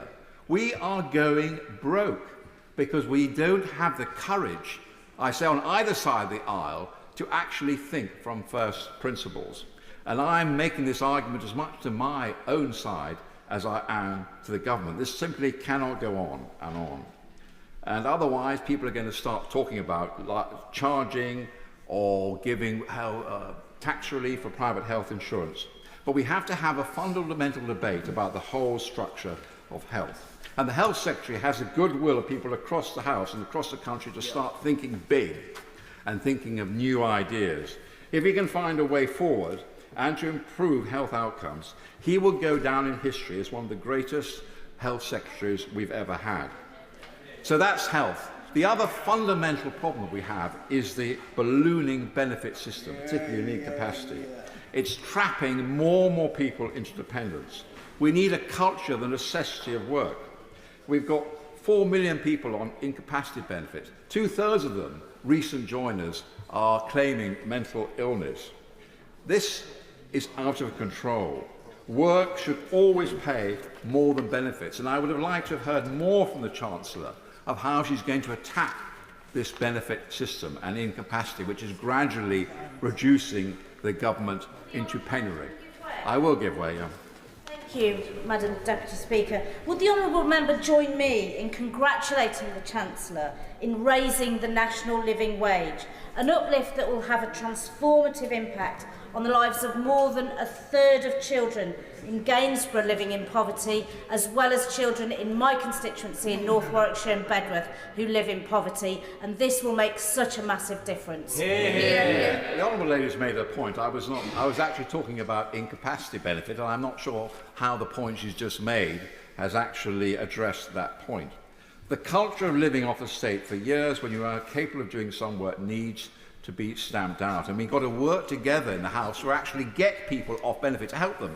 It's not just reducing their benefit, it's actually having innovative schemes that the former Social Security Secretary was trying to bring about, to try and encourage people back into work and making their whole lives better and more productive. Third, tackling benefits, of course, is a vital ingredient of curbing immigration. What is the spur for mass immigration? It's that health and social care simply can't get enough workers for the salaries that they are paying. There are too many people on benefit. We're dragging more and more people from all over the world into our system. We need to insist that anyone entering the country earns at least average UK earnings. We cannot go on undercutting our native workers with cheap foreign labour. We have to pay decent wages in our care service. We have to reform the whole benefit structure that people actually do want to work. We cannot solve our problems with mass immigration. So the mass illegal immigration is part of this problem. It is gradually destroying the social contract and people's belief in the system. And the government has to have a plan to deal with it, which basically means arresting people when they land illegally on these shores and offshoring them. Now, the other great problem that we haven't really addressed in our national psyche is this whole pension system. You know, I got to declare an interest. I'm of pensionable age. We have an ever-increasing, and some of them will be very happy when I retire from this house. But I do try and tell the truth according to my own lights and say difficult truths. The fact is we have more and more elderly people, more and more sick people, more and more people with multiple health problems. We're all committed to keeping the triple lock, and I would get into awful deep water if I say that this is becoming increasingly unaffordable. But of course, actually, if the portion of the state spending devoted to pensions increases every year in real terms, you gradually ensure that the country cannot pay its way. So we have to, and again, it's a difficult truth that nobody yet has had the courage to address. We have to do more to encourage private pensions, and I say this to Chancellor, not seeing private pension pots as a convenient thing to raise. I served on the Social Security Committee many years ago under the late, great Frank Field, a man immensely respected on both sides of the aisle. We studied countries like Chile that were making this explicit, that we should create a contributory pension system. So people were encouraged to put more people in their pensions, to plan for their old age. This is the only way, with an ageing population, that we can solve our problems. In addition to all this, of course, wokery and human rights legislation, I'm afraid, are gradually eating away into our... Well, they all laugh, but it's true. Many people feel that they're not part of the way this country is run. This is just lessons that the government has to learn. For 14 years... Well, now she's tried again and again, so I'll give way. You again? Yeah. Thank you. I thank the honourable member for giving way. He mentions that many people do not feel part of how this country has been run. And for the last 14 years, we've seen regressive budgets that have hit the poorest hardest. Does the member welcome with me that our budget is progressive and, in fact, distributes the burden where it is most well-shouldered? Yeah. Well, if the honourable lady thinks that, I wish her luck. But I fear that we're just going to gradually paper over the cracks. And I'll criticise my own side on this. For 14 years, ministers went along with the Liberal consensus talking about our NHS, papering over the cracks of the NHS with more and more money, employing more and more nurses and doctors, and getting worse and worse outcomes. Meanwhile, productivity nosedived, mass immigration reached unimaginable heights to keep public services going. We've got to be honest. We're now in opposition. If we're not honest now, and I welcome the fact that one of our leadership candidates is saying we've got to start from first principles. So that's what I'm trying to do, start from first principles of how we're going to recreate the British state. Mrs. Thatcher, I worked for her in opposition when she was leader of the opposition in the 1970s. She did that. We need a whole new intellectual drive on the way that Keith Joseph and the Institute of Economic Affairs, they did that in opposition. They created a new, vibrant, conservative philosophy to how we could solve the deep-seated problems in this country. The budget could have been an opportunity, but it's still, I'm afraid, the old tax and spend instinct of the Labour Party. And I agree with the Labour Party that housing is a great failure of our state. Of course, we need a massive house-building drive, or more appropriately, a flat-building campaign. The easy way out is to take good agricultural land and greenbelt land, particularly around London. Instead, we need an incentive to incentivise building in cities and build on brownfield sites. Now, I fear I've wearied the House, and I'll stop now. We feel we've wearied you. Speak forever. And no doubt these difficult words about the National Health Service or triple lock or something will be used by a Labour Party spokesman for years to come, if anybody's interested at all. But I do hope that we have the intellectual courage to try and solve the real problems in our society. How are we going to get a decent health service which is on a par with what we find in France, Australia and the Netherlands? How are we going to get a decent housing programme? How are we going to get people to contribute more to their old age? Unless we address these fundamental deep-seated problems in the British state, we will just simply gradually become a poorer and poorer nation. Tanya Otzi. Thank you, Madam Deputy Speaker, and it is an honour to follow the Father of the House, and I hope not to weary the House following his speech. I'd just like to say that the Chancellor today has been extraordinary in her strength, in her ability to turn what is a really bad situation into a really good one. Because we can't hide away from the fact that we've had 14 years of a Tory government, and while you may look on social media and say, oh, the Labour Party are just slagging off the Tories for the last 14 years, those 14 years are the reason why I'm standing in this House, and I decided to stand as a Member of Parliament. And I've been PPS to the Chancellor when she was a Shadow Chancellor, and to be the Shadow Whip to the Treasury team. I know the integrity in which, and it's all seriousness, in which they have dealt with her first budget. But it does really wind me up just to think that the scaremongering of the Leader of the Opposition, pretending to be a man of the people, really does stick in my throat, and I really don't know how he's got the absolute audacity to do it after 14 years of a Tory government. But this party, the Labour Party, the Labour government, has promised change from the failure of the last 14 years, and it shows our commitment to do that. And honestly, the scale of the challenge is gargantuan, and I know that the Chancellor has made some tough but very necessary decisions. Although this year inflation has subsided to around 2%, helping to boost household incomes, the interest rates are predicted to be cut later in the year, extending household budgets just that little bit more. I need not remind the House that under the last government, inflation rates actually reached 11%. Now, today I've got a number of hats that I want to wear, metaphorically, of course. As Chair of the Northern Ireland Affairs Select Committee, Chair of the All-Party Parliamentary Beer Group, and it's very important, and as the MP for a constituency where agriculture plays a huge role. Many of my farming constituents and many around the country were concerned to hear the speculation regarding the removal or upheaval of inheritance tax reliefs, including the agricultural property relief and business property relief. With many farmers still feeling the impact of the loss of direct payments, 2 years of severe flooding, high inflation and extremely volatile market conditions, the industry has welcomed the commitment reassurances from last year that from Labour that agricultural property relief would not be changed. Now, family farms are the backbone of the industry, especially in my constituency of Gower. These people whom farming is in their blood, they don't do it for financial benefit, because for many of them there isn't much money in it. They do it because it's their life and their calling.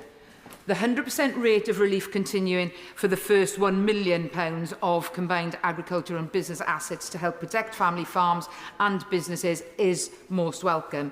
But I would appreciate an opportunity to discuss with the Chancellor or the DEFRA Secretary and the Treasury team how we can ensure that family farms who may just come over that threshold can continue to play the role they do in our country, and how we can support them through this change and avoid any unintended consequences.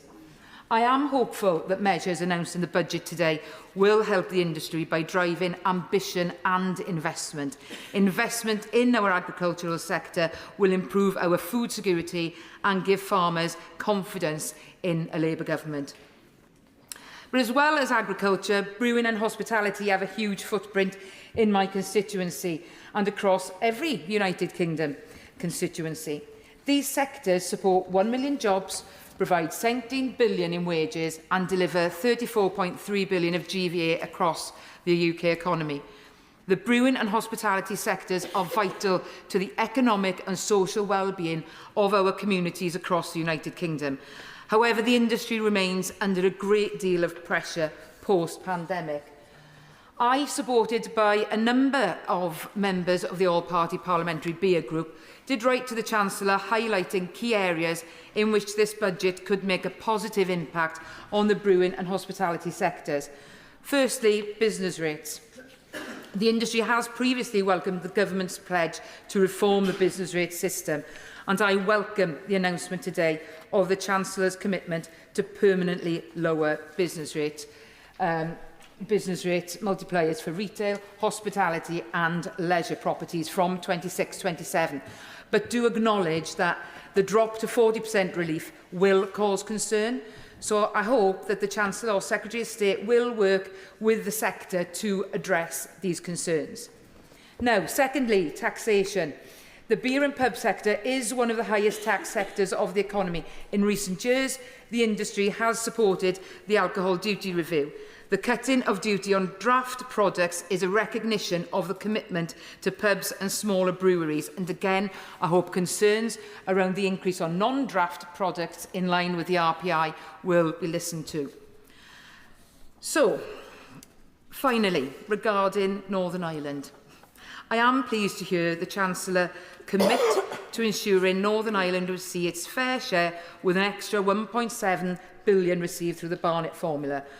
I am also personally delighted to read that £730,000 will be given to the Executive to support integrated education and a further £45.8 million to support the vital work of the PSNI's Additional Security Fund and the Executive Programme on Paramilitarism and Organised Crime.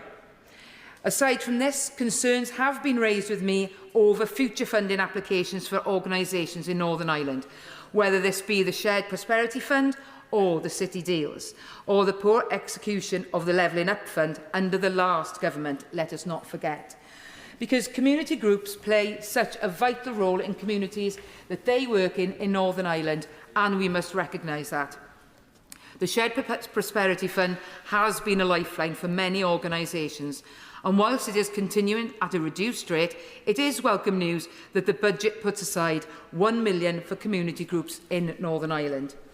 The decision also for the Causeway Coast and Mid-South West City Deals that was paused during a pre-budget spending review has been given. I'm absolutely sure that the people behind those deals are going to be absolutely delighted with the announcement today that they are going to go ahead. I am hopeful, Madam Deputy Speaker, that this government will work well with our devolved governments, as we've seen today, and because we have seen the last 14 years working against a Labour government in Wales, and we have to have the best outcomes for people across the United Kingdom. The increase in funding through the Barnett formula does show positive commitment to devolution.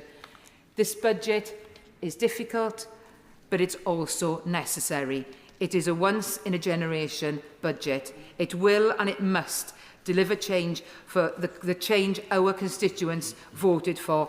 We will not be going backwards. We will only be going forwards, and this country needs change. So thank you, Madam Deputy Speaker. Dame Harriet Baldwin. Thank you very much, Madam Deputy Speaker, and it's a pleasure to follow the Honourable Lady from the Gower. I don't think I wear quite as many hats as she does, but it was interesting to hear her perspective on today's budget, because I have a different one, Madam Deputy Speaker. I think my issue with today's budget is not the political choices that the Chancellor has chosen to make, because clearly she has the mandate to make any changes she wishes. My problem with today's budget is that it's a budget of broken promises to the electorate. I think that that's a dreadful thing to do in terms of trust in politicians, and I also want to highlight some of the economic choices that I think that the Chancellor has got wrong today. Turning to the broken promises, the first one was when, during the election campaign, the Chancellor said time and time again that she would not, and I quote, fiddle the figures. Today, she clearly has broken that promise. She has announced a multi-billion-pound change to the UK's borrowing, and she announced it overseas, Madam Deputy Speaker, and not first to this Parliament. I know how angry you and the Speaker are about that. And as we all know, and as the IFS have said, borrowing is not a free lunch. It will mean that there is more debt. It will mean that there is more debt interest spending.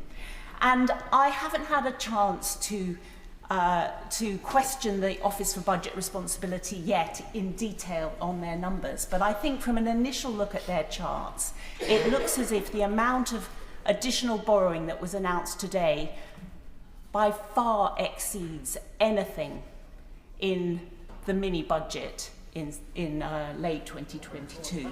And we will be asking the Office for Budget Responsibility questions about that at the Treasury Committee. The second broken promise, Madam Deputy Speaker, that the Chancellor made during the election campaign was that her plans were fully funded and that she had no plans to raise taxes beyond those listed in the manifesto. In fact, colleagues have counted 50 times when she and the Prime Minister made that utterance. And I believe that promise has been broken soundly today, and that a deliberate political choice has been made to announce the biggest unforced tax-raising budget ever. Unforced. Because during the election campaign, the Chancellor told the British public that taxes were too high. She said she wanted to bring taxes down. She has roundly broken that promise today, because the budget increases tax for every household in this country by possibly up to £10,000 over this Parliament, way beyond the £2,000 that we claimed during the election campaign, a warning that the Prime Minister himself said on national television was a lie. And so, Madam Deputy Speaker, the Chancellor campaigned on a general election strategy that I believe was deliberately designed to mislead the electorate. Her plans and the plans of the Deputy Prime Minister end up giving us German taxes with French labour laws, a recipe for higher unemployment if ever I saw it.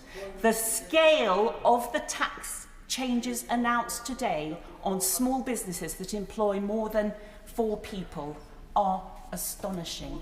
The opposition benches will let that sink in. I will not give way to my honourable friend who so often gave evidence to the Treasury Select Committee, and I recall that I had to press him on the fact that NHS productivity has not yet returned to the level it was before the pandemic.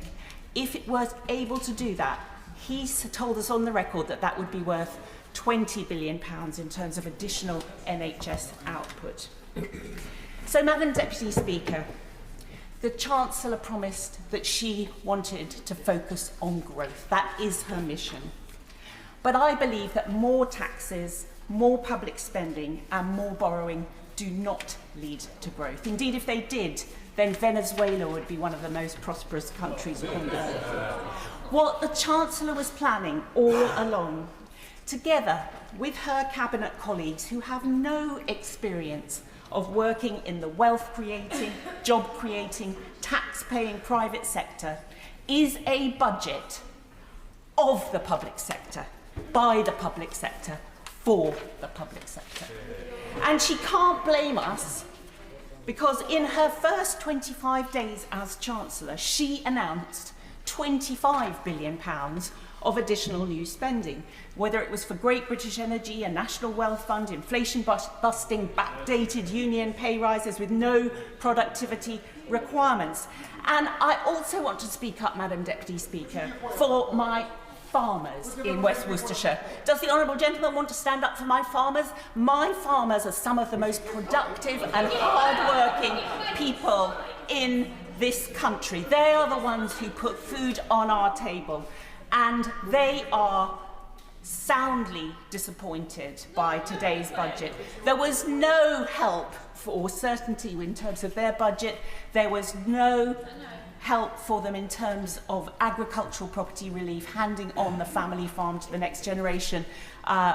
It will mean, members opposite should know this, that there will be many family farms that will be broken up and will not be able to be handed on to them. As she can see, I'm not actually giving way at the moment. And as you know, Madam Deputy Speaker, Madam Deputy Speaker knows that the only way that we get true, genuine, sustainable growth in this country is through productivity and investment by the private sector. Anyone who's actually ever worked in business, I'm not giving way at the moment. I'm going to allow more time for others later on. Ms Baldwin, the honourable member's made it very clear she's not giving way, so we should just allow her to continue. Thank you, Madam Deputy Speaker. As anyone who's ever worked in business knows, you need to increase the productivity of your business. And then that investment in the business is linked to the profitability of that business. Profits that will fall as a result of the measures that have been imposed today on business are measures that I think will equate, when we work out the numbers, to something like 4 pence on corporation tax. I believe this is a budget of broken promises that will end up giving the British people less growth. You don't have to listen to me to hear that. You can actually look at the Office for Budget Responsibility, because they have seen a short-term boost to growth but a longer-term reduction in the sustainable growth rate of the British economy, thanks to the measures that the Chancellor outlined today. So in the months since she became Chancellor, we have the evidence, Madam Deputy Speaker. Already we have seen businesses shutting at double the rate that they were a year ago. Already we are seeing a plunge in business confidence, and we've heard the former chief economist of the Bank of England saying that the socialist narrative we've had since the election has generated fear and foreboding and uncertainty. This is a budget of broken promises. It's a straightforward breach of promises to the British public, and it is a dreadful day for the British economy. We were just going through the Hansard, and I'm sure that the honourable member did not mean to accuse another honourable member of lying. Possibly changing that term to misleading would have been far more appropriate. No doubt she agrees with me on that point, and I'll go, yes? Point of order, Madam Deputy Speaker. I referred to the Prime Minister as words on national television, and I was quoting him directly. But if I have inadvertently misled the House, I do apologise. So much. That was absolutely an appropriate way to respond. I now come to Chris Evans. Deputy Speaker, it is indeed a pleasure to follow the member for West Worcestershire. I well remember one of her very early speeches when we both came to this place, and she gave a lecture to this House about the benefits of the lava curve. And having listened to the member for Gainsborough, I am pleased to report that the idea, Milton Friedman and Keith Joseph and Mrs Thatcher may be long gone, but their ideas live on as long as these two members sit on that side of the House. I also want to pay tribute to my colleague, the member for Gower, for a great speech standing up for her farmers and her rural constituencies. I think she faces the same problems we face in Wales as chair of the Northern Ireland Select Committee.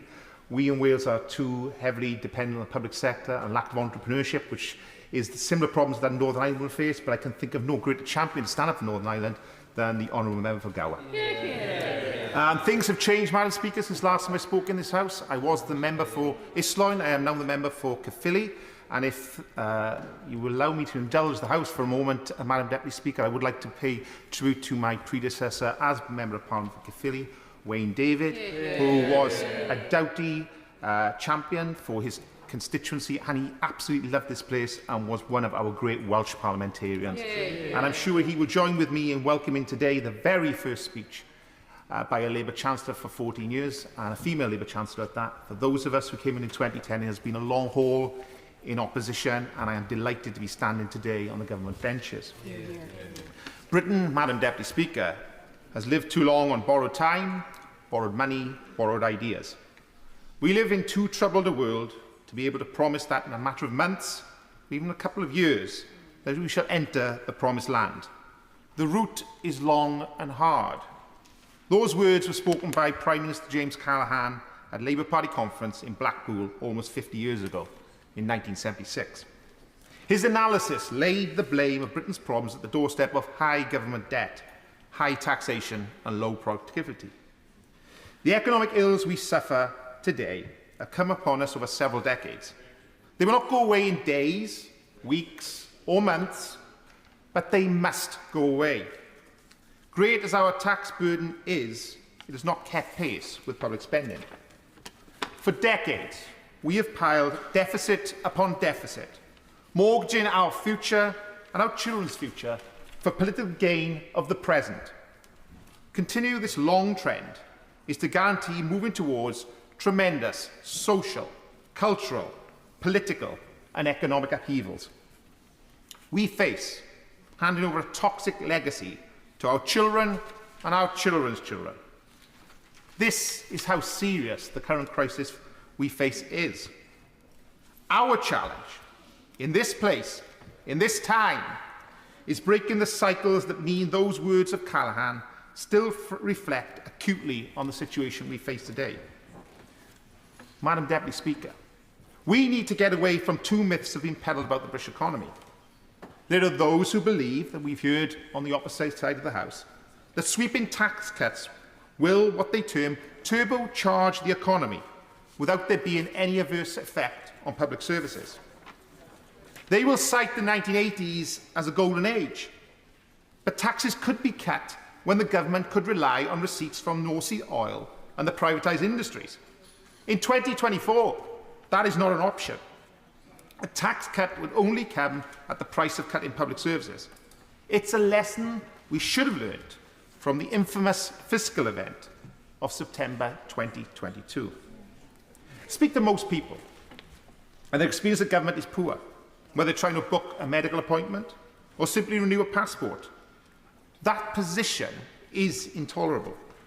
The second myth is that if we chuck enough money at a problem, somehow it will solve it.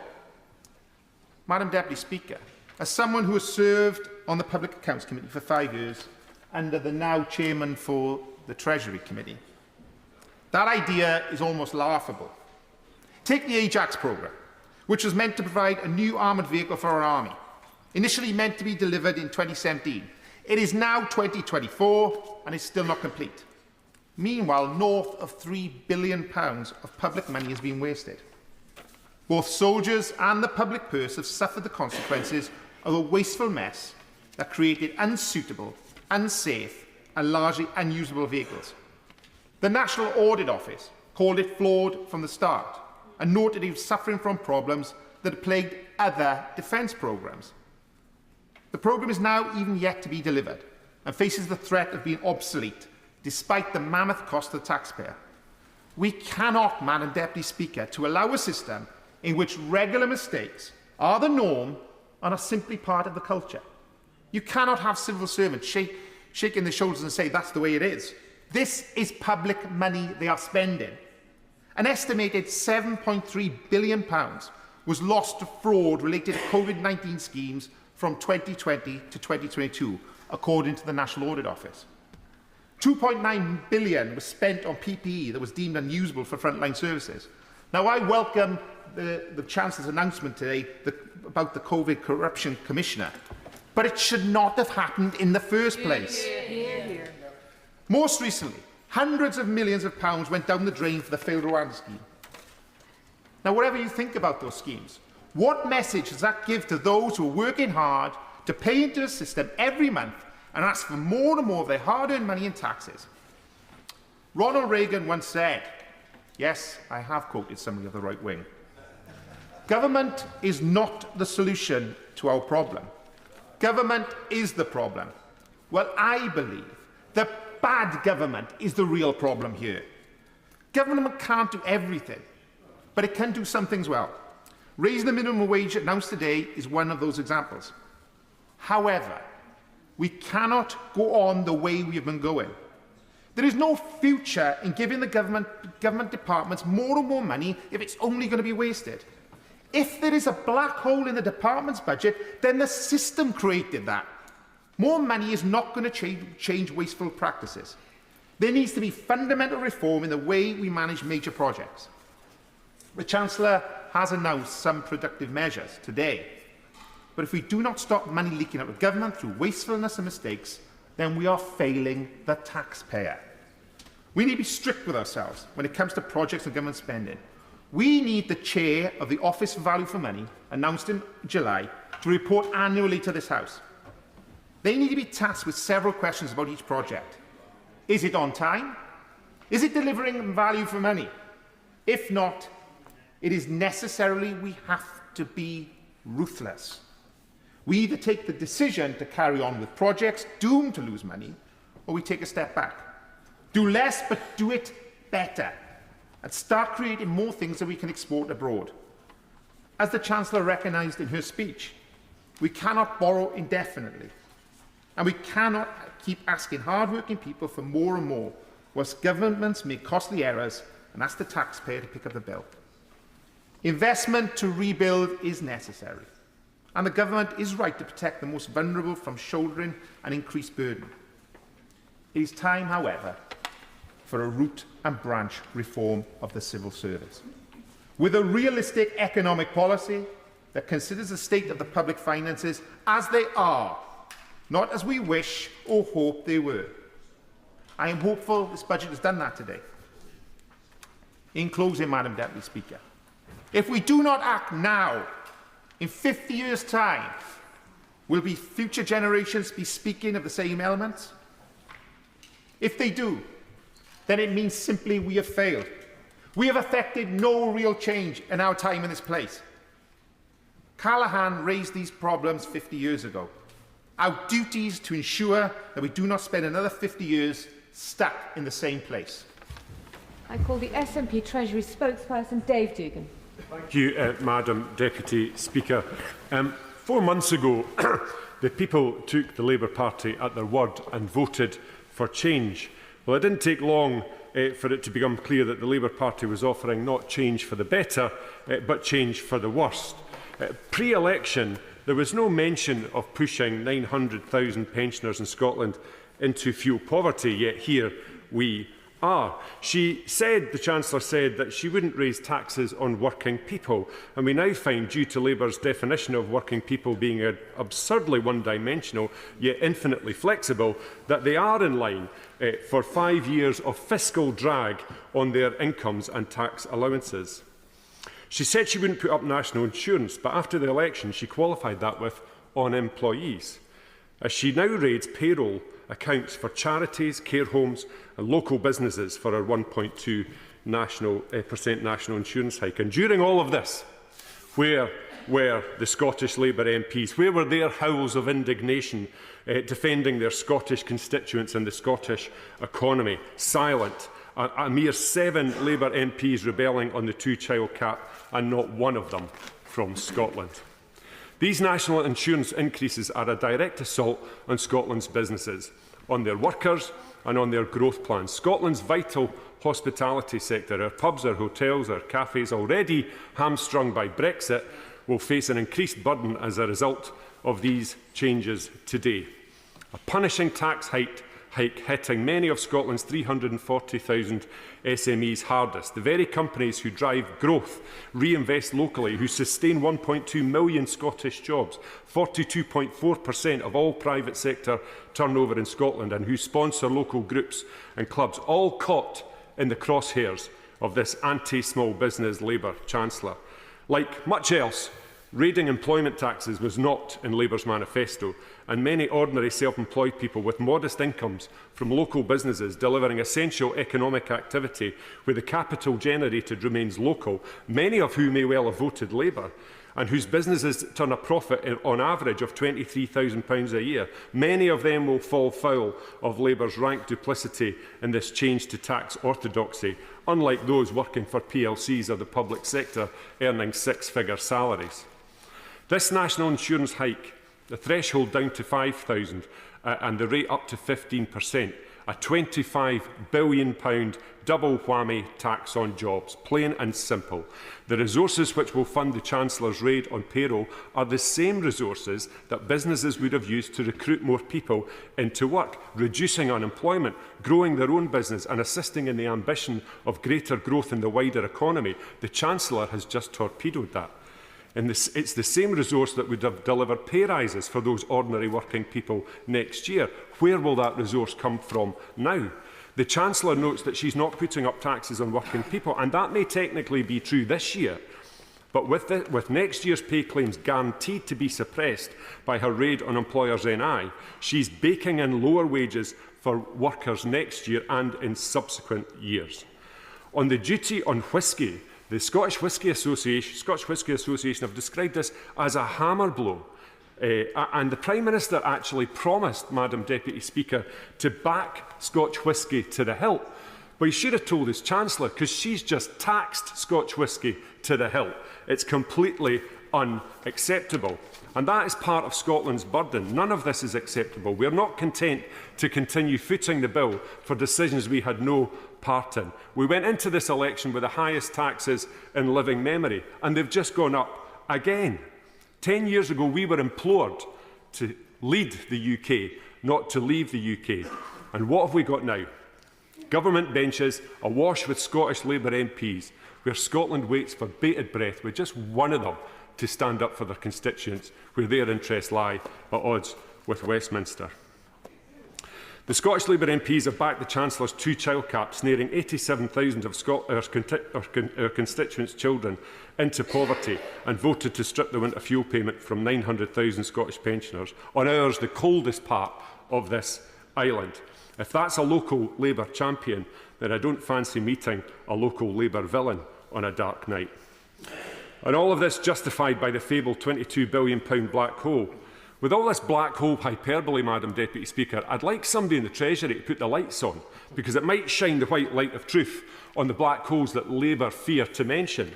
The £30 billion black hole, where we've been mortgaged to the twin burdens of increased administrative costs by ripping ourselves out of the EU and lost opportunities of membership of the world's largest trading bloc. The black hole of nuclear energy, sucking billions from the taxpayer, producing the most expensive energy sometime indeterminate in the future. Or the Bank of England's £24 billion black hole for quantitative tightening, where it hasn't been discussed once in this House. Now, I want to welcome, Madam Deputy Speaker, the £12.21 minimum wage. It falls short of the £12.60 Scottish living wage, but it's a start. I welcome the £2.9 billion for defence, but I'd be interested to know if any of that's ring-fenced. And alarm bells will be ringing on farms all across Scotland after the agricultural property relief, especially as has been consistent throughout this debate, as this was specifically said that by the DEFRA Secretary prior to the election that Labour had no plans to review agricultural allowances. It's deeply worrying. Budgets will now be annual, that's good.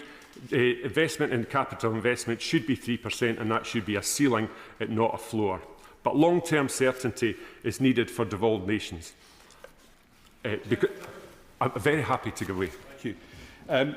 You may have seen the STUC today said that the Westminster blame game is over for the SNP.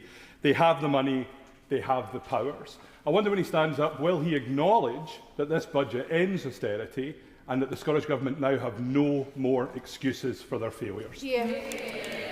I thank the honourable gentleman for his intervention, and indeed I will not accept that. And I'll get on to that in just a minute, if he could just bear with me for a second or two. Infrastructure, I'll get on to the block grant in particular just shortly. Infrastructure, Madam Deputy Speaker, is like a sport. If you don't do it very much, you tend not to be very good at it. See smart motorways, see Hinkley Point C, and see also HS2. The Chancellor claims that there is no return to Tory austerity, and in that she's right, because this is Labour's austerity, plain and simple. It's all the same to Scotland, though. She's called on government departments to make 2% efficiency savings. There is literally no precedent for that, ever. No government has ever achieved that. So those efficiency gains will not be realised, and these 2% savings will turn into 2% cuts. Now, the honourable gentleman asked about the Scottish Government's position. So a block grant, we are led to believe, is going up by £3.4 billion. Clearly, that's welcome. But let's look at the backstory, because that's what's important. Scottish Government now receive a lower share of UK spending than at any point in the last decade. While total UK government expenditure has decreased since 2020, Scotland's share of that expenditure has decreased faster still. In 2014, the adjusted block grant represented 8% of UK government expenditure. However, it's fallen now to 7.6%. This attrition represents a real terms cut to the Scottish budget every year since 2020, and the Scottish block grant is now worth £6.4 billion less than it was in 2021, a drop of 12.7%. So £3.4 billion, of course the Scottish Government, as we always do, will put that to tremendous use, but it still leaves us £3 billion short on where we were just 4 years ago. That's the problem with this Union. And last year, the Scottish Government's capital block grant, moreover, was cut by 9.6%, a real terms cut of £600 million. And we face a further 3% cut from Westminster to our capital grant of £200 million this year. That's money not available to build schools, hospitals, roads, etc. in Scotland. The Chancellor never addressed that in the budget today. Concluding, Madam Deputy Speaker, fresh austerity and a fresh cost of living crisis delivered by this Labour government. A Hobson's choice for Scotland in a broken Brexit Britain where things can only get worse. 900,000 Scottish pensioners will have watched today in the vain hope that the Chancellor would have U-turned on her winter fuel payment cut. Well, she finished that hope today. Their winter fuel payment raid is a political choice with the most serious consequences. Labour's own figures show that it could result in 4,000 excess deaths this winter, and estimates suggest that the cost to the NHS will be just shy of £1 billion and just shy of £100 million in Scotland. Moreover, Labour promised to reduce energy bills in their leaflets that went out across Scotland and elsewhere in the UK by £300. Energy bills have instead risen by £149. So where's the £449 saving coming from? From Labour. Speaking to us from Manchester, the chair of GB Energy couldn't say when any savings would materialise, and Labour last night moved to block any move to put that on a statutory footing within the GB Energy bill. It's heads Westminster wins and tails Scotland loses. This budget has done nothing to atone for the 4.3 million UK children living in poverty, which is further entrenched by Labour's two-child cap, impacting over 87,000 Scottish children. Over 100 children a day fall into poverty with Labour's two-child cap. That means 10,000 children since Labour took office in July. What a record. This, Madam Deputy Speaker, is a know-your-place budget for children, the disabled and those living in poverty. It's a wait a little longer for waspy women budget. It's a kiss goodbye to your family farm budget. It's a hand over the money budget if you're in Scotch whisky. It's a show some gratitude to Scotland budget to get a piece of what was already ours to begin with. And it's a Grim Reaper budget for the 4,000 pensioners across these islands who will not survive to see another budget. I call Pamela Nash. Thank you, Madam Deputy Speaker, and it's a pleasure to follow the member for Angus and Perthshire Glens, despite the member's failure to acknowledge that actually this is the biggest real terms block grant that Scotland has ever seen from the UK government. Real terms, it's the biggest one. And a failure to apologise for the mess that his government, the SNP Scottish Government, has made over the last 17 years for people across Scotland. Madam Deputy Speaker, it was from the opposite side of this House in 2010 during the budget debate that I rose to make my maiden speech at this. The debate was led by the Conservative Chancellor of that time, and it felt only fitting to speak for the first time in my return to the House in the budget debate today.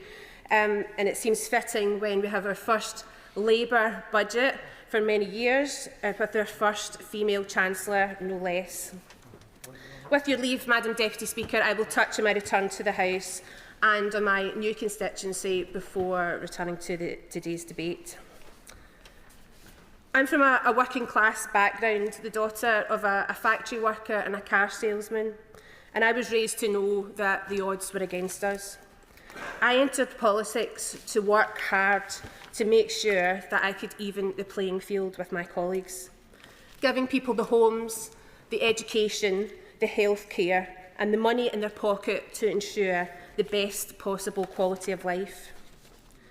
But my last period of serving in this House from 2010 to 15 as a Scottish MP was seen only through the prism of the constitutional debate.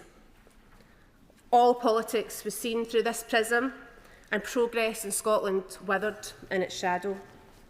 So it means the absolute world to me to be returned to this place now, to a Parliament when we are moving now from a period of stagnation in Scotland and across the UK, and can get back to fighting to improve the lives of our constituents from every single background.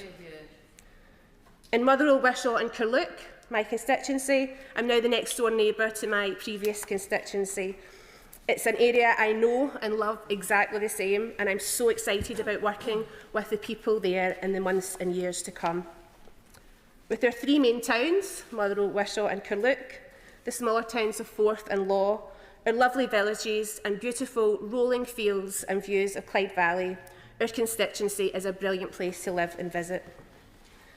Carluke is picturesque with its sandstone town centre and is known as a town called Courage, in recognition of three sons of the town, William Angus, Thomas Caldwell and Donald Cameron, who were each awarded the Victoria Cross, and over 2,000 men and women with local connections who have served our armed forces in the last 200 years. This is a testament to the bravery and dedication of our community, both past and present.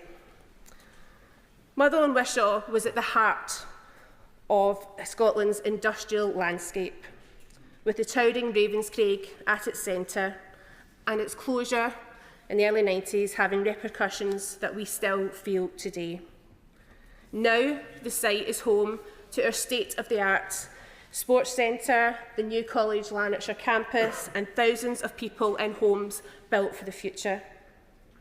The rejuvenation and hope at Ravenscraig for me symbolises both the hardships and that Lanarkshire has faced for decades and our ambition and our drive for achieving a better future. I will do everything I can as the MP for Motherwell, Wishaw and Carluke to make that future a reality. Our new constituency was, until the election, represented by Angela Crawley and Marion Fellows, and I'd like to pay tribute to them now. Angela has been a hard-working champion for her constituents and became known in this House as a vocal advocate for LGBT rights, especially for trans people at a time when it has been most difficult to do so, and I applaud her for this work. Marion proved to be a respectful and fair opponent in the summer's election campaign, and her time here will be remembered for working for the rights of people living with disability and as a lead campaigner for justice for sub-postmasters long before it became a fashionable cause to champion. I wish her well in her retirement. But before returning to the budget, Madam Deputy Speaker, I can't let this moment pass without paying tribute to the immediate Labour predecessors in my constituency who I served alongside in this House in 2010 and 15. Jimmy Hood and Frank Roy both had their politics forged in the Thatcher years, with Jimmy a leading member of the NUM during the miners' strike, and Frank a steel worker at the forefront of the battle to save Ravenscraig. Jimmy served his constituents for 23 years, and we sadly lost him in 2017. People both here in Parliament and at home in Carluke often remember him fondly to me, and I knew him to always be sitting smiling, fun and kind. Yeah. Frank Roy has been a trusted friend of mine since I started out in politics. In fact, Frank was the first person who asked me to stand for Parliament, and this simple question helped give me the confidence to express my ambition to do so. He was an incredible representative for Motherwell and Wishaw and continues to serve the people of Lanarkshire now, leading the Lanarkshire Cancer Care Trust based in Wishaw. I'm lucky to call him my friend. So, Madam Deputy Speaker, I will turn my comments to the business of today's debate. Today's budget represents a real commitment to protect working families and to reject the damaging austerity measures that have scarred our communities for far too long. We all remember, indeed, are still living with the effects of austerity, cuts to vital services, job losses and increased hardship for our most vulnerable citizens. This budget unequivocally signals that this government is committed to moving away from that approach. We will not return to the failed economic model of the last 14 years that has prioritised cuts over care. Instead, we are focusing on investment and growth. The people of Motherwell, Wishaw and Carluke have felt these consequences deeply, and it is our responsibility to ensure that they do not return to that path. The country voted for change, and this budget is all about delivering the solutions that we need for a brighter future. It's the irresponsible choices of the last government that caused this mess, and it is the responsible choices of this government that will get us out of it. I can't help but have a bit of personal excitement today in this budget debate, Madam Deputy Speaker, to see an old friend deliver the budget at the Despatch Box, the first woman to do so. I've been asked several times recently about the Right Honourable Member for Leeds West and Pudsey. When you were first elected together in 2010, did you ever think that she would end up Chancellor? And the answer to that is yes. Yes, I did. Absolutely. It should never have taken us this long to have a woman at number 11. But I think we can all agree, at least on this side, that it has been worth the wait. Yeah. So let's be clear, Madam Deputy Speaker. Today's budget from our Labour Chancellor is good news for people across Scotland, good news for people across the UK, and especially in my constituency, Motherwell, Wishaw and Carluke. We in this side of the House campaigned loud and clear at the general election for change, and that is what has been delivered here today. The triple lock confirmed for pensioners, meaning pensions go up by £900 this year, £470 next year, and projected to go up by another £1,700 during this Parliament. A wage rise, I won't give wages now, a wage rise for 200,000 Scots, with an increase in the minimum wage and steps taken to remove the discrimination of young people who deserve the same wage for the same work. The largest increase ever for carers allowance, an additional £3.4 billion for Scotland, bringing our block grant to a record level. It's now the responsibility of the SNP Scottish Government to put that money to good use. Madam Deputy Speaker, you and I know that those of us in this House are a bit unusual. Political animals are not the norm. And when I speak with my constituents, they don't care if it's Labour or Tory or SNP politicians who put more money in their pockets and fix public services. They just want it done. So no more vanity projects, no more money wasted on research papers for an independence debate that people are sick of hearing about. This is real money that can alleviate real problems now. So I don't want my constituents to have to wait until the Scottish elections in 2026 for an improvement in our schools and our hospitals. This money has to get to the front line immediately, and the Scottish Government will be judged at the ballot box if they do not. I'll finish, Madam Deputy Speaker, by saying my welcome back here has been heartfelt and warm from colleagues across the House, from our doorkeepers and staff across the estate who look after us in this place every day. But the one question I'm asked over and over again still is what has changed since the last time you were here? And the truth is, not much has changed. We still work very much the same way. Perhaps a couple of changes for me. Last time I was here, I was baby of the house, and now I'm old enough to be the current holder of that title's mum. But the one enormous change from the last time that I was here is that I'm in government with this Labour Party. A Labour government. There could be no bigger change, and we're just at the start of seeing the great waves of investment, of progress and growth that this new government is going to achieve. Sir Desmond Swing. It's an enormous pleasure to follow the member for Carluke, where my cousin was until recently the minister. Madam Deputy Speaker, a piece of Swahili wisdom. Huwezi kafakuza suala walili. You can't chase two antelope. And that is exactly what the government has been doing since it was elected. It announced that its overriding priority, immediately after the election, and repeated today, was to secure economic growth by investing. But in reality, its main effort was elsewhere.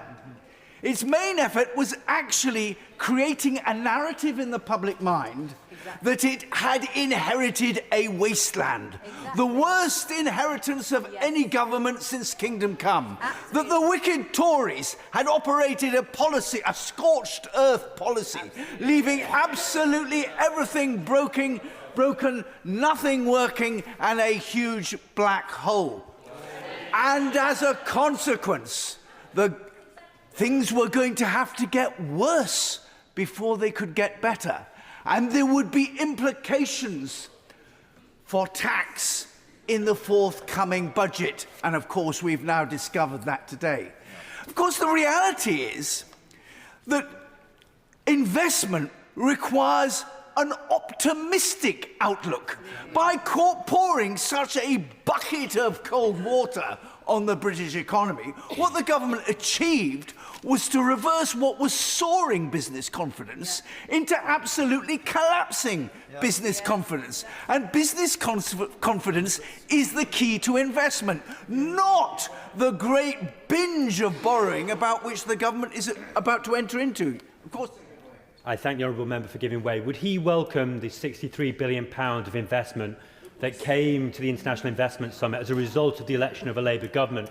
Money that had been held back until the election, and then following the election led to those billions of pounds being invested. And is that not a sign of significant business confidence in our country?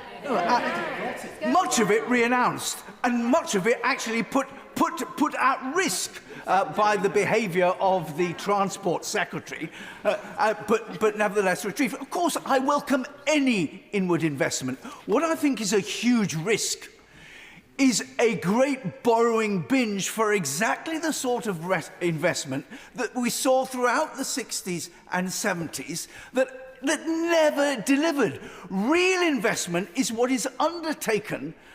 Investment that improves productivity is that which is undertaken largely by medium and small firms to invest in their own enterprises.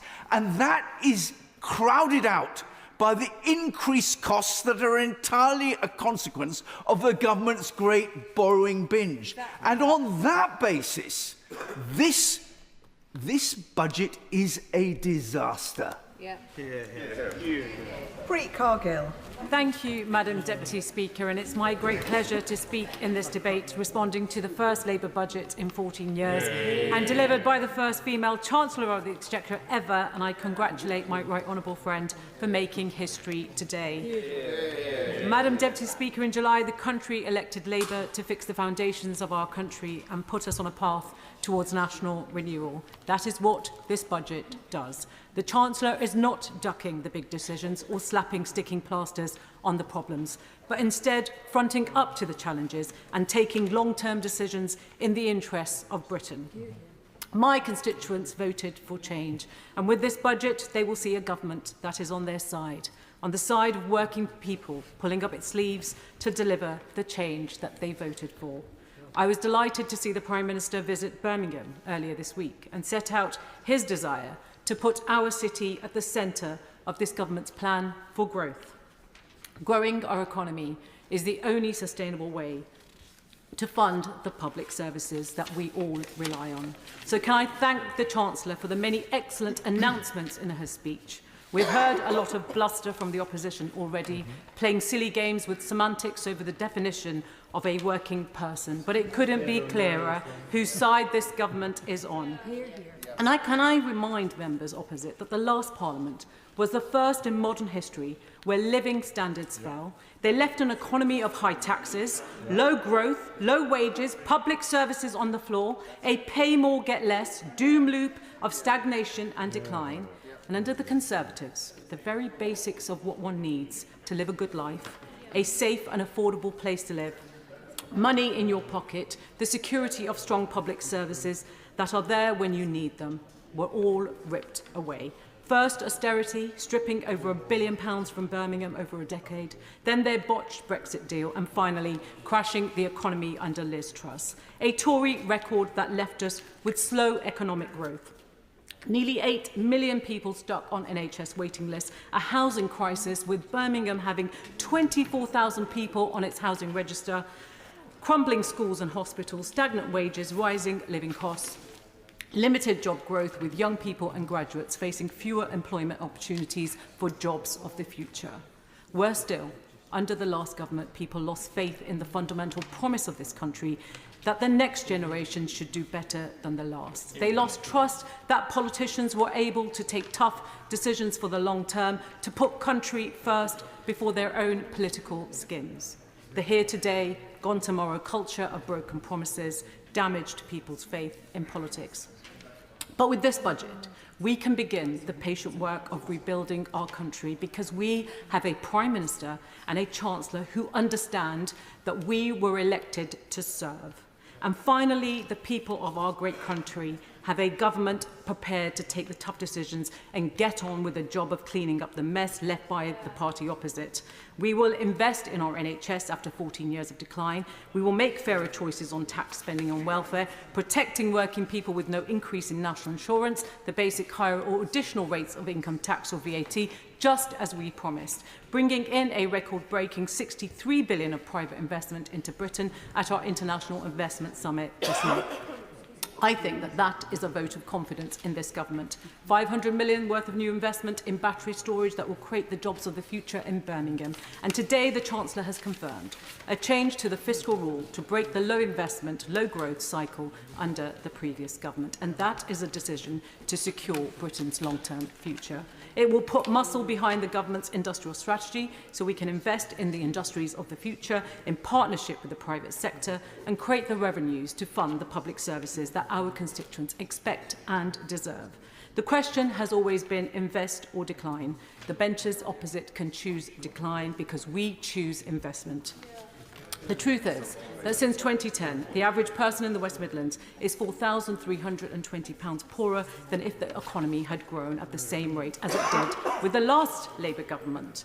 That is why I heartily welcome the Chancellor's decision to boost the national minimum wage. That is £1,400 boost to the full-time equivalent pay for over 45,000 people in Birmingham alone. The University Hospital Birmingham in my constituency is the largest hospital trust in the country. So I want to thank the Chancellor for announcing funding to support the delivery of 2 million extra NHS operations, scans and appointments a year to cut waiting lists across England. I can't describe how much this means for people in my constituency, not just the many NHS staff whose morale has been ground into a fine dust over the last 14 years. I have constituents who have died waiting for treatment, and I know a case of one child who lost her sight waiting for an appointment. A healthy economy depends on the health of the country, and it's undoubtedly part of why we reached nearly 3 million working-age people out of work, long-term sick, a British record under the last government. And that's why I'm pleased to also see the announcement of £240 million for local services to help people back into work, Skills England to map the jobs that are needed and the pathways to opportunities, £30 million into primary school breakfast clubs, which will help children get a nutritious start to their day and take the pressure off parents who want to get out to work, and the £1.8 billion confirmed to support the expansion of government-funded childcare. That is extremely good news for hundreds of young families in my constituency, especially after more than half of our children's centres in Birmingham were closed under the Tories. Families will be far better off with Labour. Now, I appreciate the Chancellor has had to make some extremely tough choices in this budget to get the public finances back in order. And the £22 billion black hole is a tip of the iceberg after the last 14 years, but it is no less appalling. The OBR has revealed today an absolutely shocking litany of mismanagement and failure, and spending the reserves 3 times over, wasting money on hundreds of millions on the Rwanda gimmick, billions on asylum hotels, propping up failing train companies, all of it unfunding spending commitments and undisclosed before the election. So can the benches opposite please save us some of the Forks outrage about tax? They raised the tax burden to its highest level since the Second World War. They knew full well that public services have to be paid for. And when they hid the £22 billion black hole from the public, how do they expect to pay for that? They should have some shame, frankly. This government is fixing their mess and protecting working people's payslips as they do it. And our announcements today will make a difference, investing billions to get Britain building, making business rates fairer to protect our high streets, giving certainty to business on tax going forward, supporting frontline policing levels, funding for local government, £1 billion for SEND provision, protecting the pension triple lock, and money for potholes. And I could really go on. Some things, of course, will take time, but these decisions are why we can have confidence that the Britain we are building will be built on something solid, not sand. With this budget, this government has returned stability to our economy. It's reinforced the role of the OBR, and it's making sure that we can never, ever again have a repeat of the reckless mini-budget that sent mortgages through the roof. We are backing business by releasing investment in sectors with potential to grow. rail and road, green technology, green hydrogen, gigafactories, and we are investing in our public services, our NHS, our early years and affordable housing to ensure that we are ready to face the challenges of the next decade in an increasingly uncertain world. This is a budget to deliver on the promise of change, a budget that will fix the foundations of our economy, invest in our future, get the NHS back on its feet and rebuild Britain. Thank you. I call George Freeman. Thank you, Madam Deputy Speaker. It's a great pleasure to follow the Honourable Lady for Birmingham Edgbaston. It's also an honour and a pleasure to be able to rise after 14 years as a free man, free to speak on the opposition benches, liberated from the tyranny of the whip's handout that we're hearing beautifully read from the benches opposite, or the tyranny of desperate ambition to get onto the front bench. No, I want to speak today with the reflection of 14 years on and off the front bench about the state of the public finances, much more in sorrow than in anger, not to score party political points, but to share reflections on the real depth of the crisis this country faces in our structural deficits and the challenge this Chancellor, this country, this Parliament faces in tackling it. And I should just say, Madam Deputy Speaker, as a former Minister for Life Science, for fusion, for quantum, for space, now delighted to have been elected by, I think, the House to the Select Committee for Science, Technology and Innovation, and Chair of the Science in Parliament All-Party Group, the oldest all-party group, and Chair of the Agricultural Science and Technology Committee. And I'm proudly and gladly pleased to declare my registry of interest. I am trying to repair my finances. I carry too much debt, like this country, by working with some great British companies to try and help them raise money in the international markets and to grow. It's what this country has to do to get itself out of debt as well. And I wanted to really say three things, if I may, this afternoon. Something about this, the real nature of the crisis in our public finances, something about why I so deeply believe the innovation economy is the only way to get us out of this doom loop spiral of structural deficit and debt, and thirdly, something about my poor constituents in mid-Norfolk and the effect of this budget on them.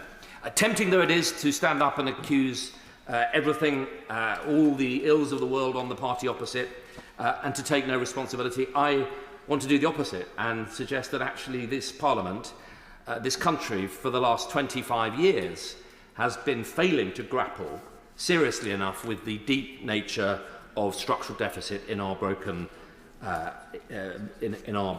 broken public finances. I remember when newly elected in 2010, having a brilliant briefing from the from the IFS, from Robert Choate and Paul Johnson, and being having the structural deficit properly explained to me. And I think it's stayed with me, and it's worth sharing for the benefit of those listening to this debate. Traditionally, all governments in this country tax and spend. They earn each money every year from tax revenues and then spend it.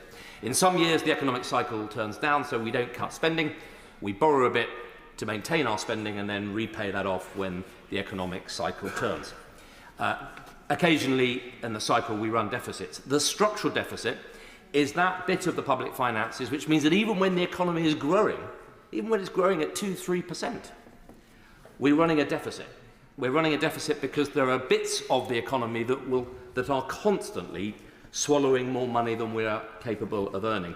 And when we took office in 2010, remember, debt interest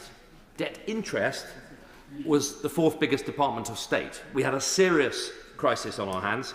And I think the truth, if we're honest to go back, is that in the cool Britannia years of New Labour back under Gordon Brown and Tony Blair, we didn't pay enough attention to reforming deeply the nature of our public finances. In the 2007-8 crash, that government unleashed £700 billion of borrowing, QE. We could argue now about whether that was the right thing to do, but it drove huge asset price inflation, left us with huge debts. The coalition tried to get us out of that debt with austerity that I think the country was with us for the first 2 or 3 years and then felt we'd overdone. Despite all of that, yes, of course, we've had that crash, we've had the disruption of Brexit, we've had a terrible once-in-a-100-year pandemic, we've had a war in Ukraine, yes, all of that. 700 billion of QE, 400 billion pandemic relief, 40 billion cost of living relief. But we've come back to the same place we were in 2010, effectively, which is a structural deficit, flashing red lights in the public finances. I call it the bonfire in the basement of the British economy. Even when it's growing, even when you can see that skyscraper as you drive from Norfolk and you see Canary Wharf, even when that economy gets bigger, deep down invisibly in the basement there's a bonfire. It's eating away at the resilience and the sustainability of that economy. It should worry us all. It should worry all of us involved in public policy. And I have a sneaking feeling that the public do understand. And on my doorsteps in the election, they're not economists, they're not seasoned political observers, but the sheer common sense of observing successive governments fail tells them that there is a deep problem in the state. And I want to suggest that a lot of the political volatility of the last few years comes from an inability, yes, in my party, to tackle honestly and to be honest about the scale of those. I happen to think the Brexit revolution was driven as much by deep, deep anger and resentment in this country, not just at Brussels, but at the failure of political economy in this country. People feeling outside of the golden triangle, left behind by their own government, their own country, their own model of growth. So to go back to that lecture in 2010 that Robert Choate and Paul Johnson gave me, because it's just as relevant today. What drives the structural deficit? 4 things. One was debt interest. We've been lucky and kind. The markets, there was an inflation surge because of Ukraine, but the markets have generally not punished us for borrowing too much. Welfare bills. The coalition put in place very painful reforms to stop the rise of the welfare bill. We didn't cut the welfare budget, we just stopped the rise of it. Thirdly, public sector pensions, some very painful reforms. Again, not to cut the cost, but to stop the cost of public sector pensions booming and bankrupting the public finances. All significant. But the big one, far bigger than the others, is healthcare. And the structural cost of healthcare in our economy, an ageing economy, more and more expensive medicines, an NHS that was designed for the 1940s, not for the 21st century, is bankrupting itself and in danger of bankrupting the public finances. And I am on record, and I'll repeat it, in saying what a breath of fresh air I think in that respect the Health Secretary is in being able to confront honestly. The NHS isn't broken by lack of Tory funding. We've all been pouring money into the NHS. The problem is the model is not fit for the 21st century world in which we live. So much more in sorrow than in anger, I want to suggest that we need to start this debate by being profoundly honest about what the real nature of this problem is. And the truth, you cannot cut, borrow, tax, or spend your way out of a debt crisis. And successive governments have tried and failed. And I came here today genuinely as a card-carrying supporter of industrial strategy and a supporter of increasing spending on R&D and getting this country out of this spiral into a higher growth model, wanting to cheer on much of this budget. And maybe tomorrow when we read the Red Book, there'll be more to cheer in it. But at this point this afternoon, I'm worried and for some concerns that I will share with the House. I'll happily give way to my friend. Thank you very much. I would like to thank the honourable member and my fellow Science and Select Committee member for giving way. And he knows that the R&D funding is vital to drive the innovation, the productivity and future growth and prosperity. So would he agree with me in that we should welcome the commitment to protecting the core R&D funding, as well as the specific investments in high-tech areas like automotive, aerospace and clean energy, and that we should also look forward to looking at examining the detail of the budget to see the impact on science and technology in every department and across the country? I'm grateful for that intervention and for her chairmanship of our Select Committee.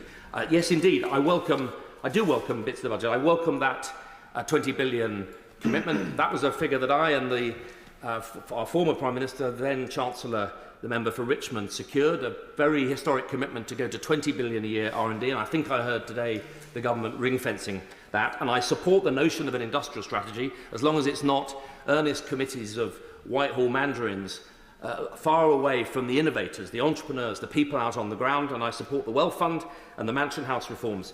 But I have some serious concerns about the message today that today's budget sends about innovators, about entrepreneurs, about wealth creators, about businesses, about the people who turn great science into great businesses that drive growth.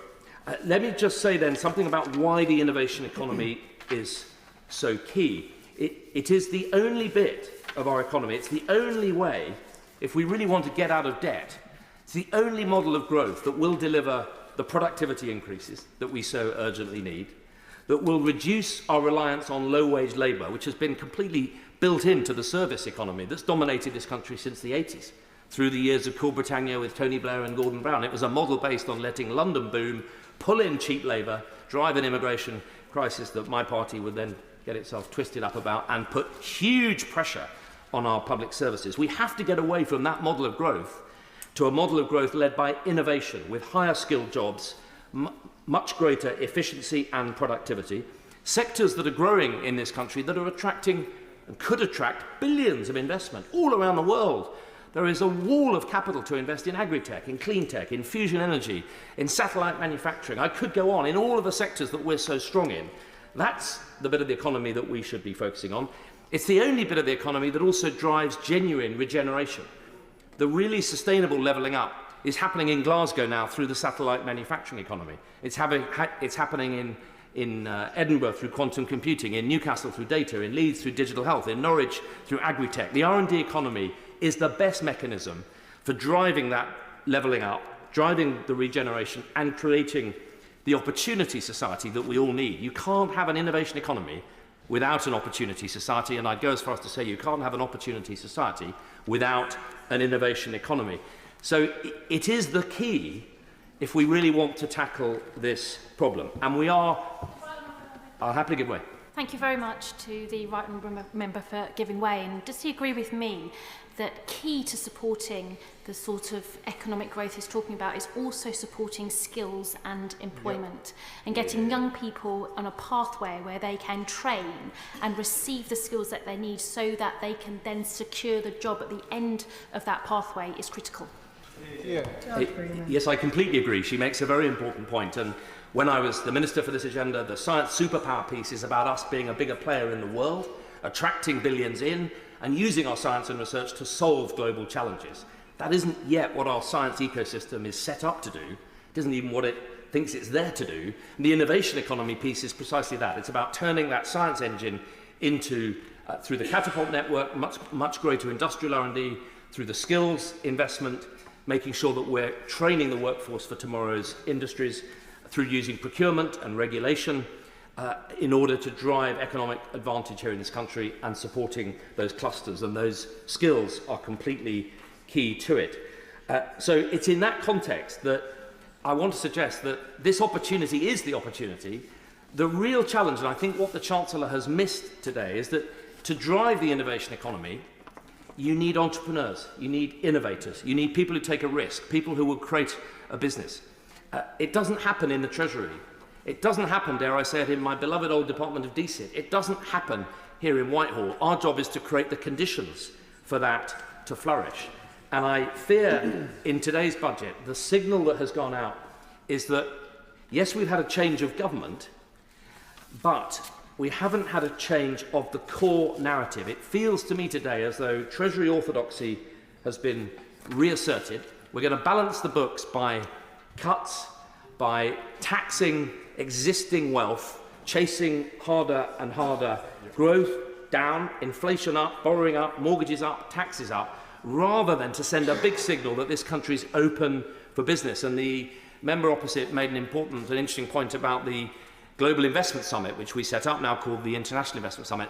It is good news that that money is coming in. But I have to say, I have never in 30 years in the innovation economy seen more people decide more quickly that they're going to sell their business, get out, leave the country than in the last 3 or 4 months. The government, I think, thought they were playing a clever political trick of rolling the pitch so that the budget news wasn't as damaging, as politically damaging when the budget day came.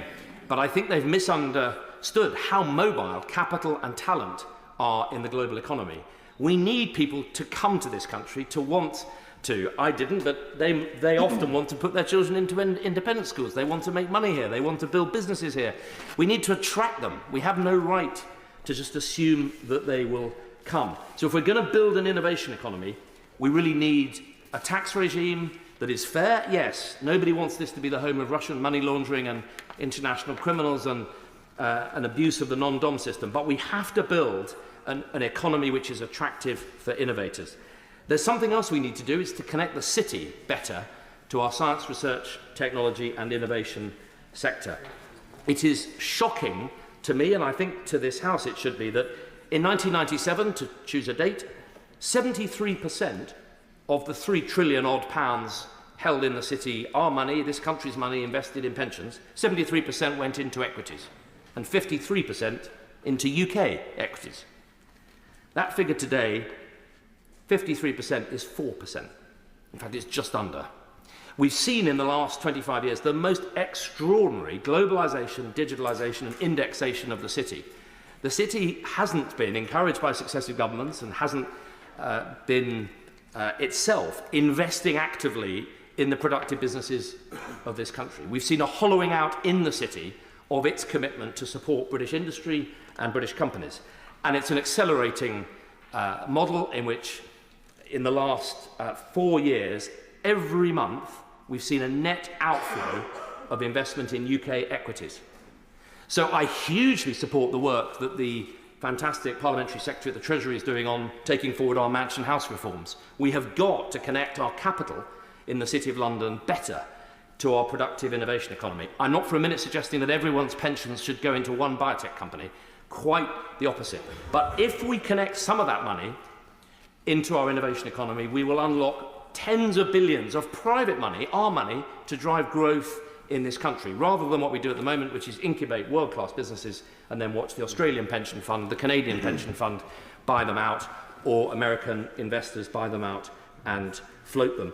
And I really worry about today's inheritance tax and capital gains tax announcements. There'll be a lot of devil in the detail in the Red Book tomorrow, but if we kill the engine that drives the people who create the companies of tomorrow, we will end up with a big science investment and not enough actual innovation in the economy. Madam Deputy Speaker, I wanted to close by speaking briefly about the issues in rural mid-Norfolk.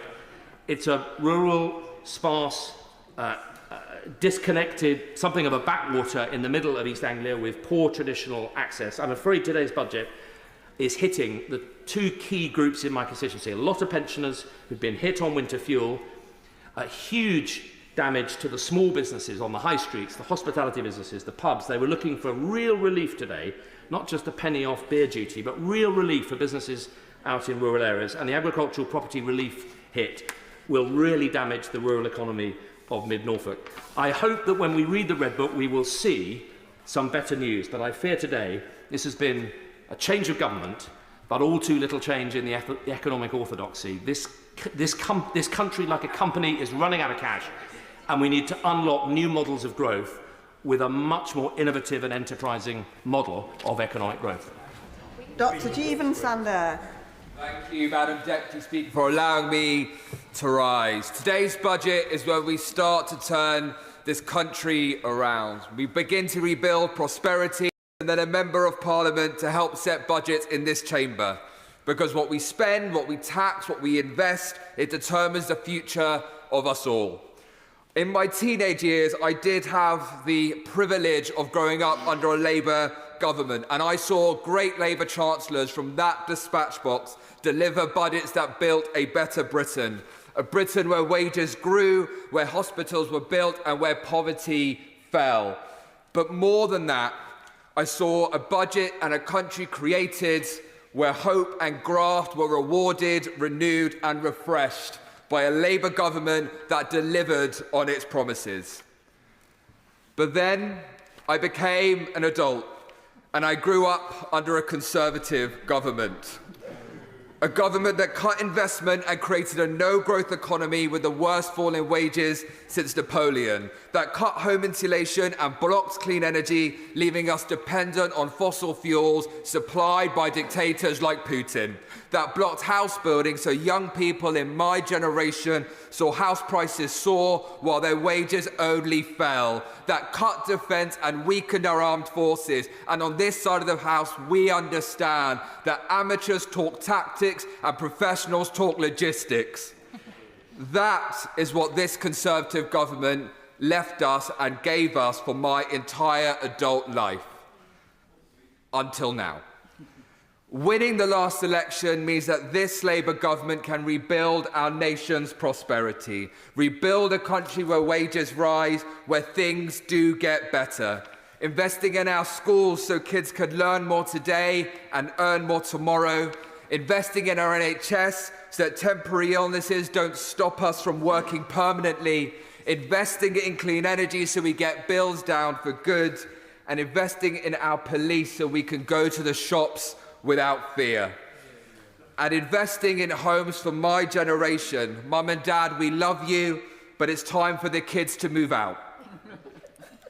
Rebuilding this nation, brick by brick, it is hard and it is patient work.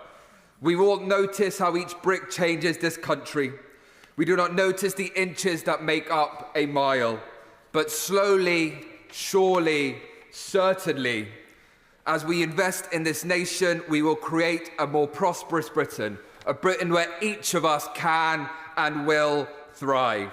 Now, some of us, including myself, will measure that progress in numbers and graphs. But what we create will be defined by so much more. A country defined by hope, defined by pride, a country where tomorrow is better than today, a country built by a Labour government upon budgets delivered by a Labour Chancellor.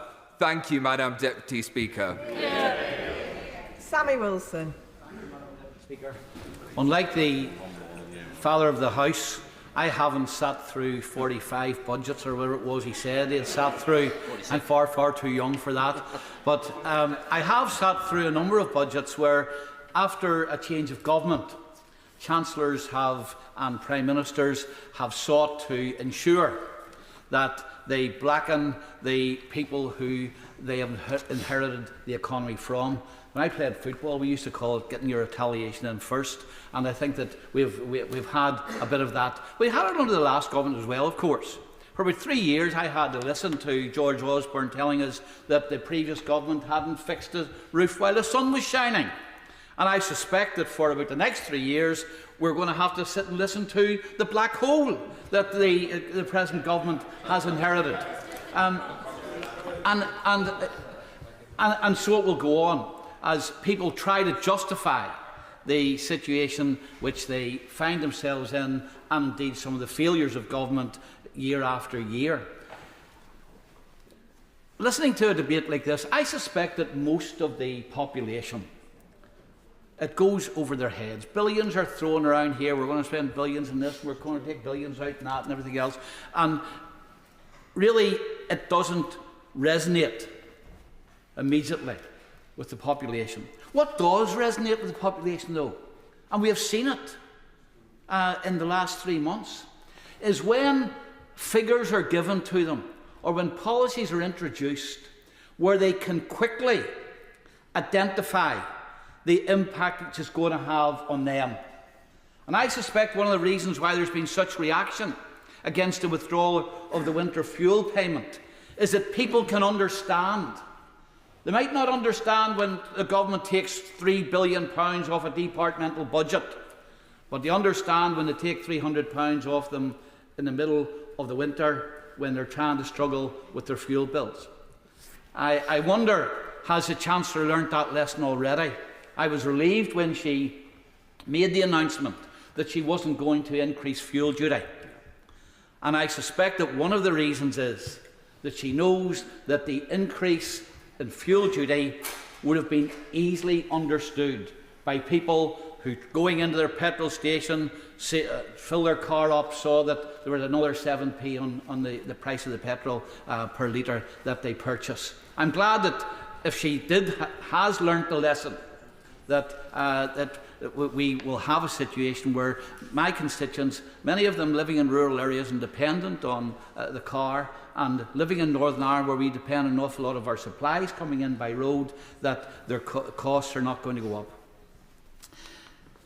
The one thing I'm fairly sure of, though, is that looking at the broader picture which the government has tried to paint, that this budget and the behaviour of the government up until this budget will increase the cynicism that there is towards politics and politicians.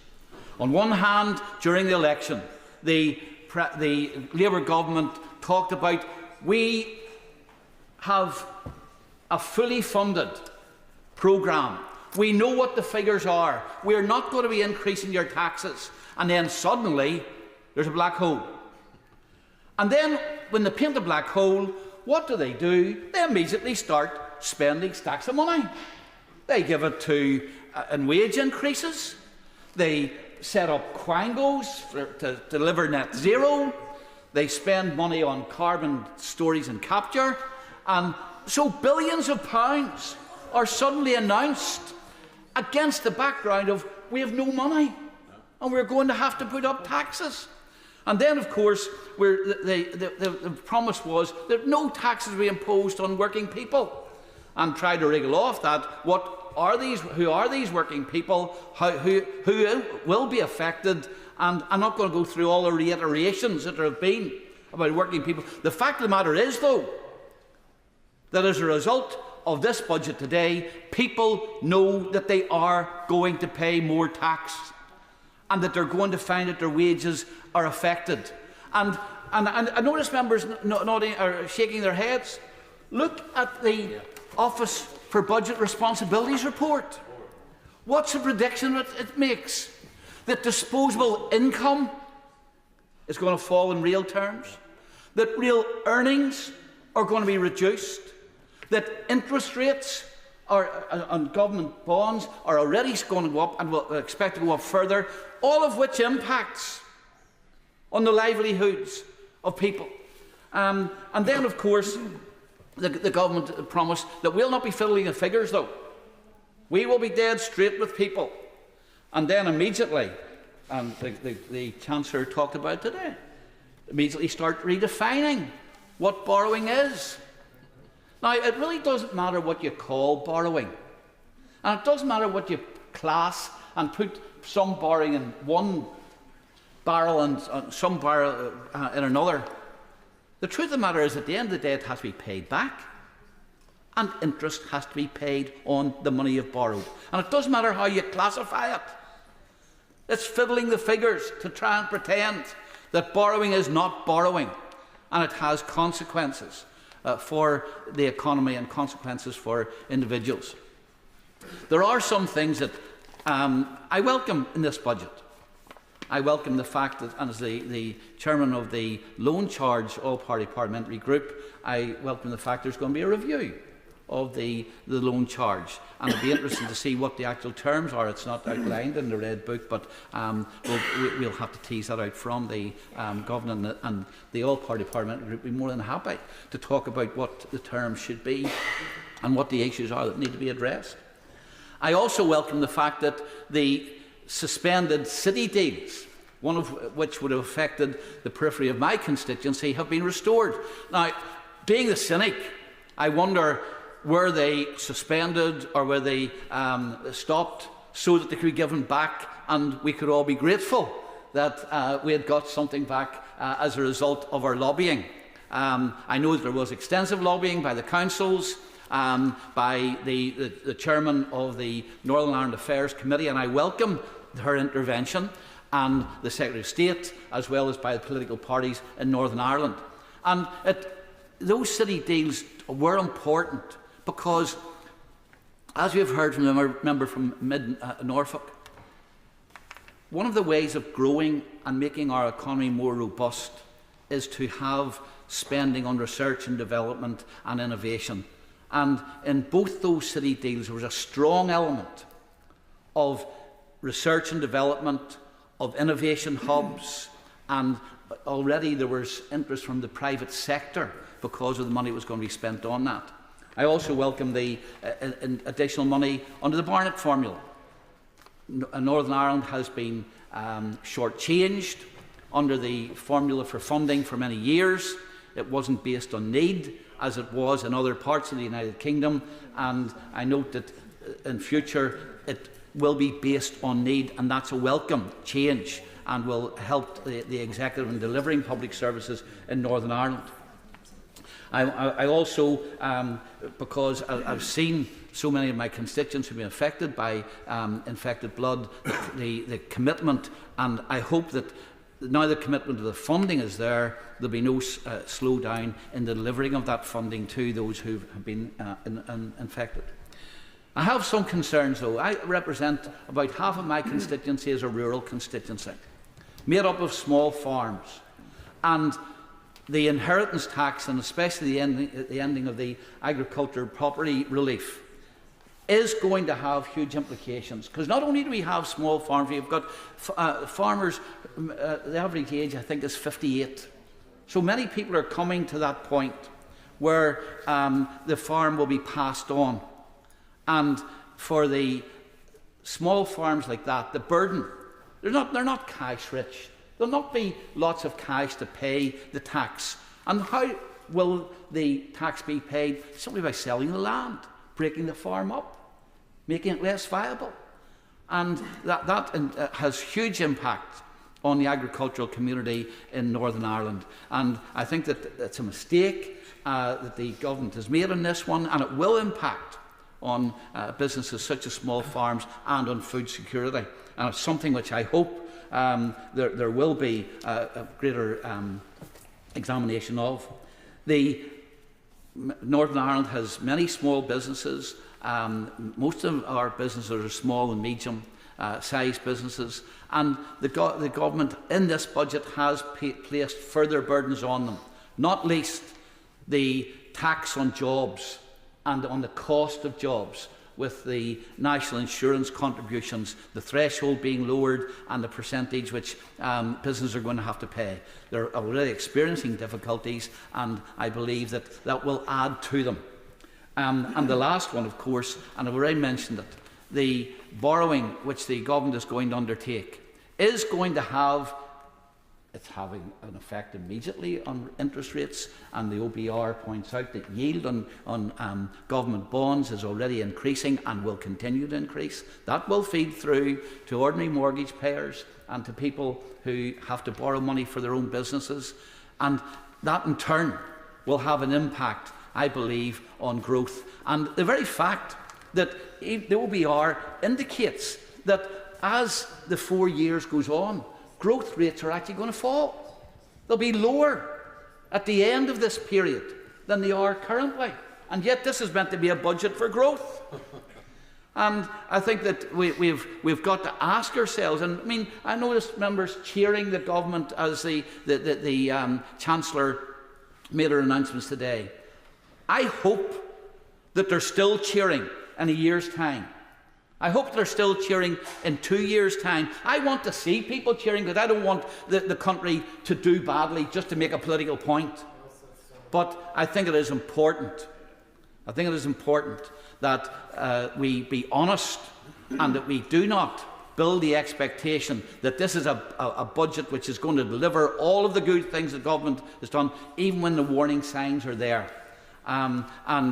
We will certainly be examining the government and holding the government to account over the future years as to whether or not the policies which they've pronounced today will deliver on the things which they've promised to people.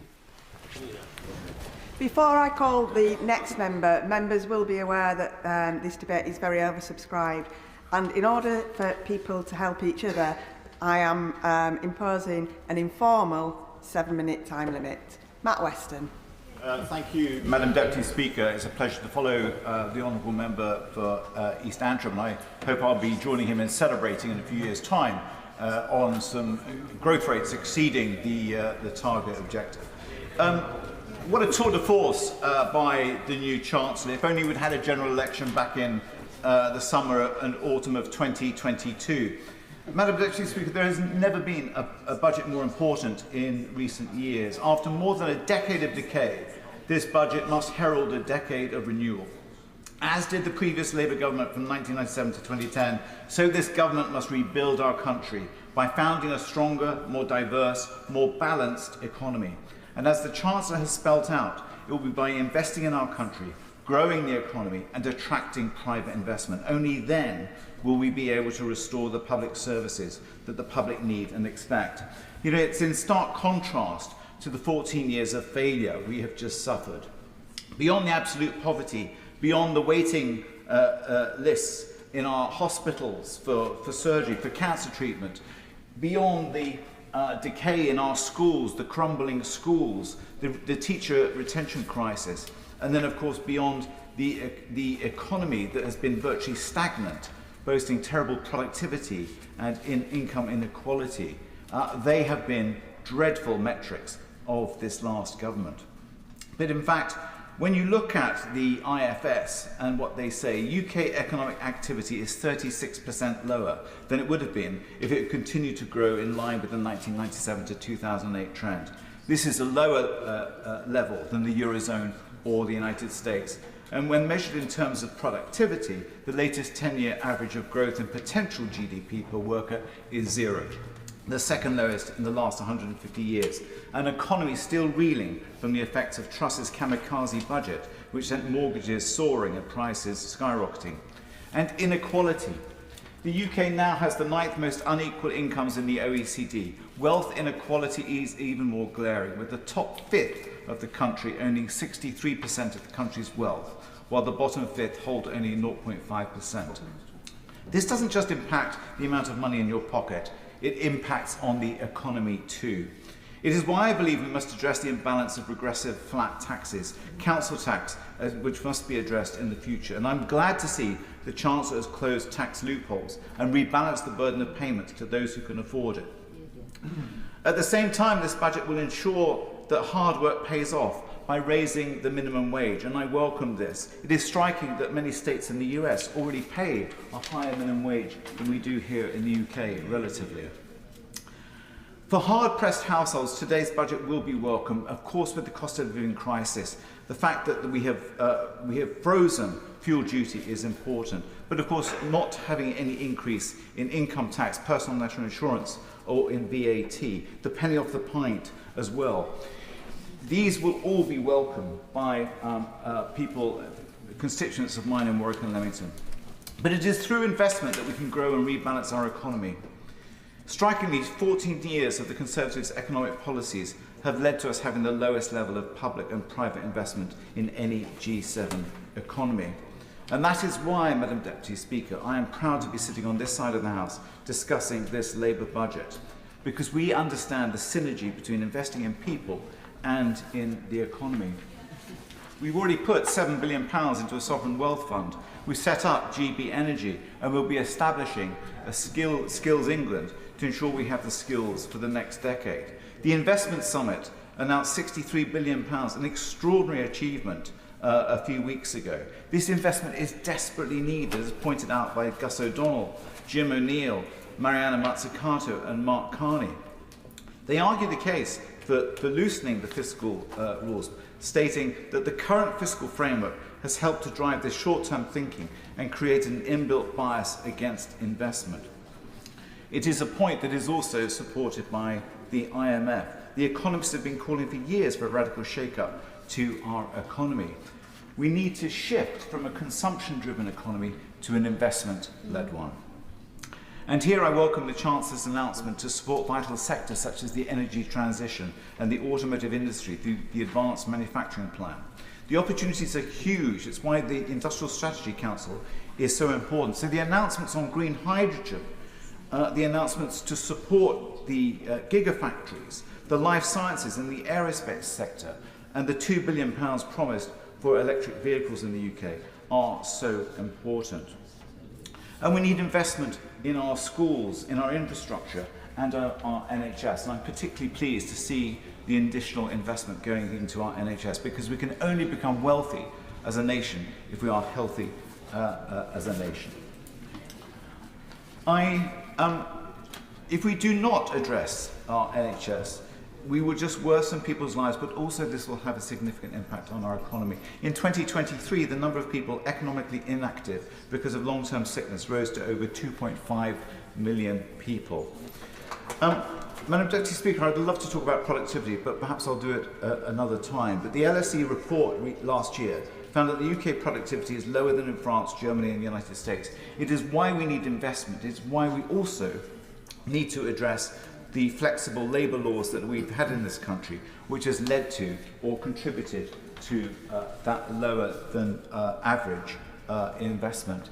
Madam Deputy Speaker, I'm conscious of time, but I welcome all the measures that my Right Honourable the Chancellor has announced, but particularly in speaking to address business rates, which is so important for our town centres up and down the country. I welcome the investment into to local government, the additional monies for potholes, for example, but also the support to families for the support for carers, but also for those families with children with SEND needs. This budget has been about stability.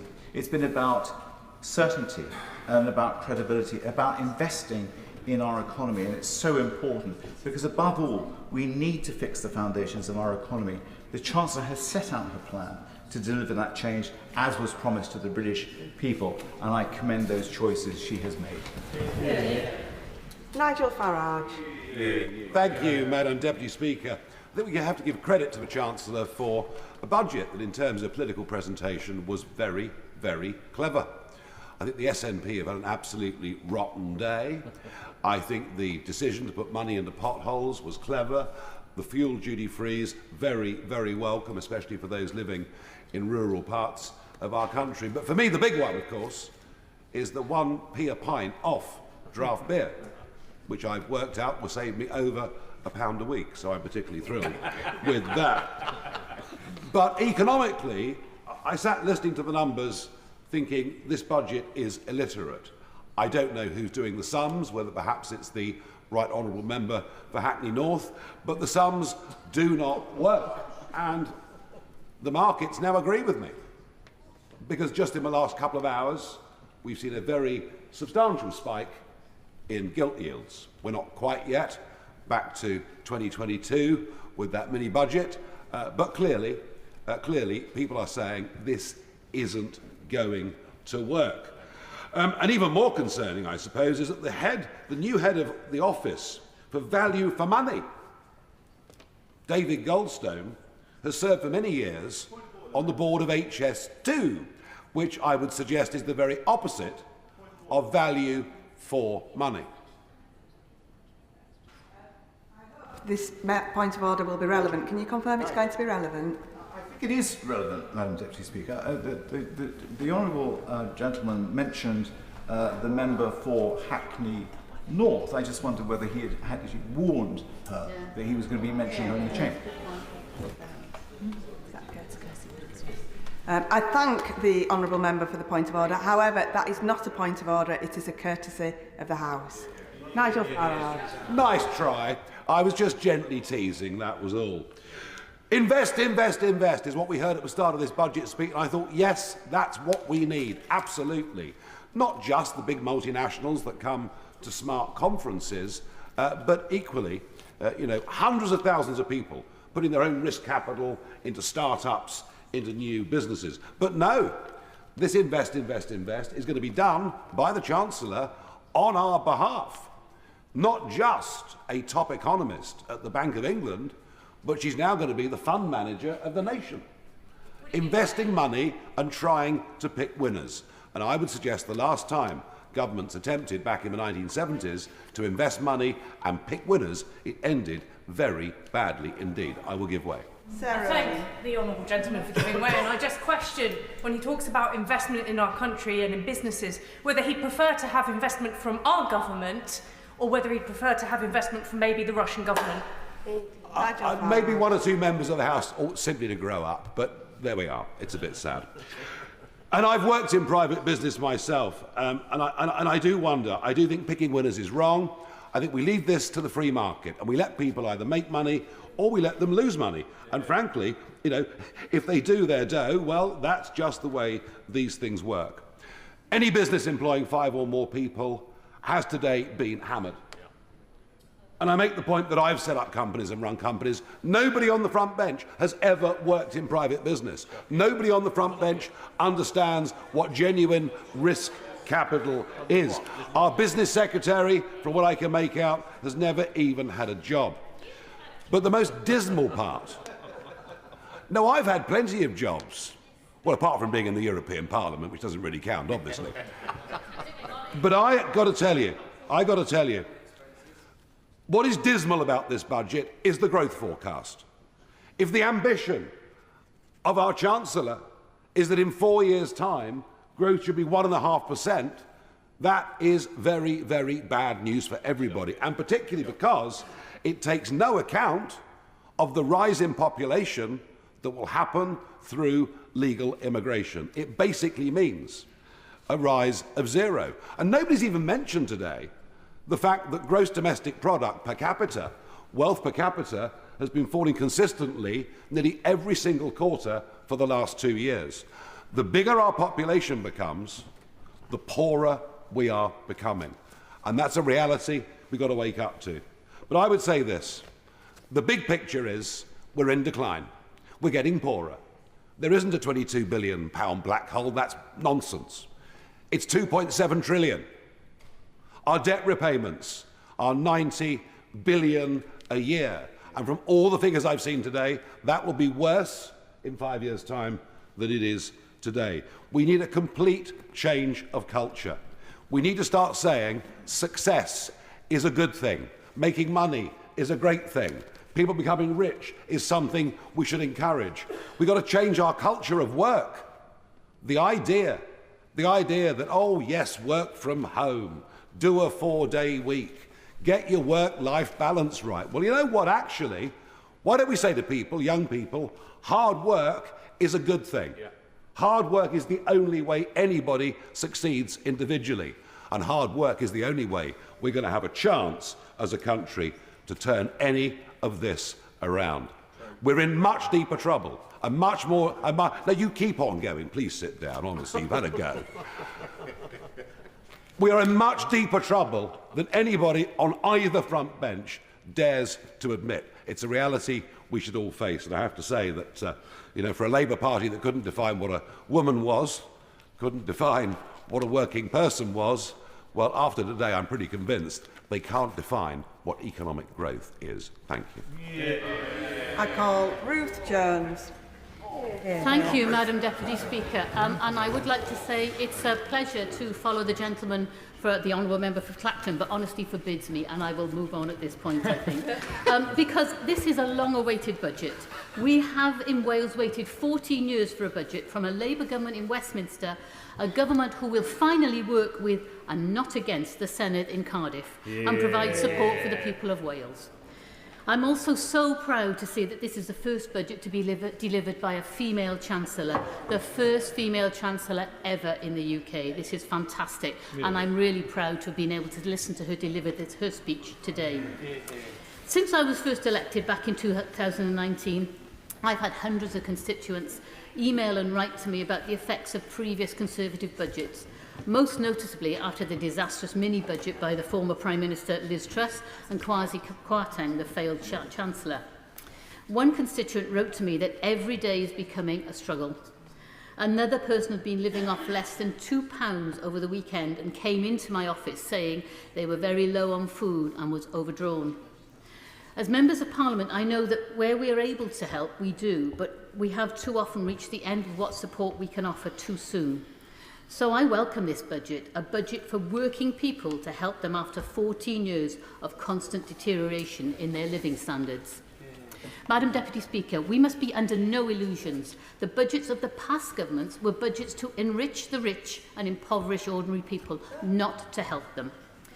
The situation that this Labour government inherited as a result is not one that we wanted, but it's one that we're left with. And we are faced with this black hole, and we must face up to it. This new Labour government promised change from the failure of the past 14 years, and this budget confirms our commitment to do just that.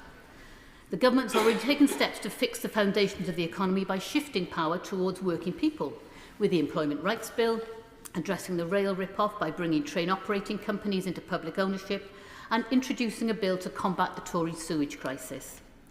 The Conservatives crushed the economy, sending mortgages through the roof, wasting billions of pounds of taxpayers' money on their failed asylum system, propping up private rail companies that weren't delivering, and facilitating dodgy COVID contracts, leaving the £22 billion black hole in the nation's finances and public services on their knees. And let's not forget, this £22 billion is a recurring amount, so it needs to be addressed right away. We cannot afford to wait any longer. And then, of course, after all this dither and delay, the Conservatives called an election and then ran away. All of this means there are choices to be made. The first choice that this government's had to be making is to be open and honest with the electorate. All of us have felt the effects of 14 years of Tory government. It was evident in every aspect of our lives. But as my right honourable friend, the Chancellor, has made clear today, the true scale of the problem did not become clear until very, very recently, until she actually had the keys to number 11. The second choice that this government has had to make is to be responsible about how to go about filling the £22 billion black hole created by the party opposite. And then the third choice is to truly acknowledge the parlous state of our public services and the scale of work that must be done to address this. Crumbling buildings, poor staff morale and recruitment and retention problems are present throughout our whole public sector. Schools, hospitals and the brilliant people who sustain our education and health systems are crying out for investment that they need and deserve. After 14 years of austerity, combined with a post-COVID inflation crisis, we've seen the decline of living standards and the cost of living soar. All while private profits increased and the wealthiest became wealthier still. The Prime Minister is therefore right to insist that tax rises should not be levied on working people. Those with the broadest shoulders should bear the costs, the very wealthiest and the large corporations who have registered soaring profits. We will not raise national insurance, VAT or income tax as we promised in our manifesto. Just as we pledged in the election campaign, Labour will protect working people, people like my constituents in Newport West and Isthloyn. This budget has delivered for Wales for the first time in a generation. Wales voted for change at the general election, and change has begun by sustainably investing in Wales's future. And as chair of the Welsh Affairs Select Committee, I really welcome the £1.7 billion of new money for Wales, both through the Barnett formula, but also through direct spending. Most notably, I welcome the substantial increase in Barnett consequentials for Welsh Labour Government to put towards day-to-day spending on public services like the NHS. I welcome the money to support steel communities, both through the Transition Board, but also protecting the levelling up funding in Port Talbot and elsewhere. I, of course, welcome the £25 million to make coal tips safe, and I'm so glad that our government has stepped in so quickly to do this important work. I welcome the £430 million in funding for communities across Wales and investment zones to drive economic growth. And I welcome the money for rail projects with the promise of a sustainably funded future. In Wales, we are seeing the largest real-term settlement since devolution began in 1999. Labour is creating the conditions for long-term economic growth so people can finally enjoy the proceeds of their hard work and see an actual increase in living standards. Change has begun. With this budget, this Labour government is investing in Britain's future so we can protect working people, fix the NHS and rebuild our country. This budget shows the difference having two Labour governments working together makes for Wales. I thank the Chancellor for her drive and her determination and her honesty, and I look forward to her remaining in her post for many years to come. Dr Ben Spencer. Thank you, Madam Deputy Speaker. It's with sadness that I rise to speak in this debate on the budget of broken promises, because during the election campaign I heard from many constituents around how they felt regarding disillusionment in our political system, feeling that Westminster seems to only talk about itself, doesn't represent them, at times treats them like fools. And I think this budget that we've seen in this announcement is a damage to our democracy in the way that it treats our voters, our population, with contempt. For the past few months, my constituents have been hearing from the government how everything is going to be awful and this is going to be a punishment budget, and they have been waiting with trepidation to the announcements that's going to happen. They've heard that when the Labour Party came into power, they discovered things they weren't expecting, and so had to announce winter fuel cuts, despite the fact they've been talking about doing so in this place for quite some time.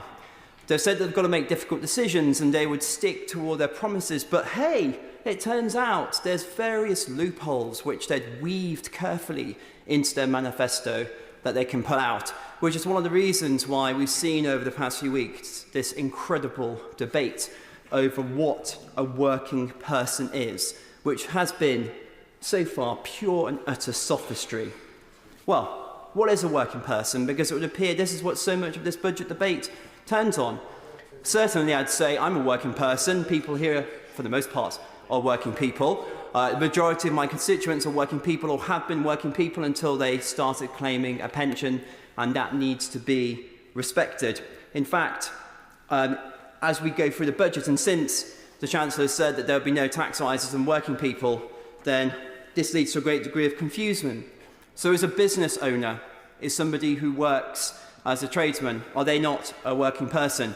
Ironically, they say they want to fix the foundations of the country. I wonder where they're going to get the tradespeople to do so. How about people who save for their future? Are they not working people? How about our pensioners? Have they not been working people? How about people who use the bus?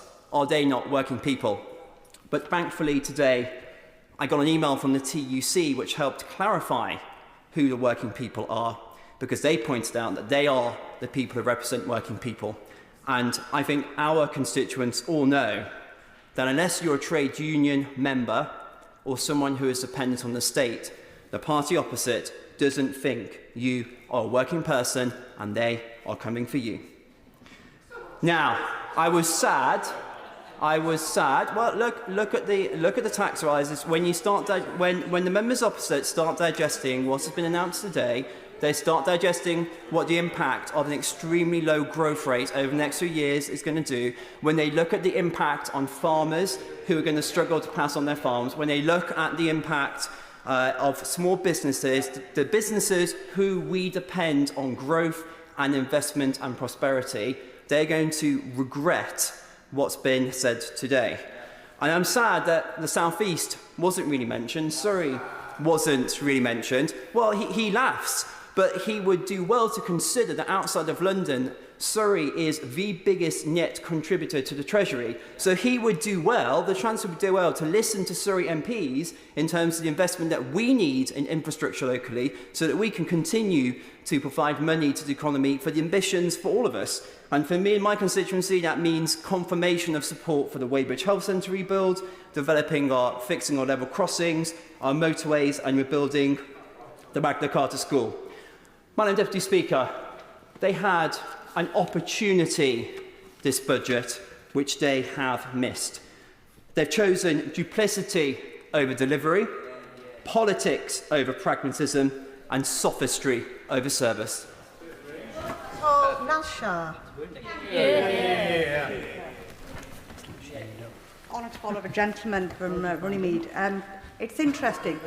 I would just urge a word of perhaps some humility is in order. Given my constituents in Bradford West, the amount of repossessions happened after the last budget, which had a run on the pound. Let's just go through what happened then. And that he supported, he might not, it wasn't that long ago when repossessions went up, when mortgages went up, when people were suffering. That party over there, I think it's quite good to do, food banks has become food porn. And that was under his government's watch. So maybe there's some need for a little bit of humility. Can I just, coming back to the crux of my speech, can I just say thank you to the Chancellor? The first female Chancellor to stand in this chamber and deliver what was today a landmark budget. I have waited more than 15 budgets for a budget from this side of the House, and I can tell you it is so heartwarming when for the last 9 years we've been on them benches having to fight for the basics, for school meals for children, and have footballers campaign, and the embarrassment that was for us as a country when austerity was a political choice that his side of the chamber made when they were on this side. So it's lovely to see the grown-ups back in charge. The grown-ups who are delivering a budget for the working people of Great Britain. There must be no doubt that the Chancellor's task to deliver this was extremely difficult, given the reality of public finances, what we've inherited by the opposite side. But today, the Chancellor put forward a plan to turn the tide, She has delivered a budget that will put money back into the pockets of working people. A budget that will not only save the NHS, but also ensures it will remain the pride of our public services for generations to come. A budget that provides for our children and schools and education they deserve for a brighter future, and a budget that invests in infrastructure to rebuild Britain. From the moment the coalition was formed following the general election in May 2010, the new Prime Minister at the time, David Cameron, stated that his first priority was to reduce the deficit and restore economic growth. Well, how did that work out? Let me remind them. By the end of the Conservative era, both of these priorities were failed. UK GDP is now 400 billion less than expected from the growth rate forecast by the OBR when the Conservatives took office in 2010. When it comes to wages, from 2010 to 2014, earnings grew at probably the slowest rate in more than 200 years. For Bradford, for my constituents, this budget provides us with infrastructure investment, which I'm really grateful for, a huge boost we need. And therefore, I welcome the Chancellor's announcement today of funding for upgrades for Bradford Foster Square Station and investment in the mass transit for Bradford tram line that will redefine the urban journey from Bradford City Centre and to Leeds City Centre, improving public spaces, driving economic growth and ensuring faster and more reliable access to essential destinations while linking key communities in between. Whilst I'll be speaking to the Chancellor and the Secretary of State for Transport on the finer details, this infrastructure investment is needed for Bradford to drive our economic growth. On the flip, what happened with the Conservatives, they promised time and time again, you know, in their 17 statements I sat through, they promised MPR, they promised to unlock the growth, they promised to level up, and all they did was level down and level down and level down. And now we have the chance to fix all of those issues, to fix what they did wrong. And our Chancellor and our government had difficult choices because of the Tory failures, but today they delivered. They delivered a pay rise for 3 million workers. They delivered the biggest increase in carers' allowances since its introduction. They delivered 2.3 billion increase in core school budgets.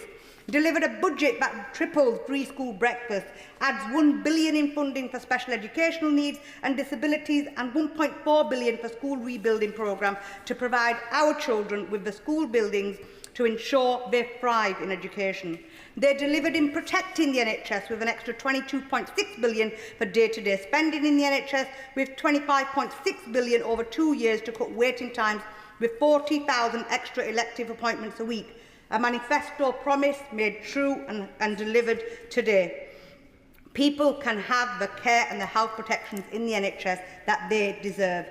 This budget is unashamedly a budget for working families and working people, putting money in the pockets of the very people that have been let down by 14 years of Conservative rule. I welcome this budget and I'm pleased to see the positive impact it will have on my constituents across Bradford West. Linos Mede. Today the Chancellor had the opportunity for a transformative change, but I'm afraid the Chancellor has decided to give with one hand and take with another. Plaid Cymru recognised the terrible financial legacy inherited from the Conservatives, but this was not the way to fix it. No fairer funding formula for Wales, no sign of the £4 billion worth of HS2 consequential owed to Wales, no devolution of the Crown Estate, and no U-turn on the winter fuel allowance or an end to the cruel two-child benefits cap.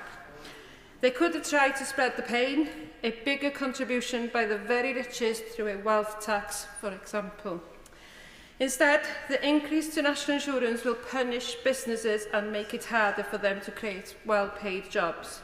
The budget document suggests that there is an allowance for public sector organisations. I would appreciate some clarity from the Minister as to what this allowance entails and what constitutes a public sector organisation. Crucially, austerity will continue for some of the most vulnerable in our society by failing to helping the 540,000 pensioners in Wales to keep warm this winter and refusing to bring an end to the two-child cap in Wales where a third of our children live in poverty. there is little in this budget that fixes the foundations for Wales. The uplift to the block grant will not rebalance Wales's fiscal settlement.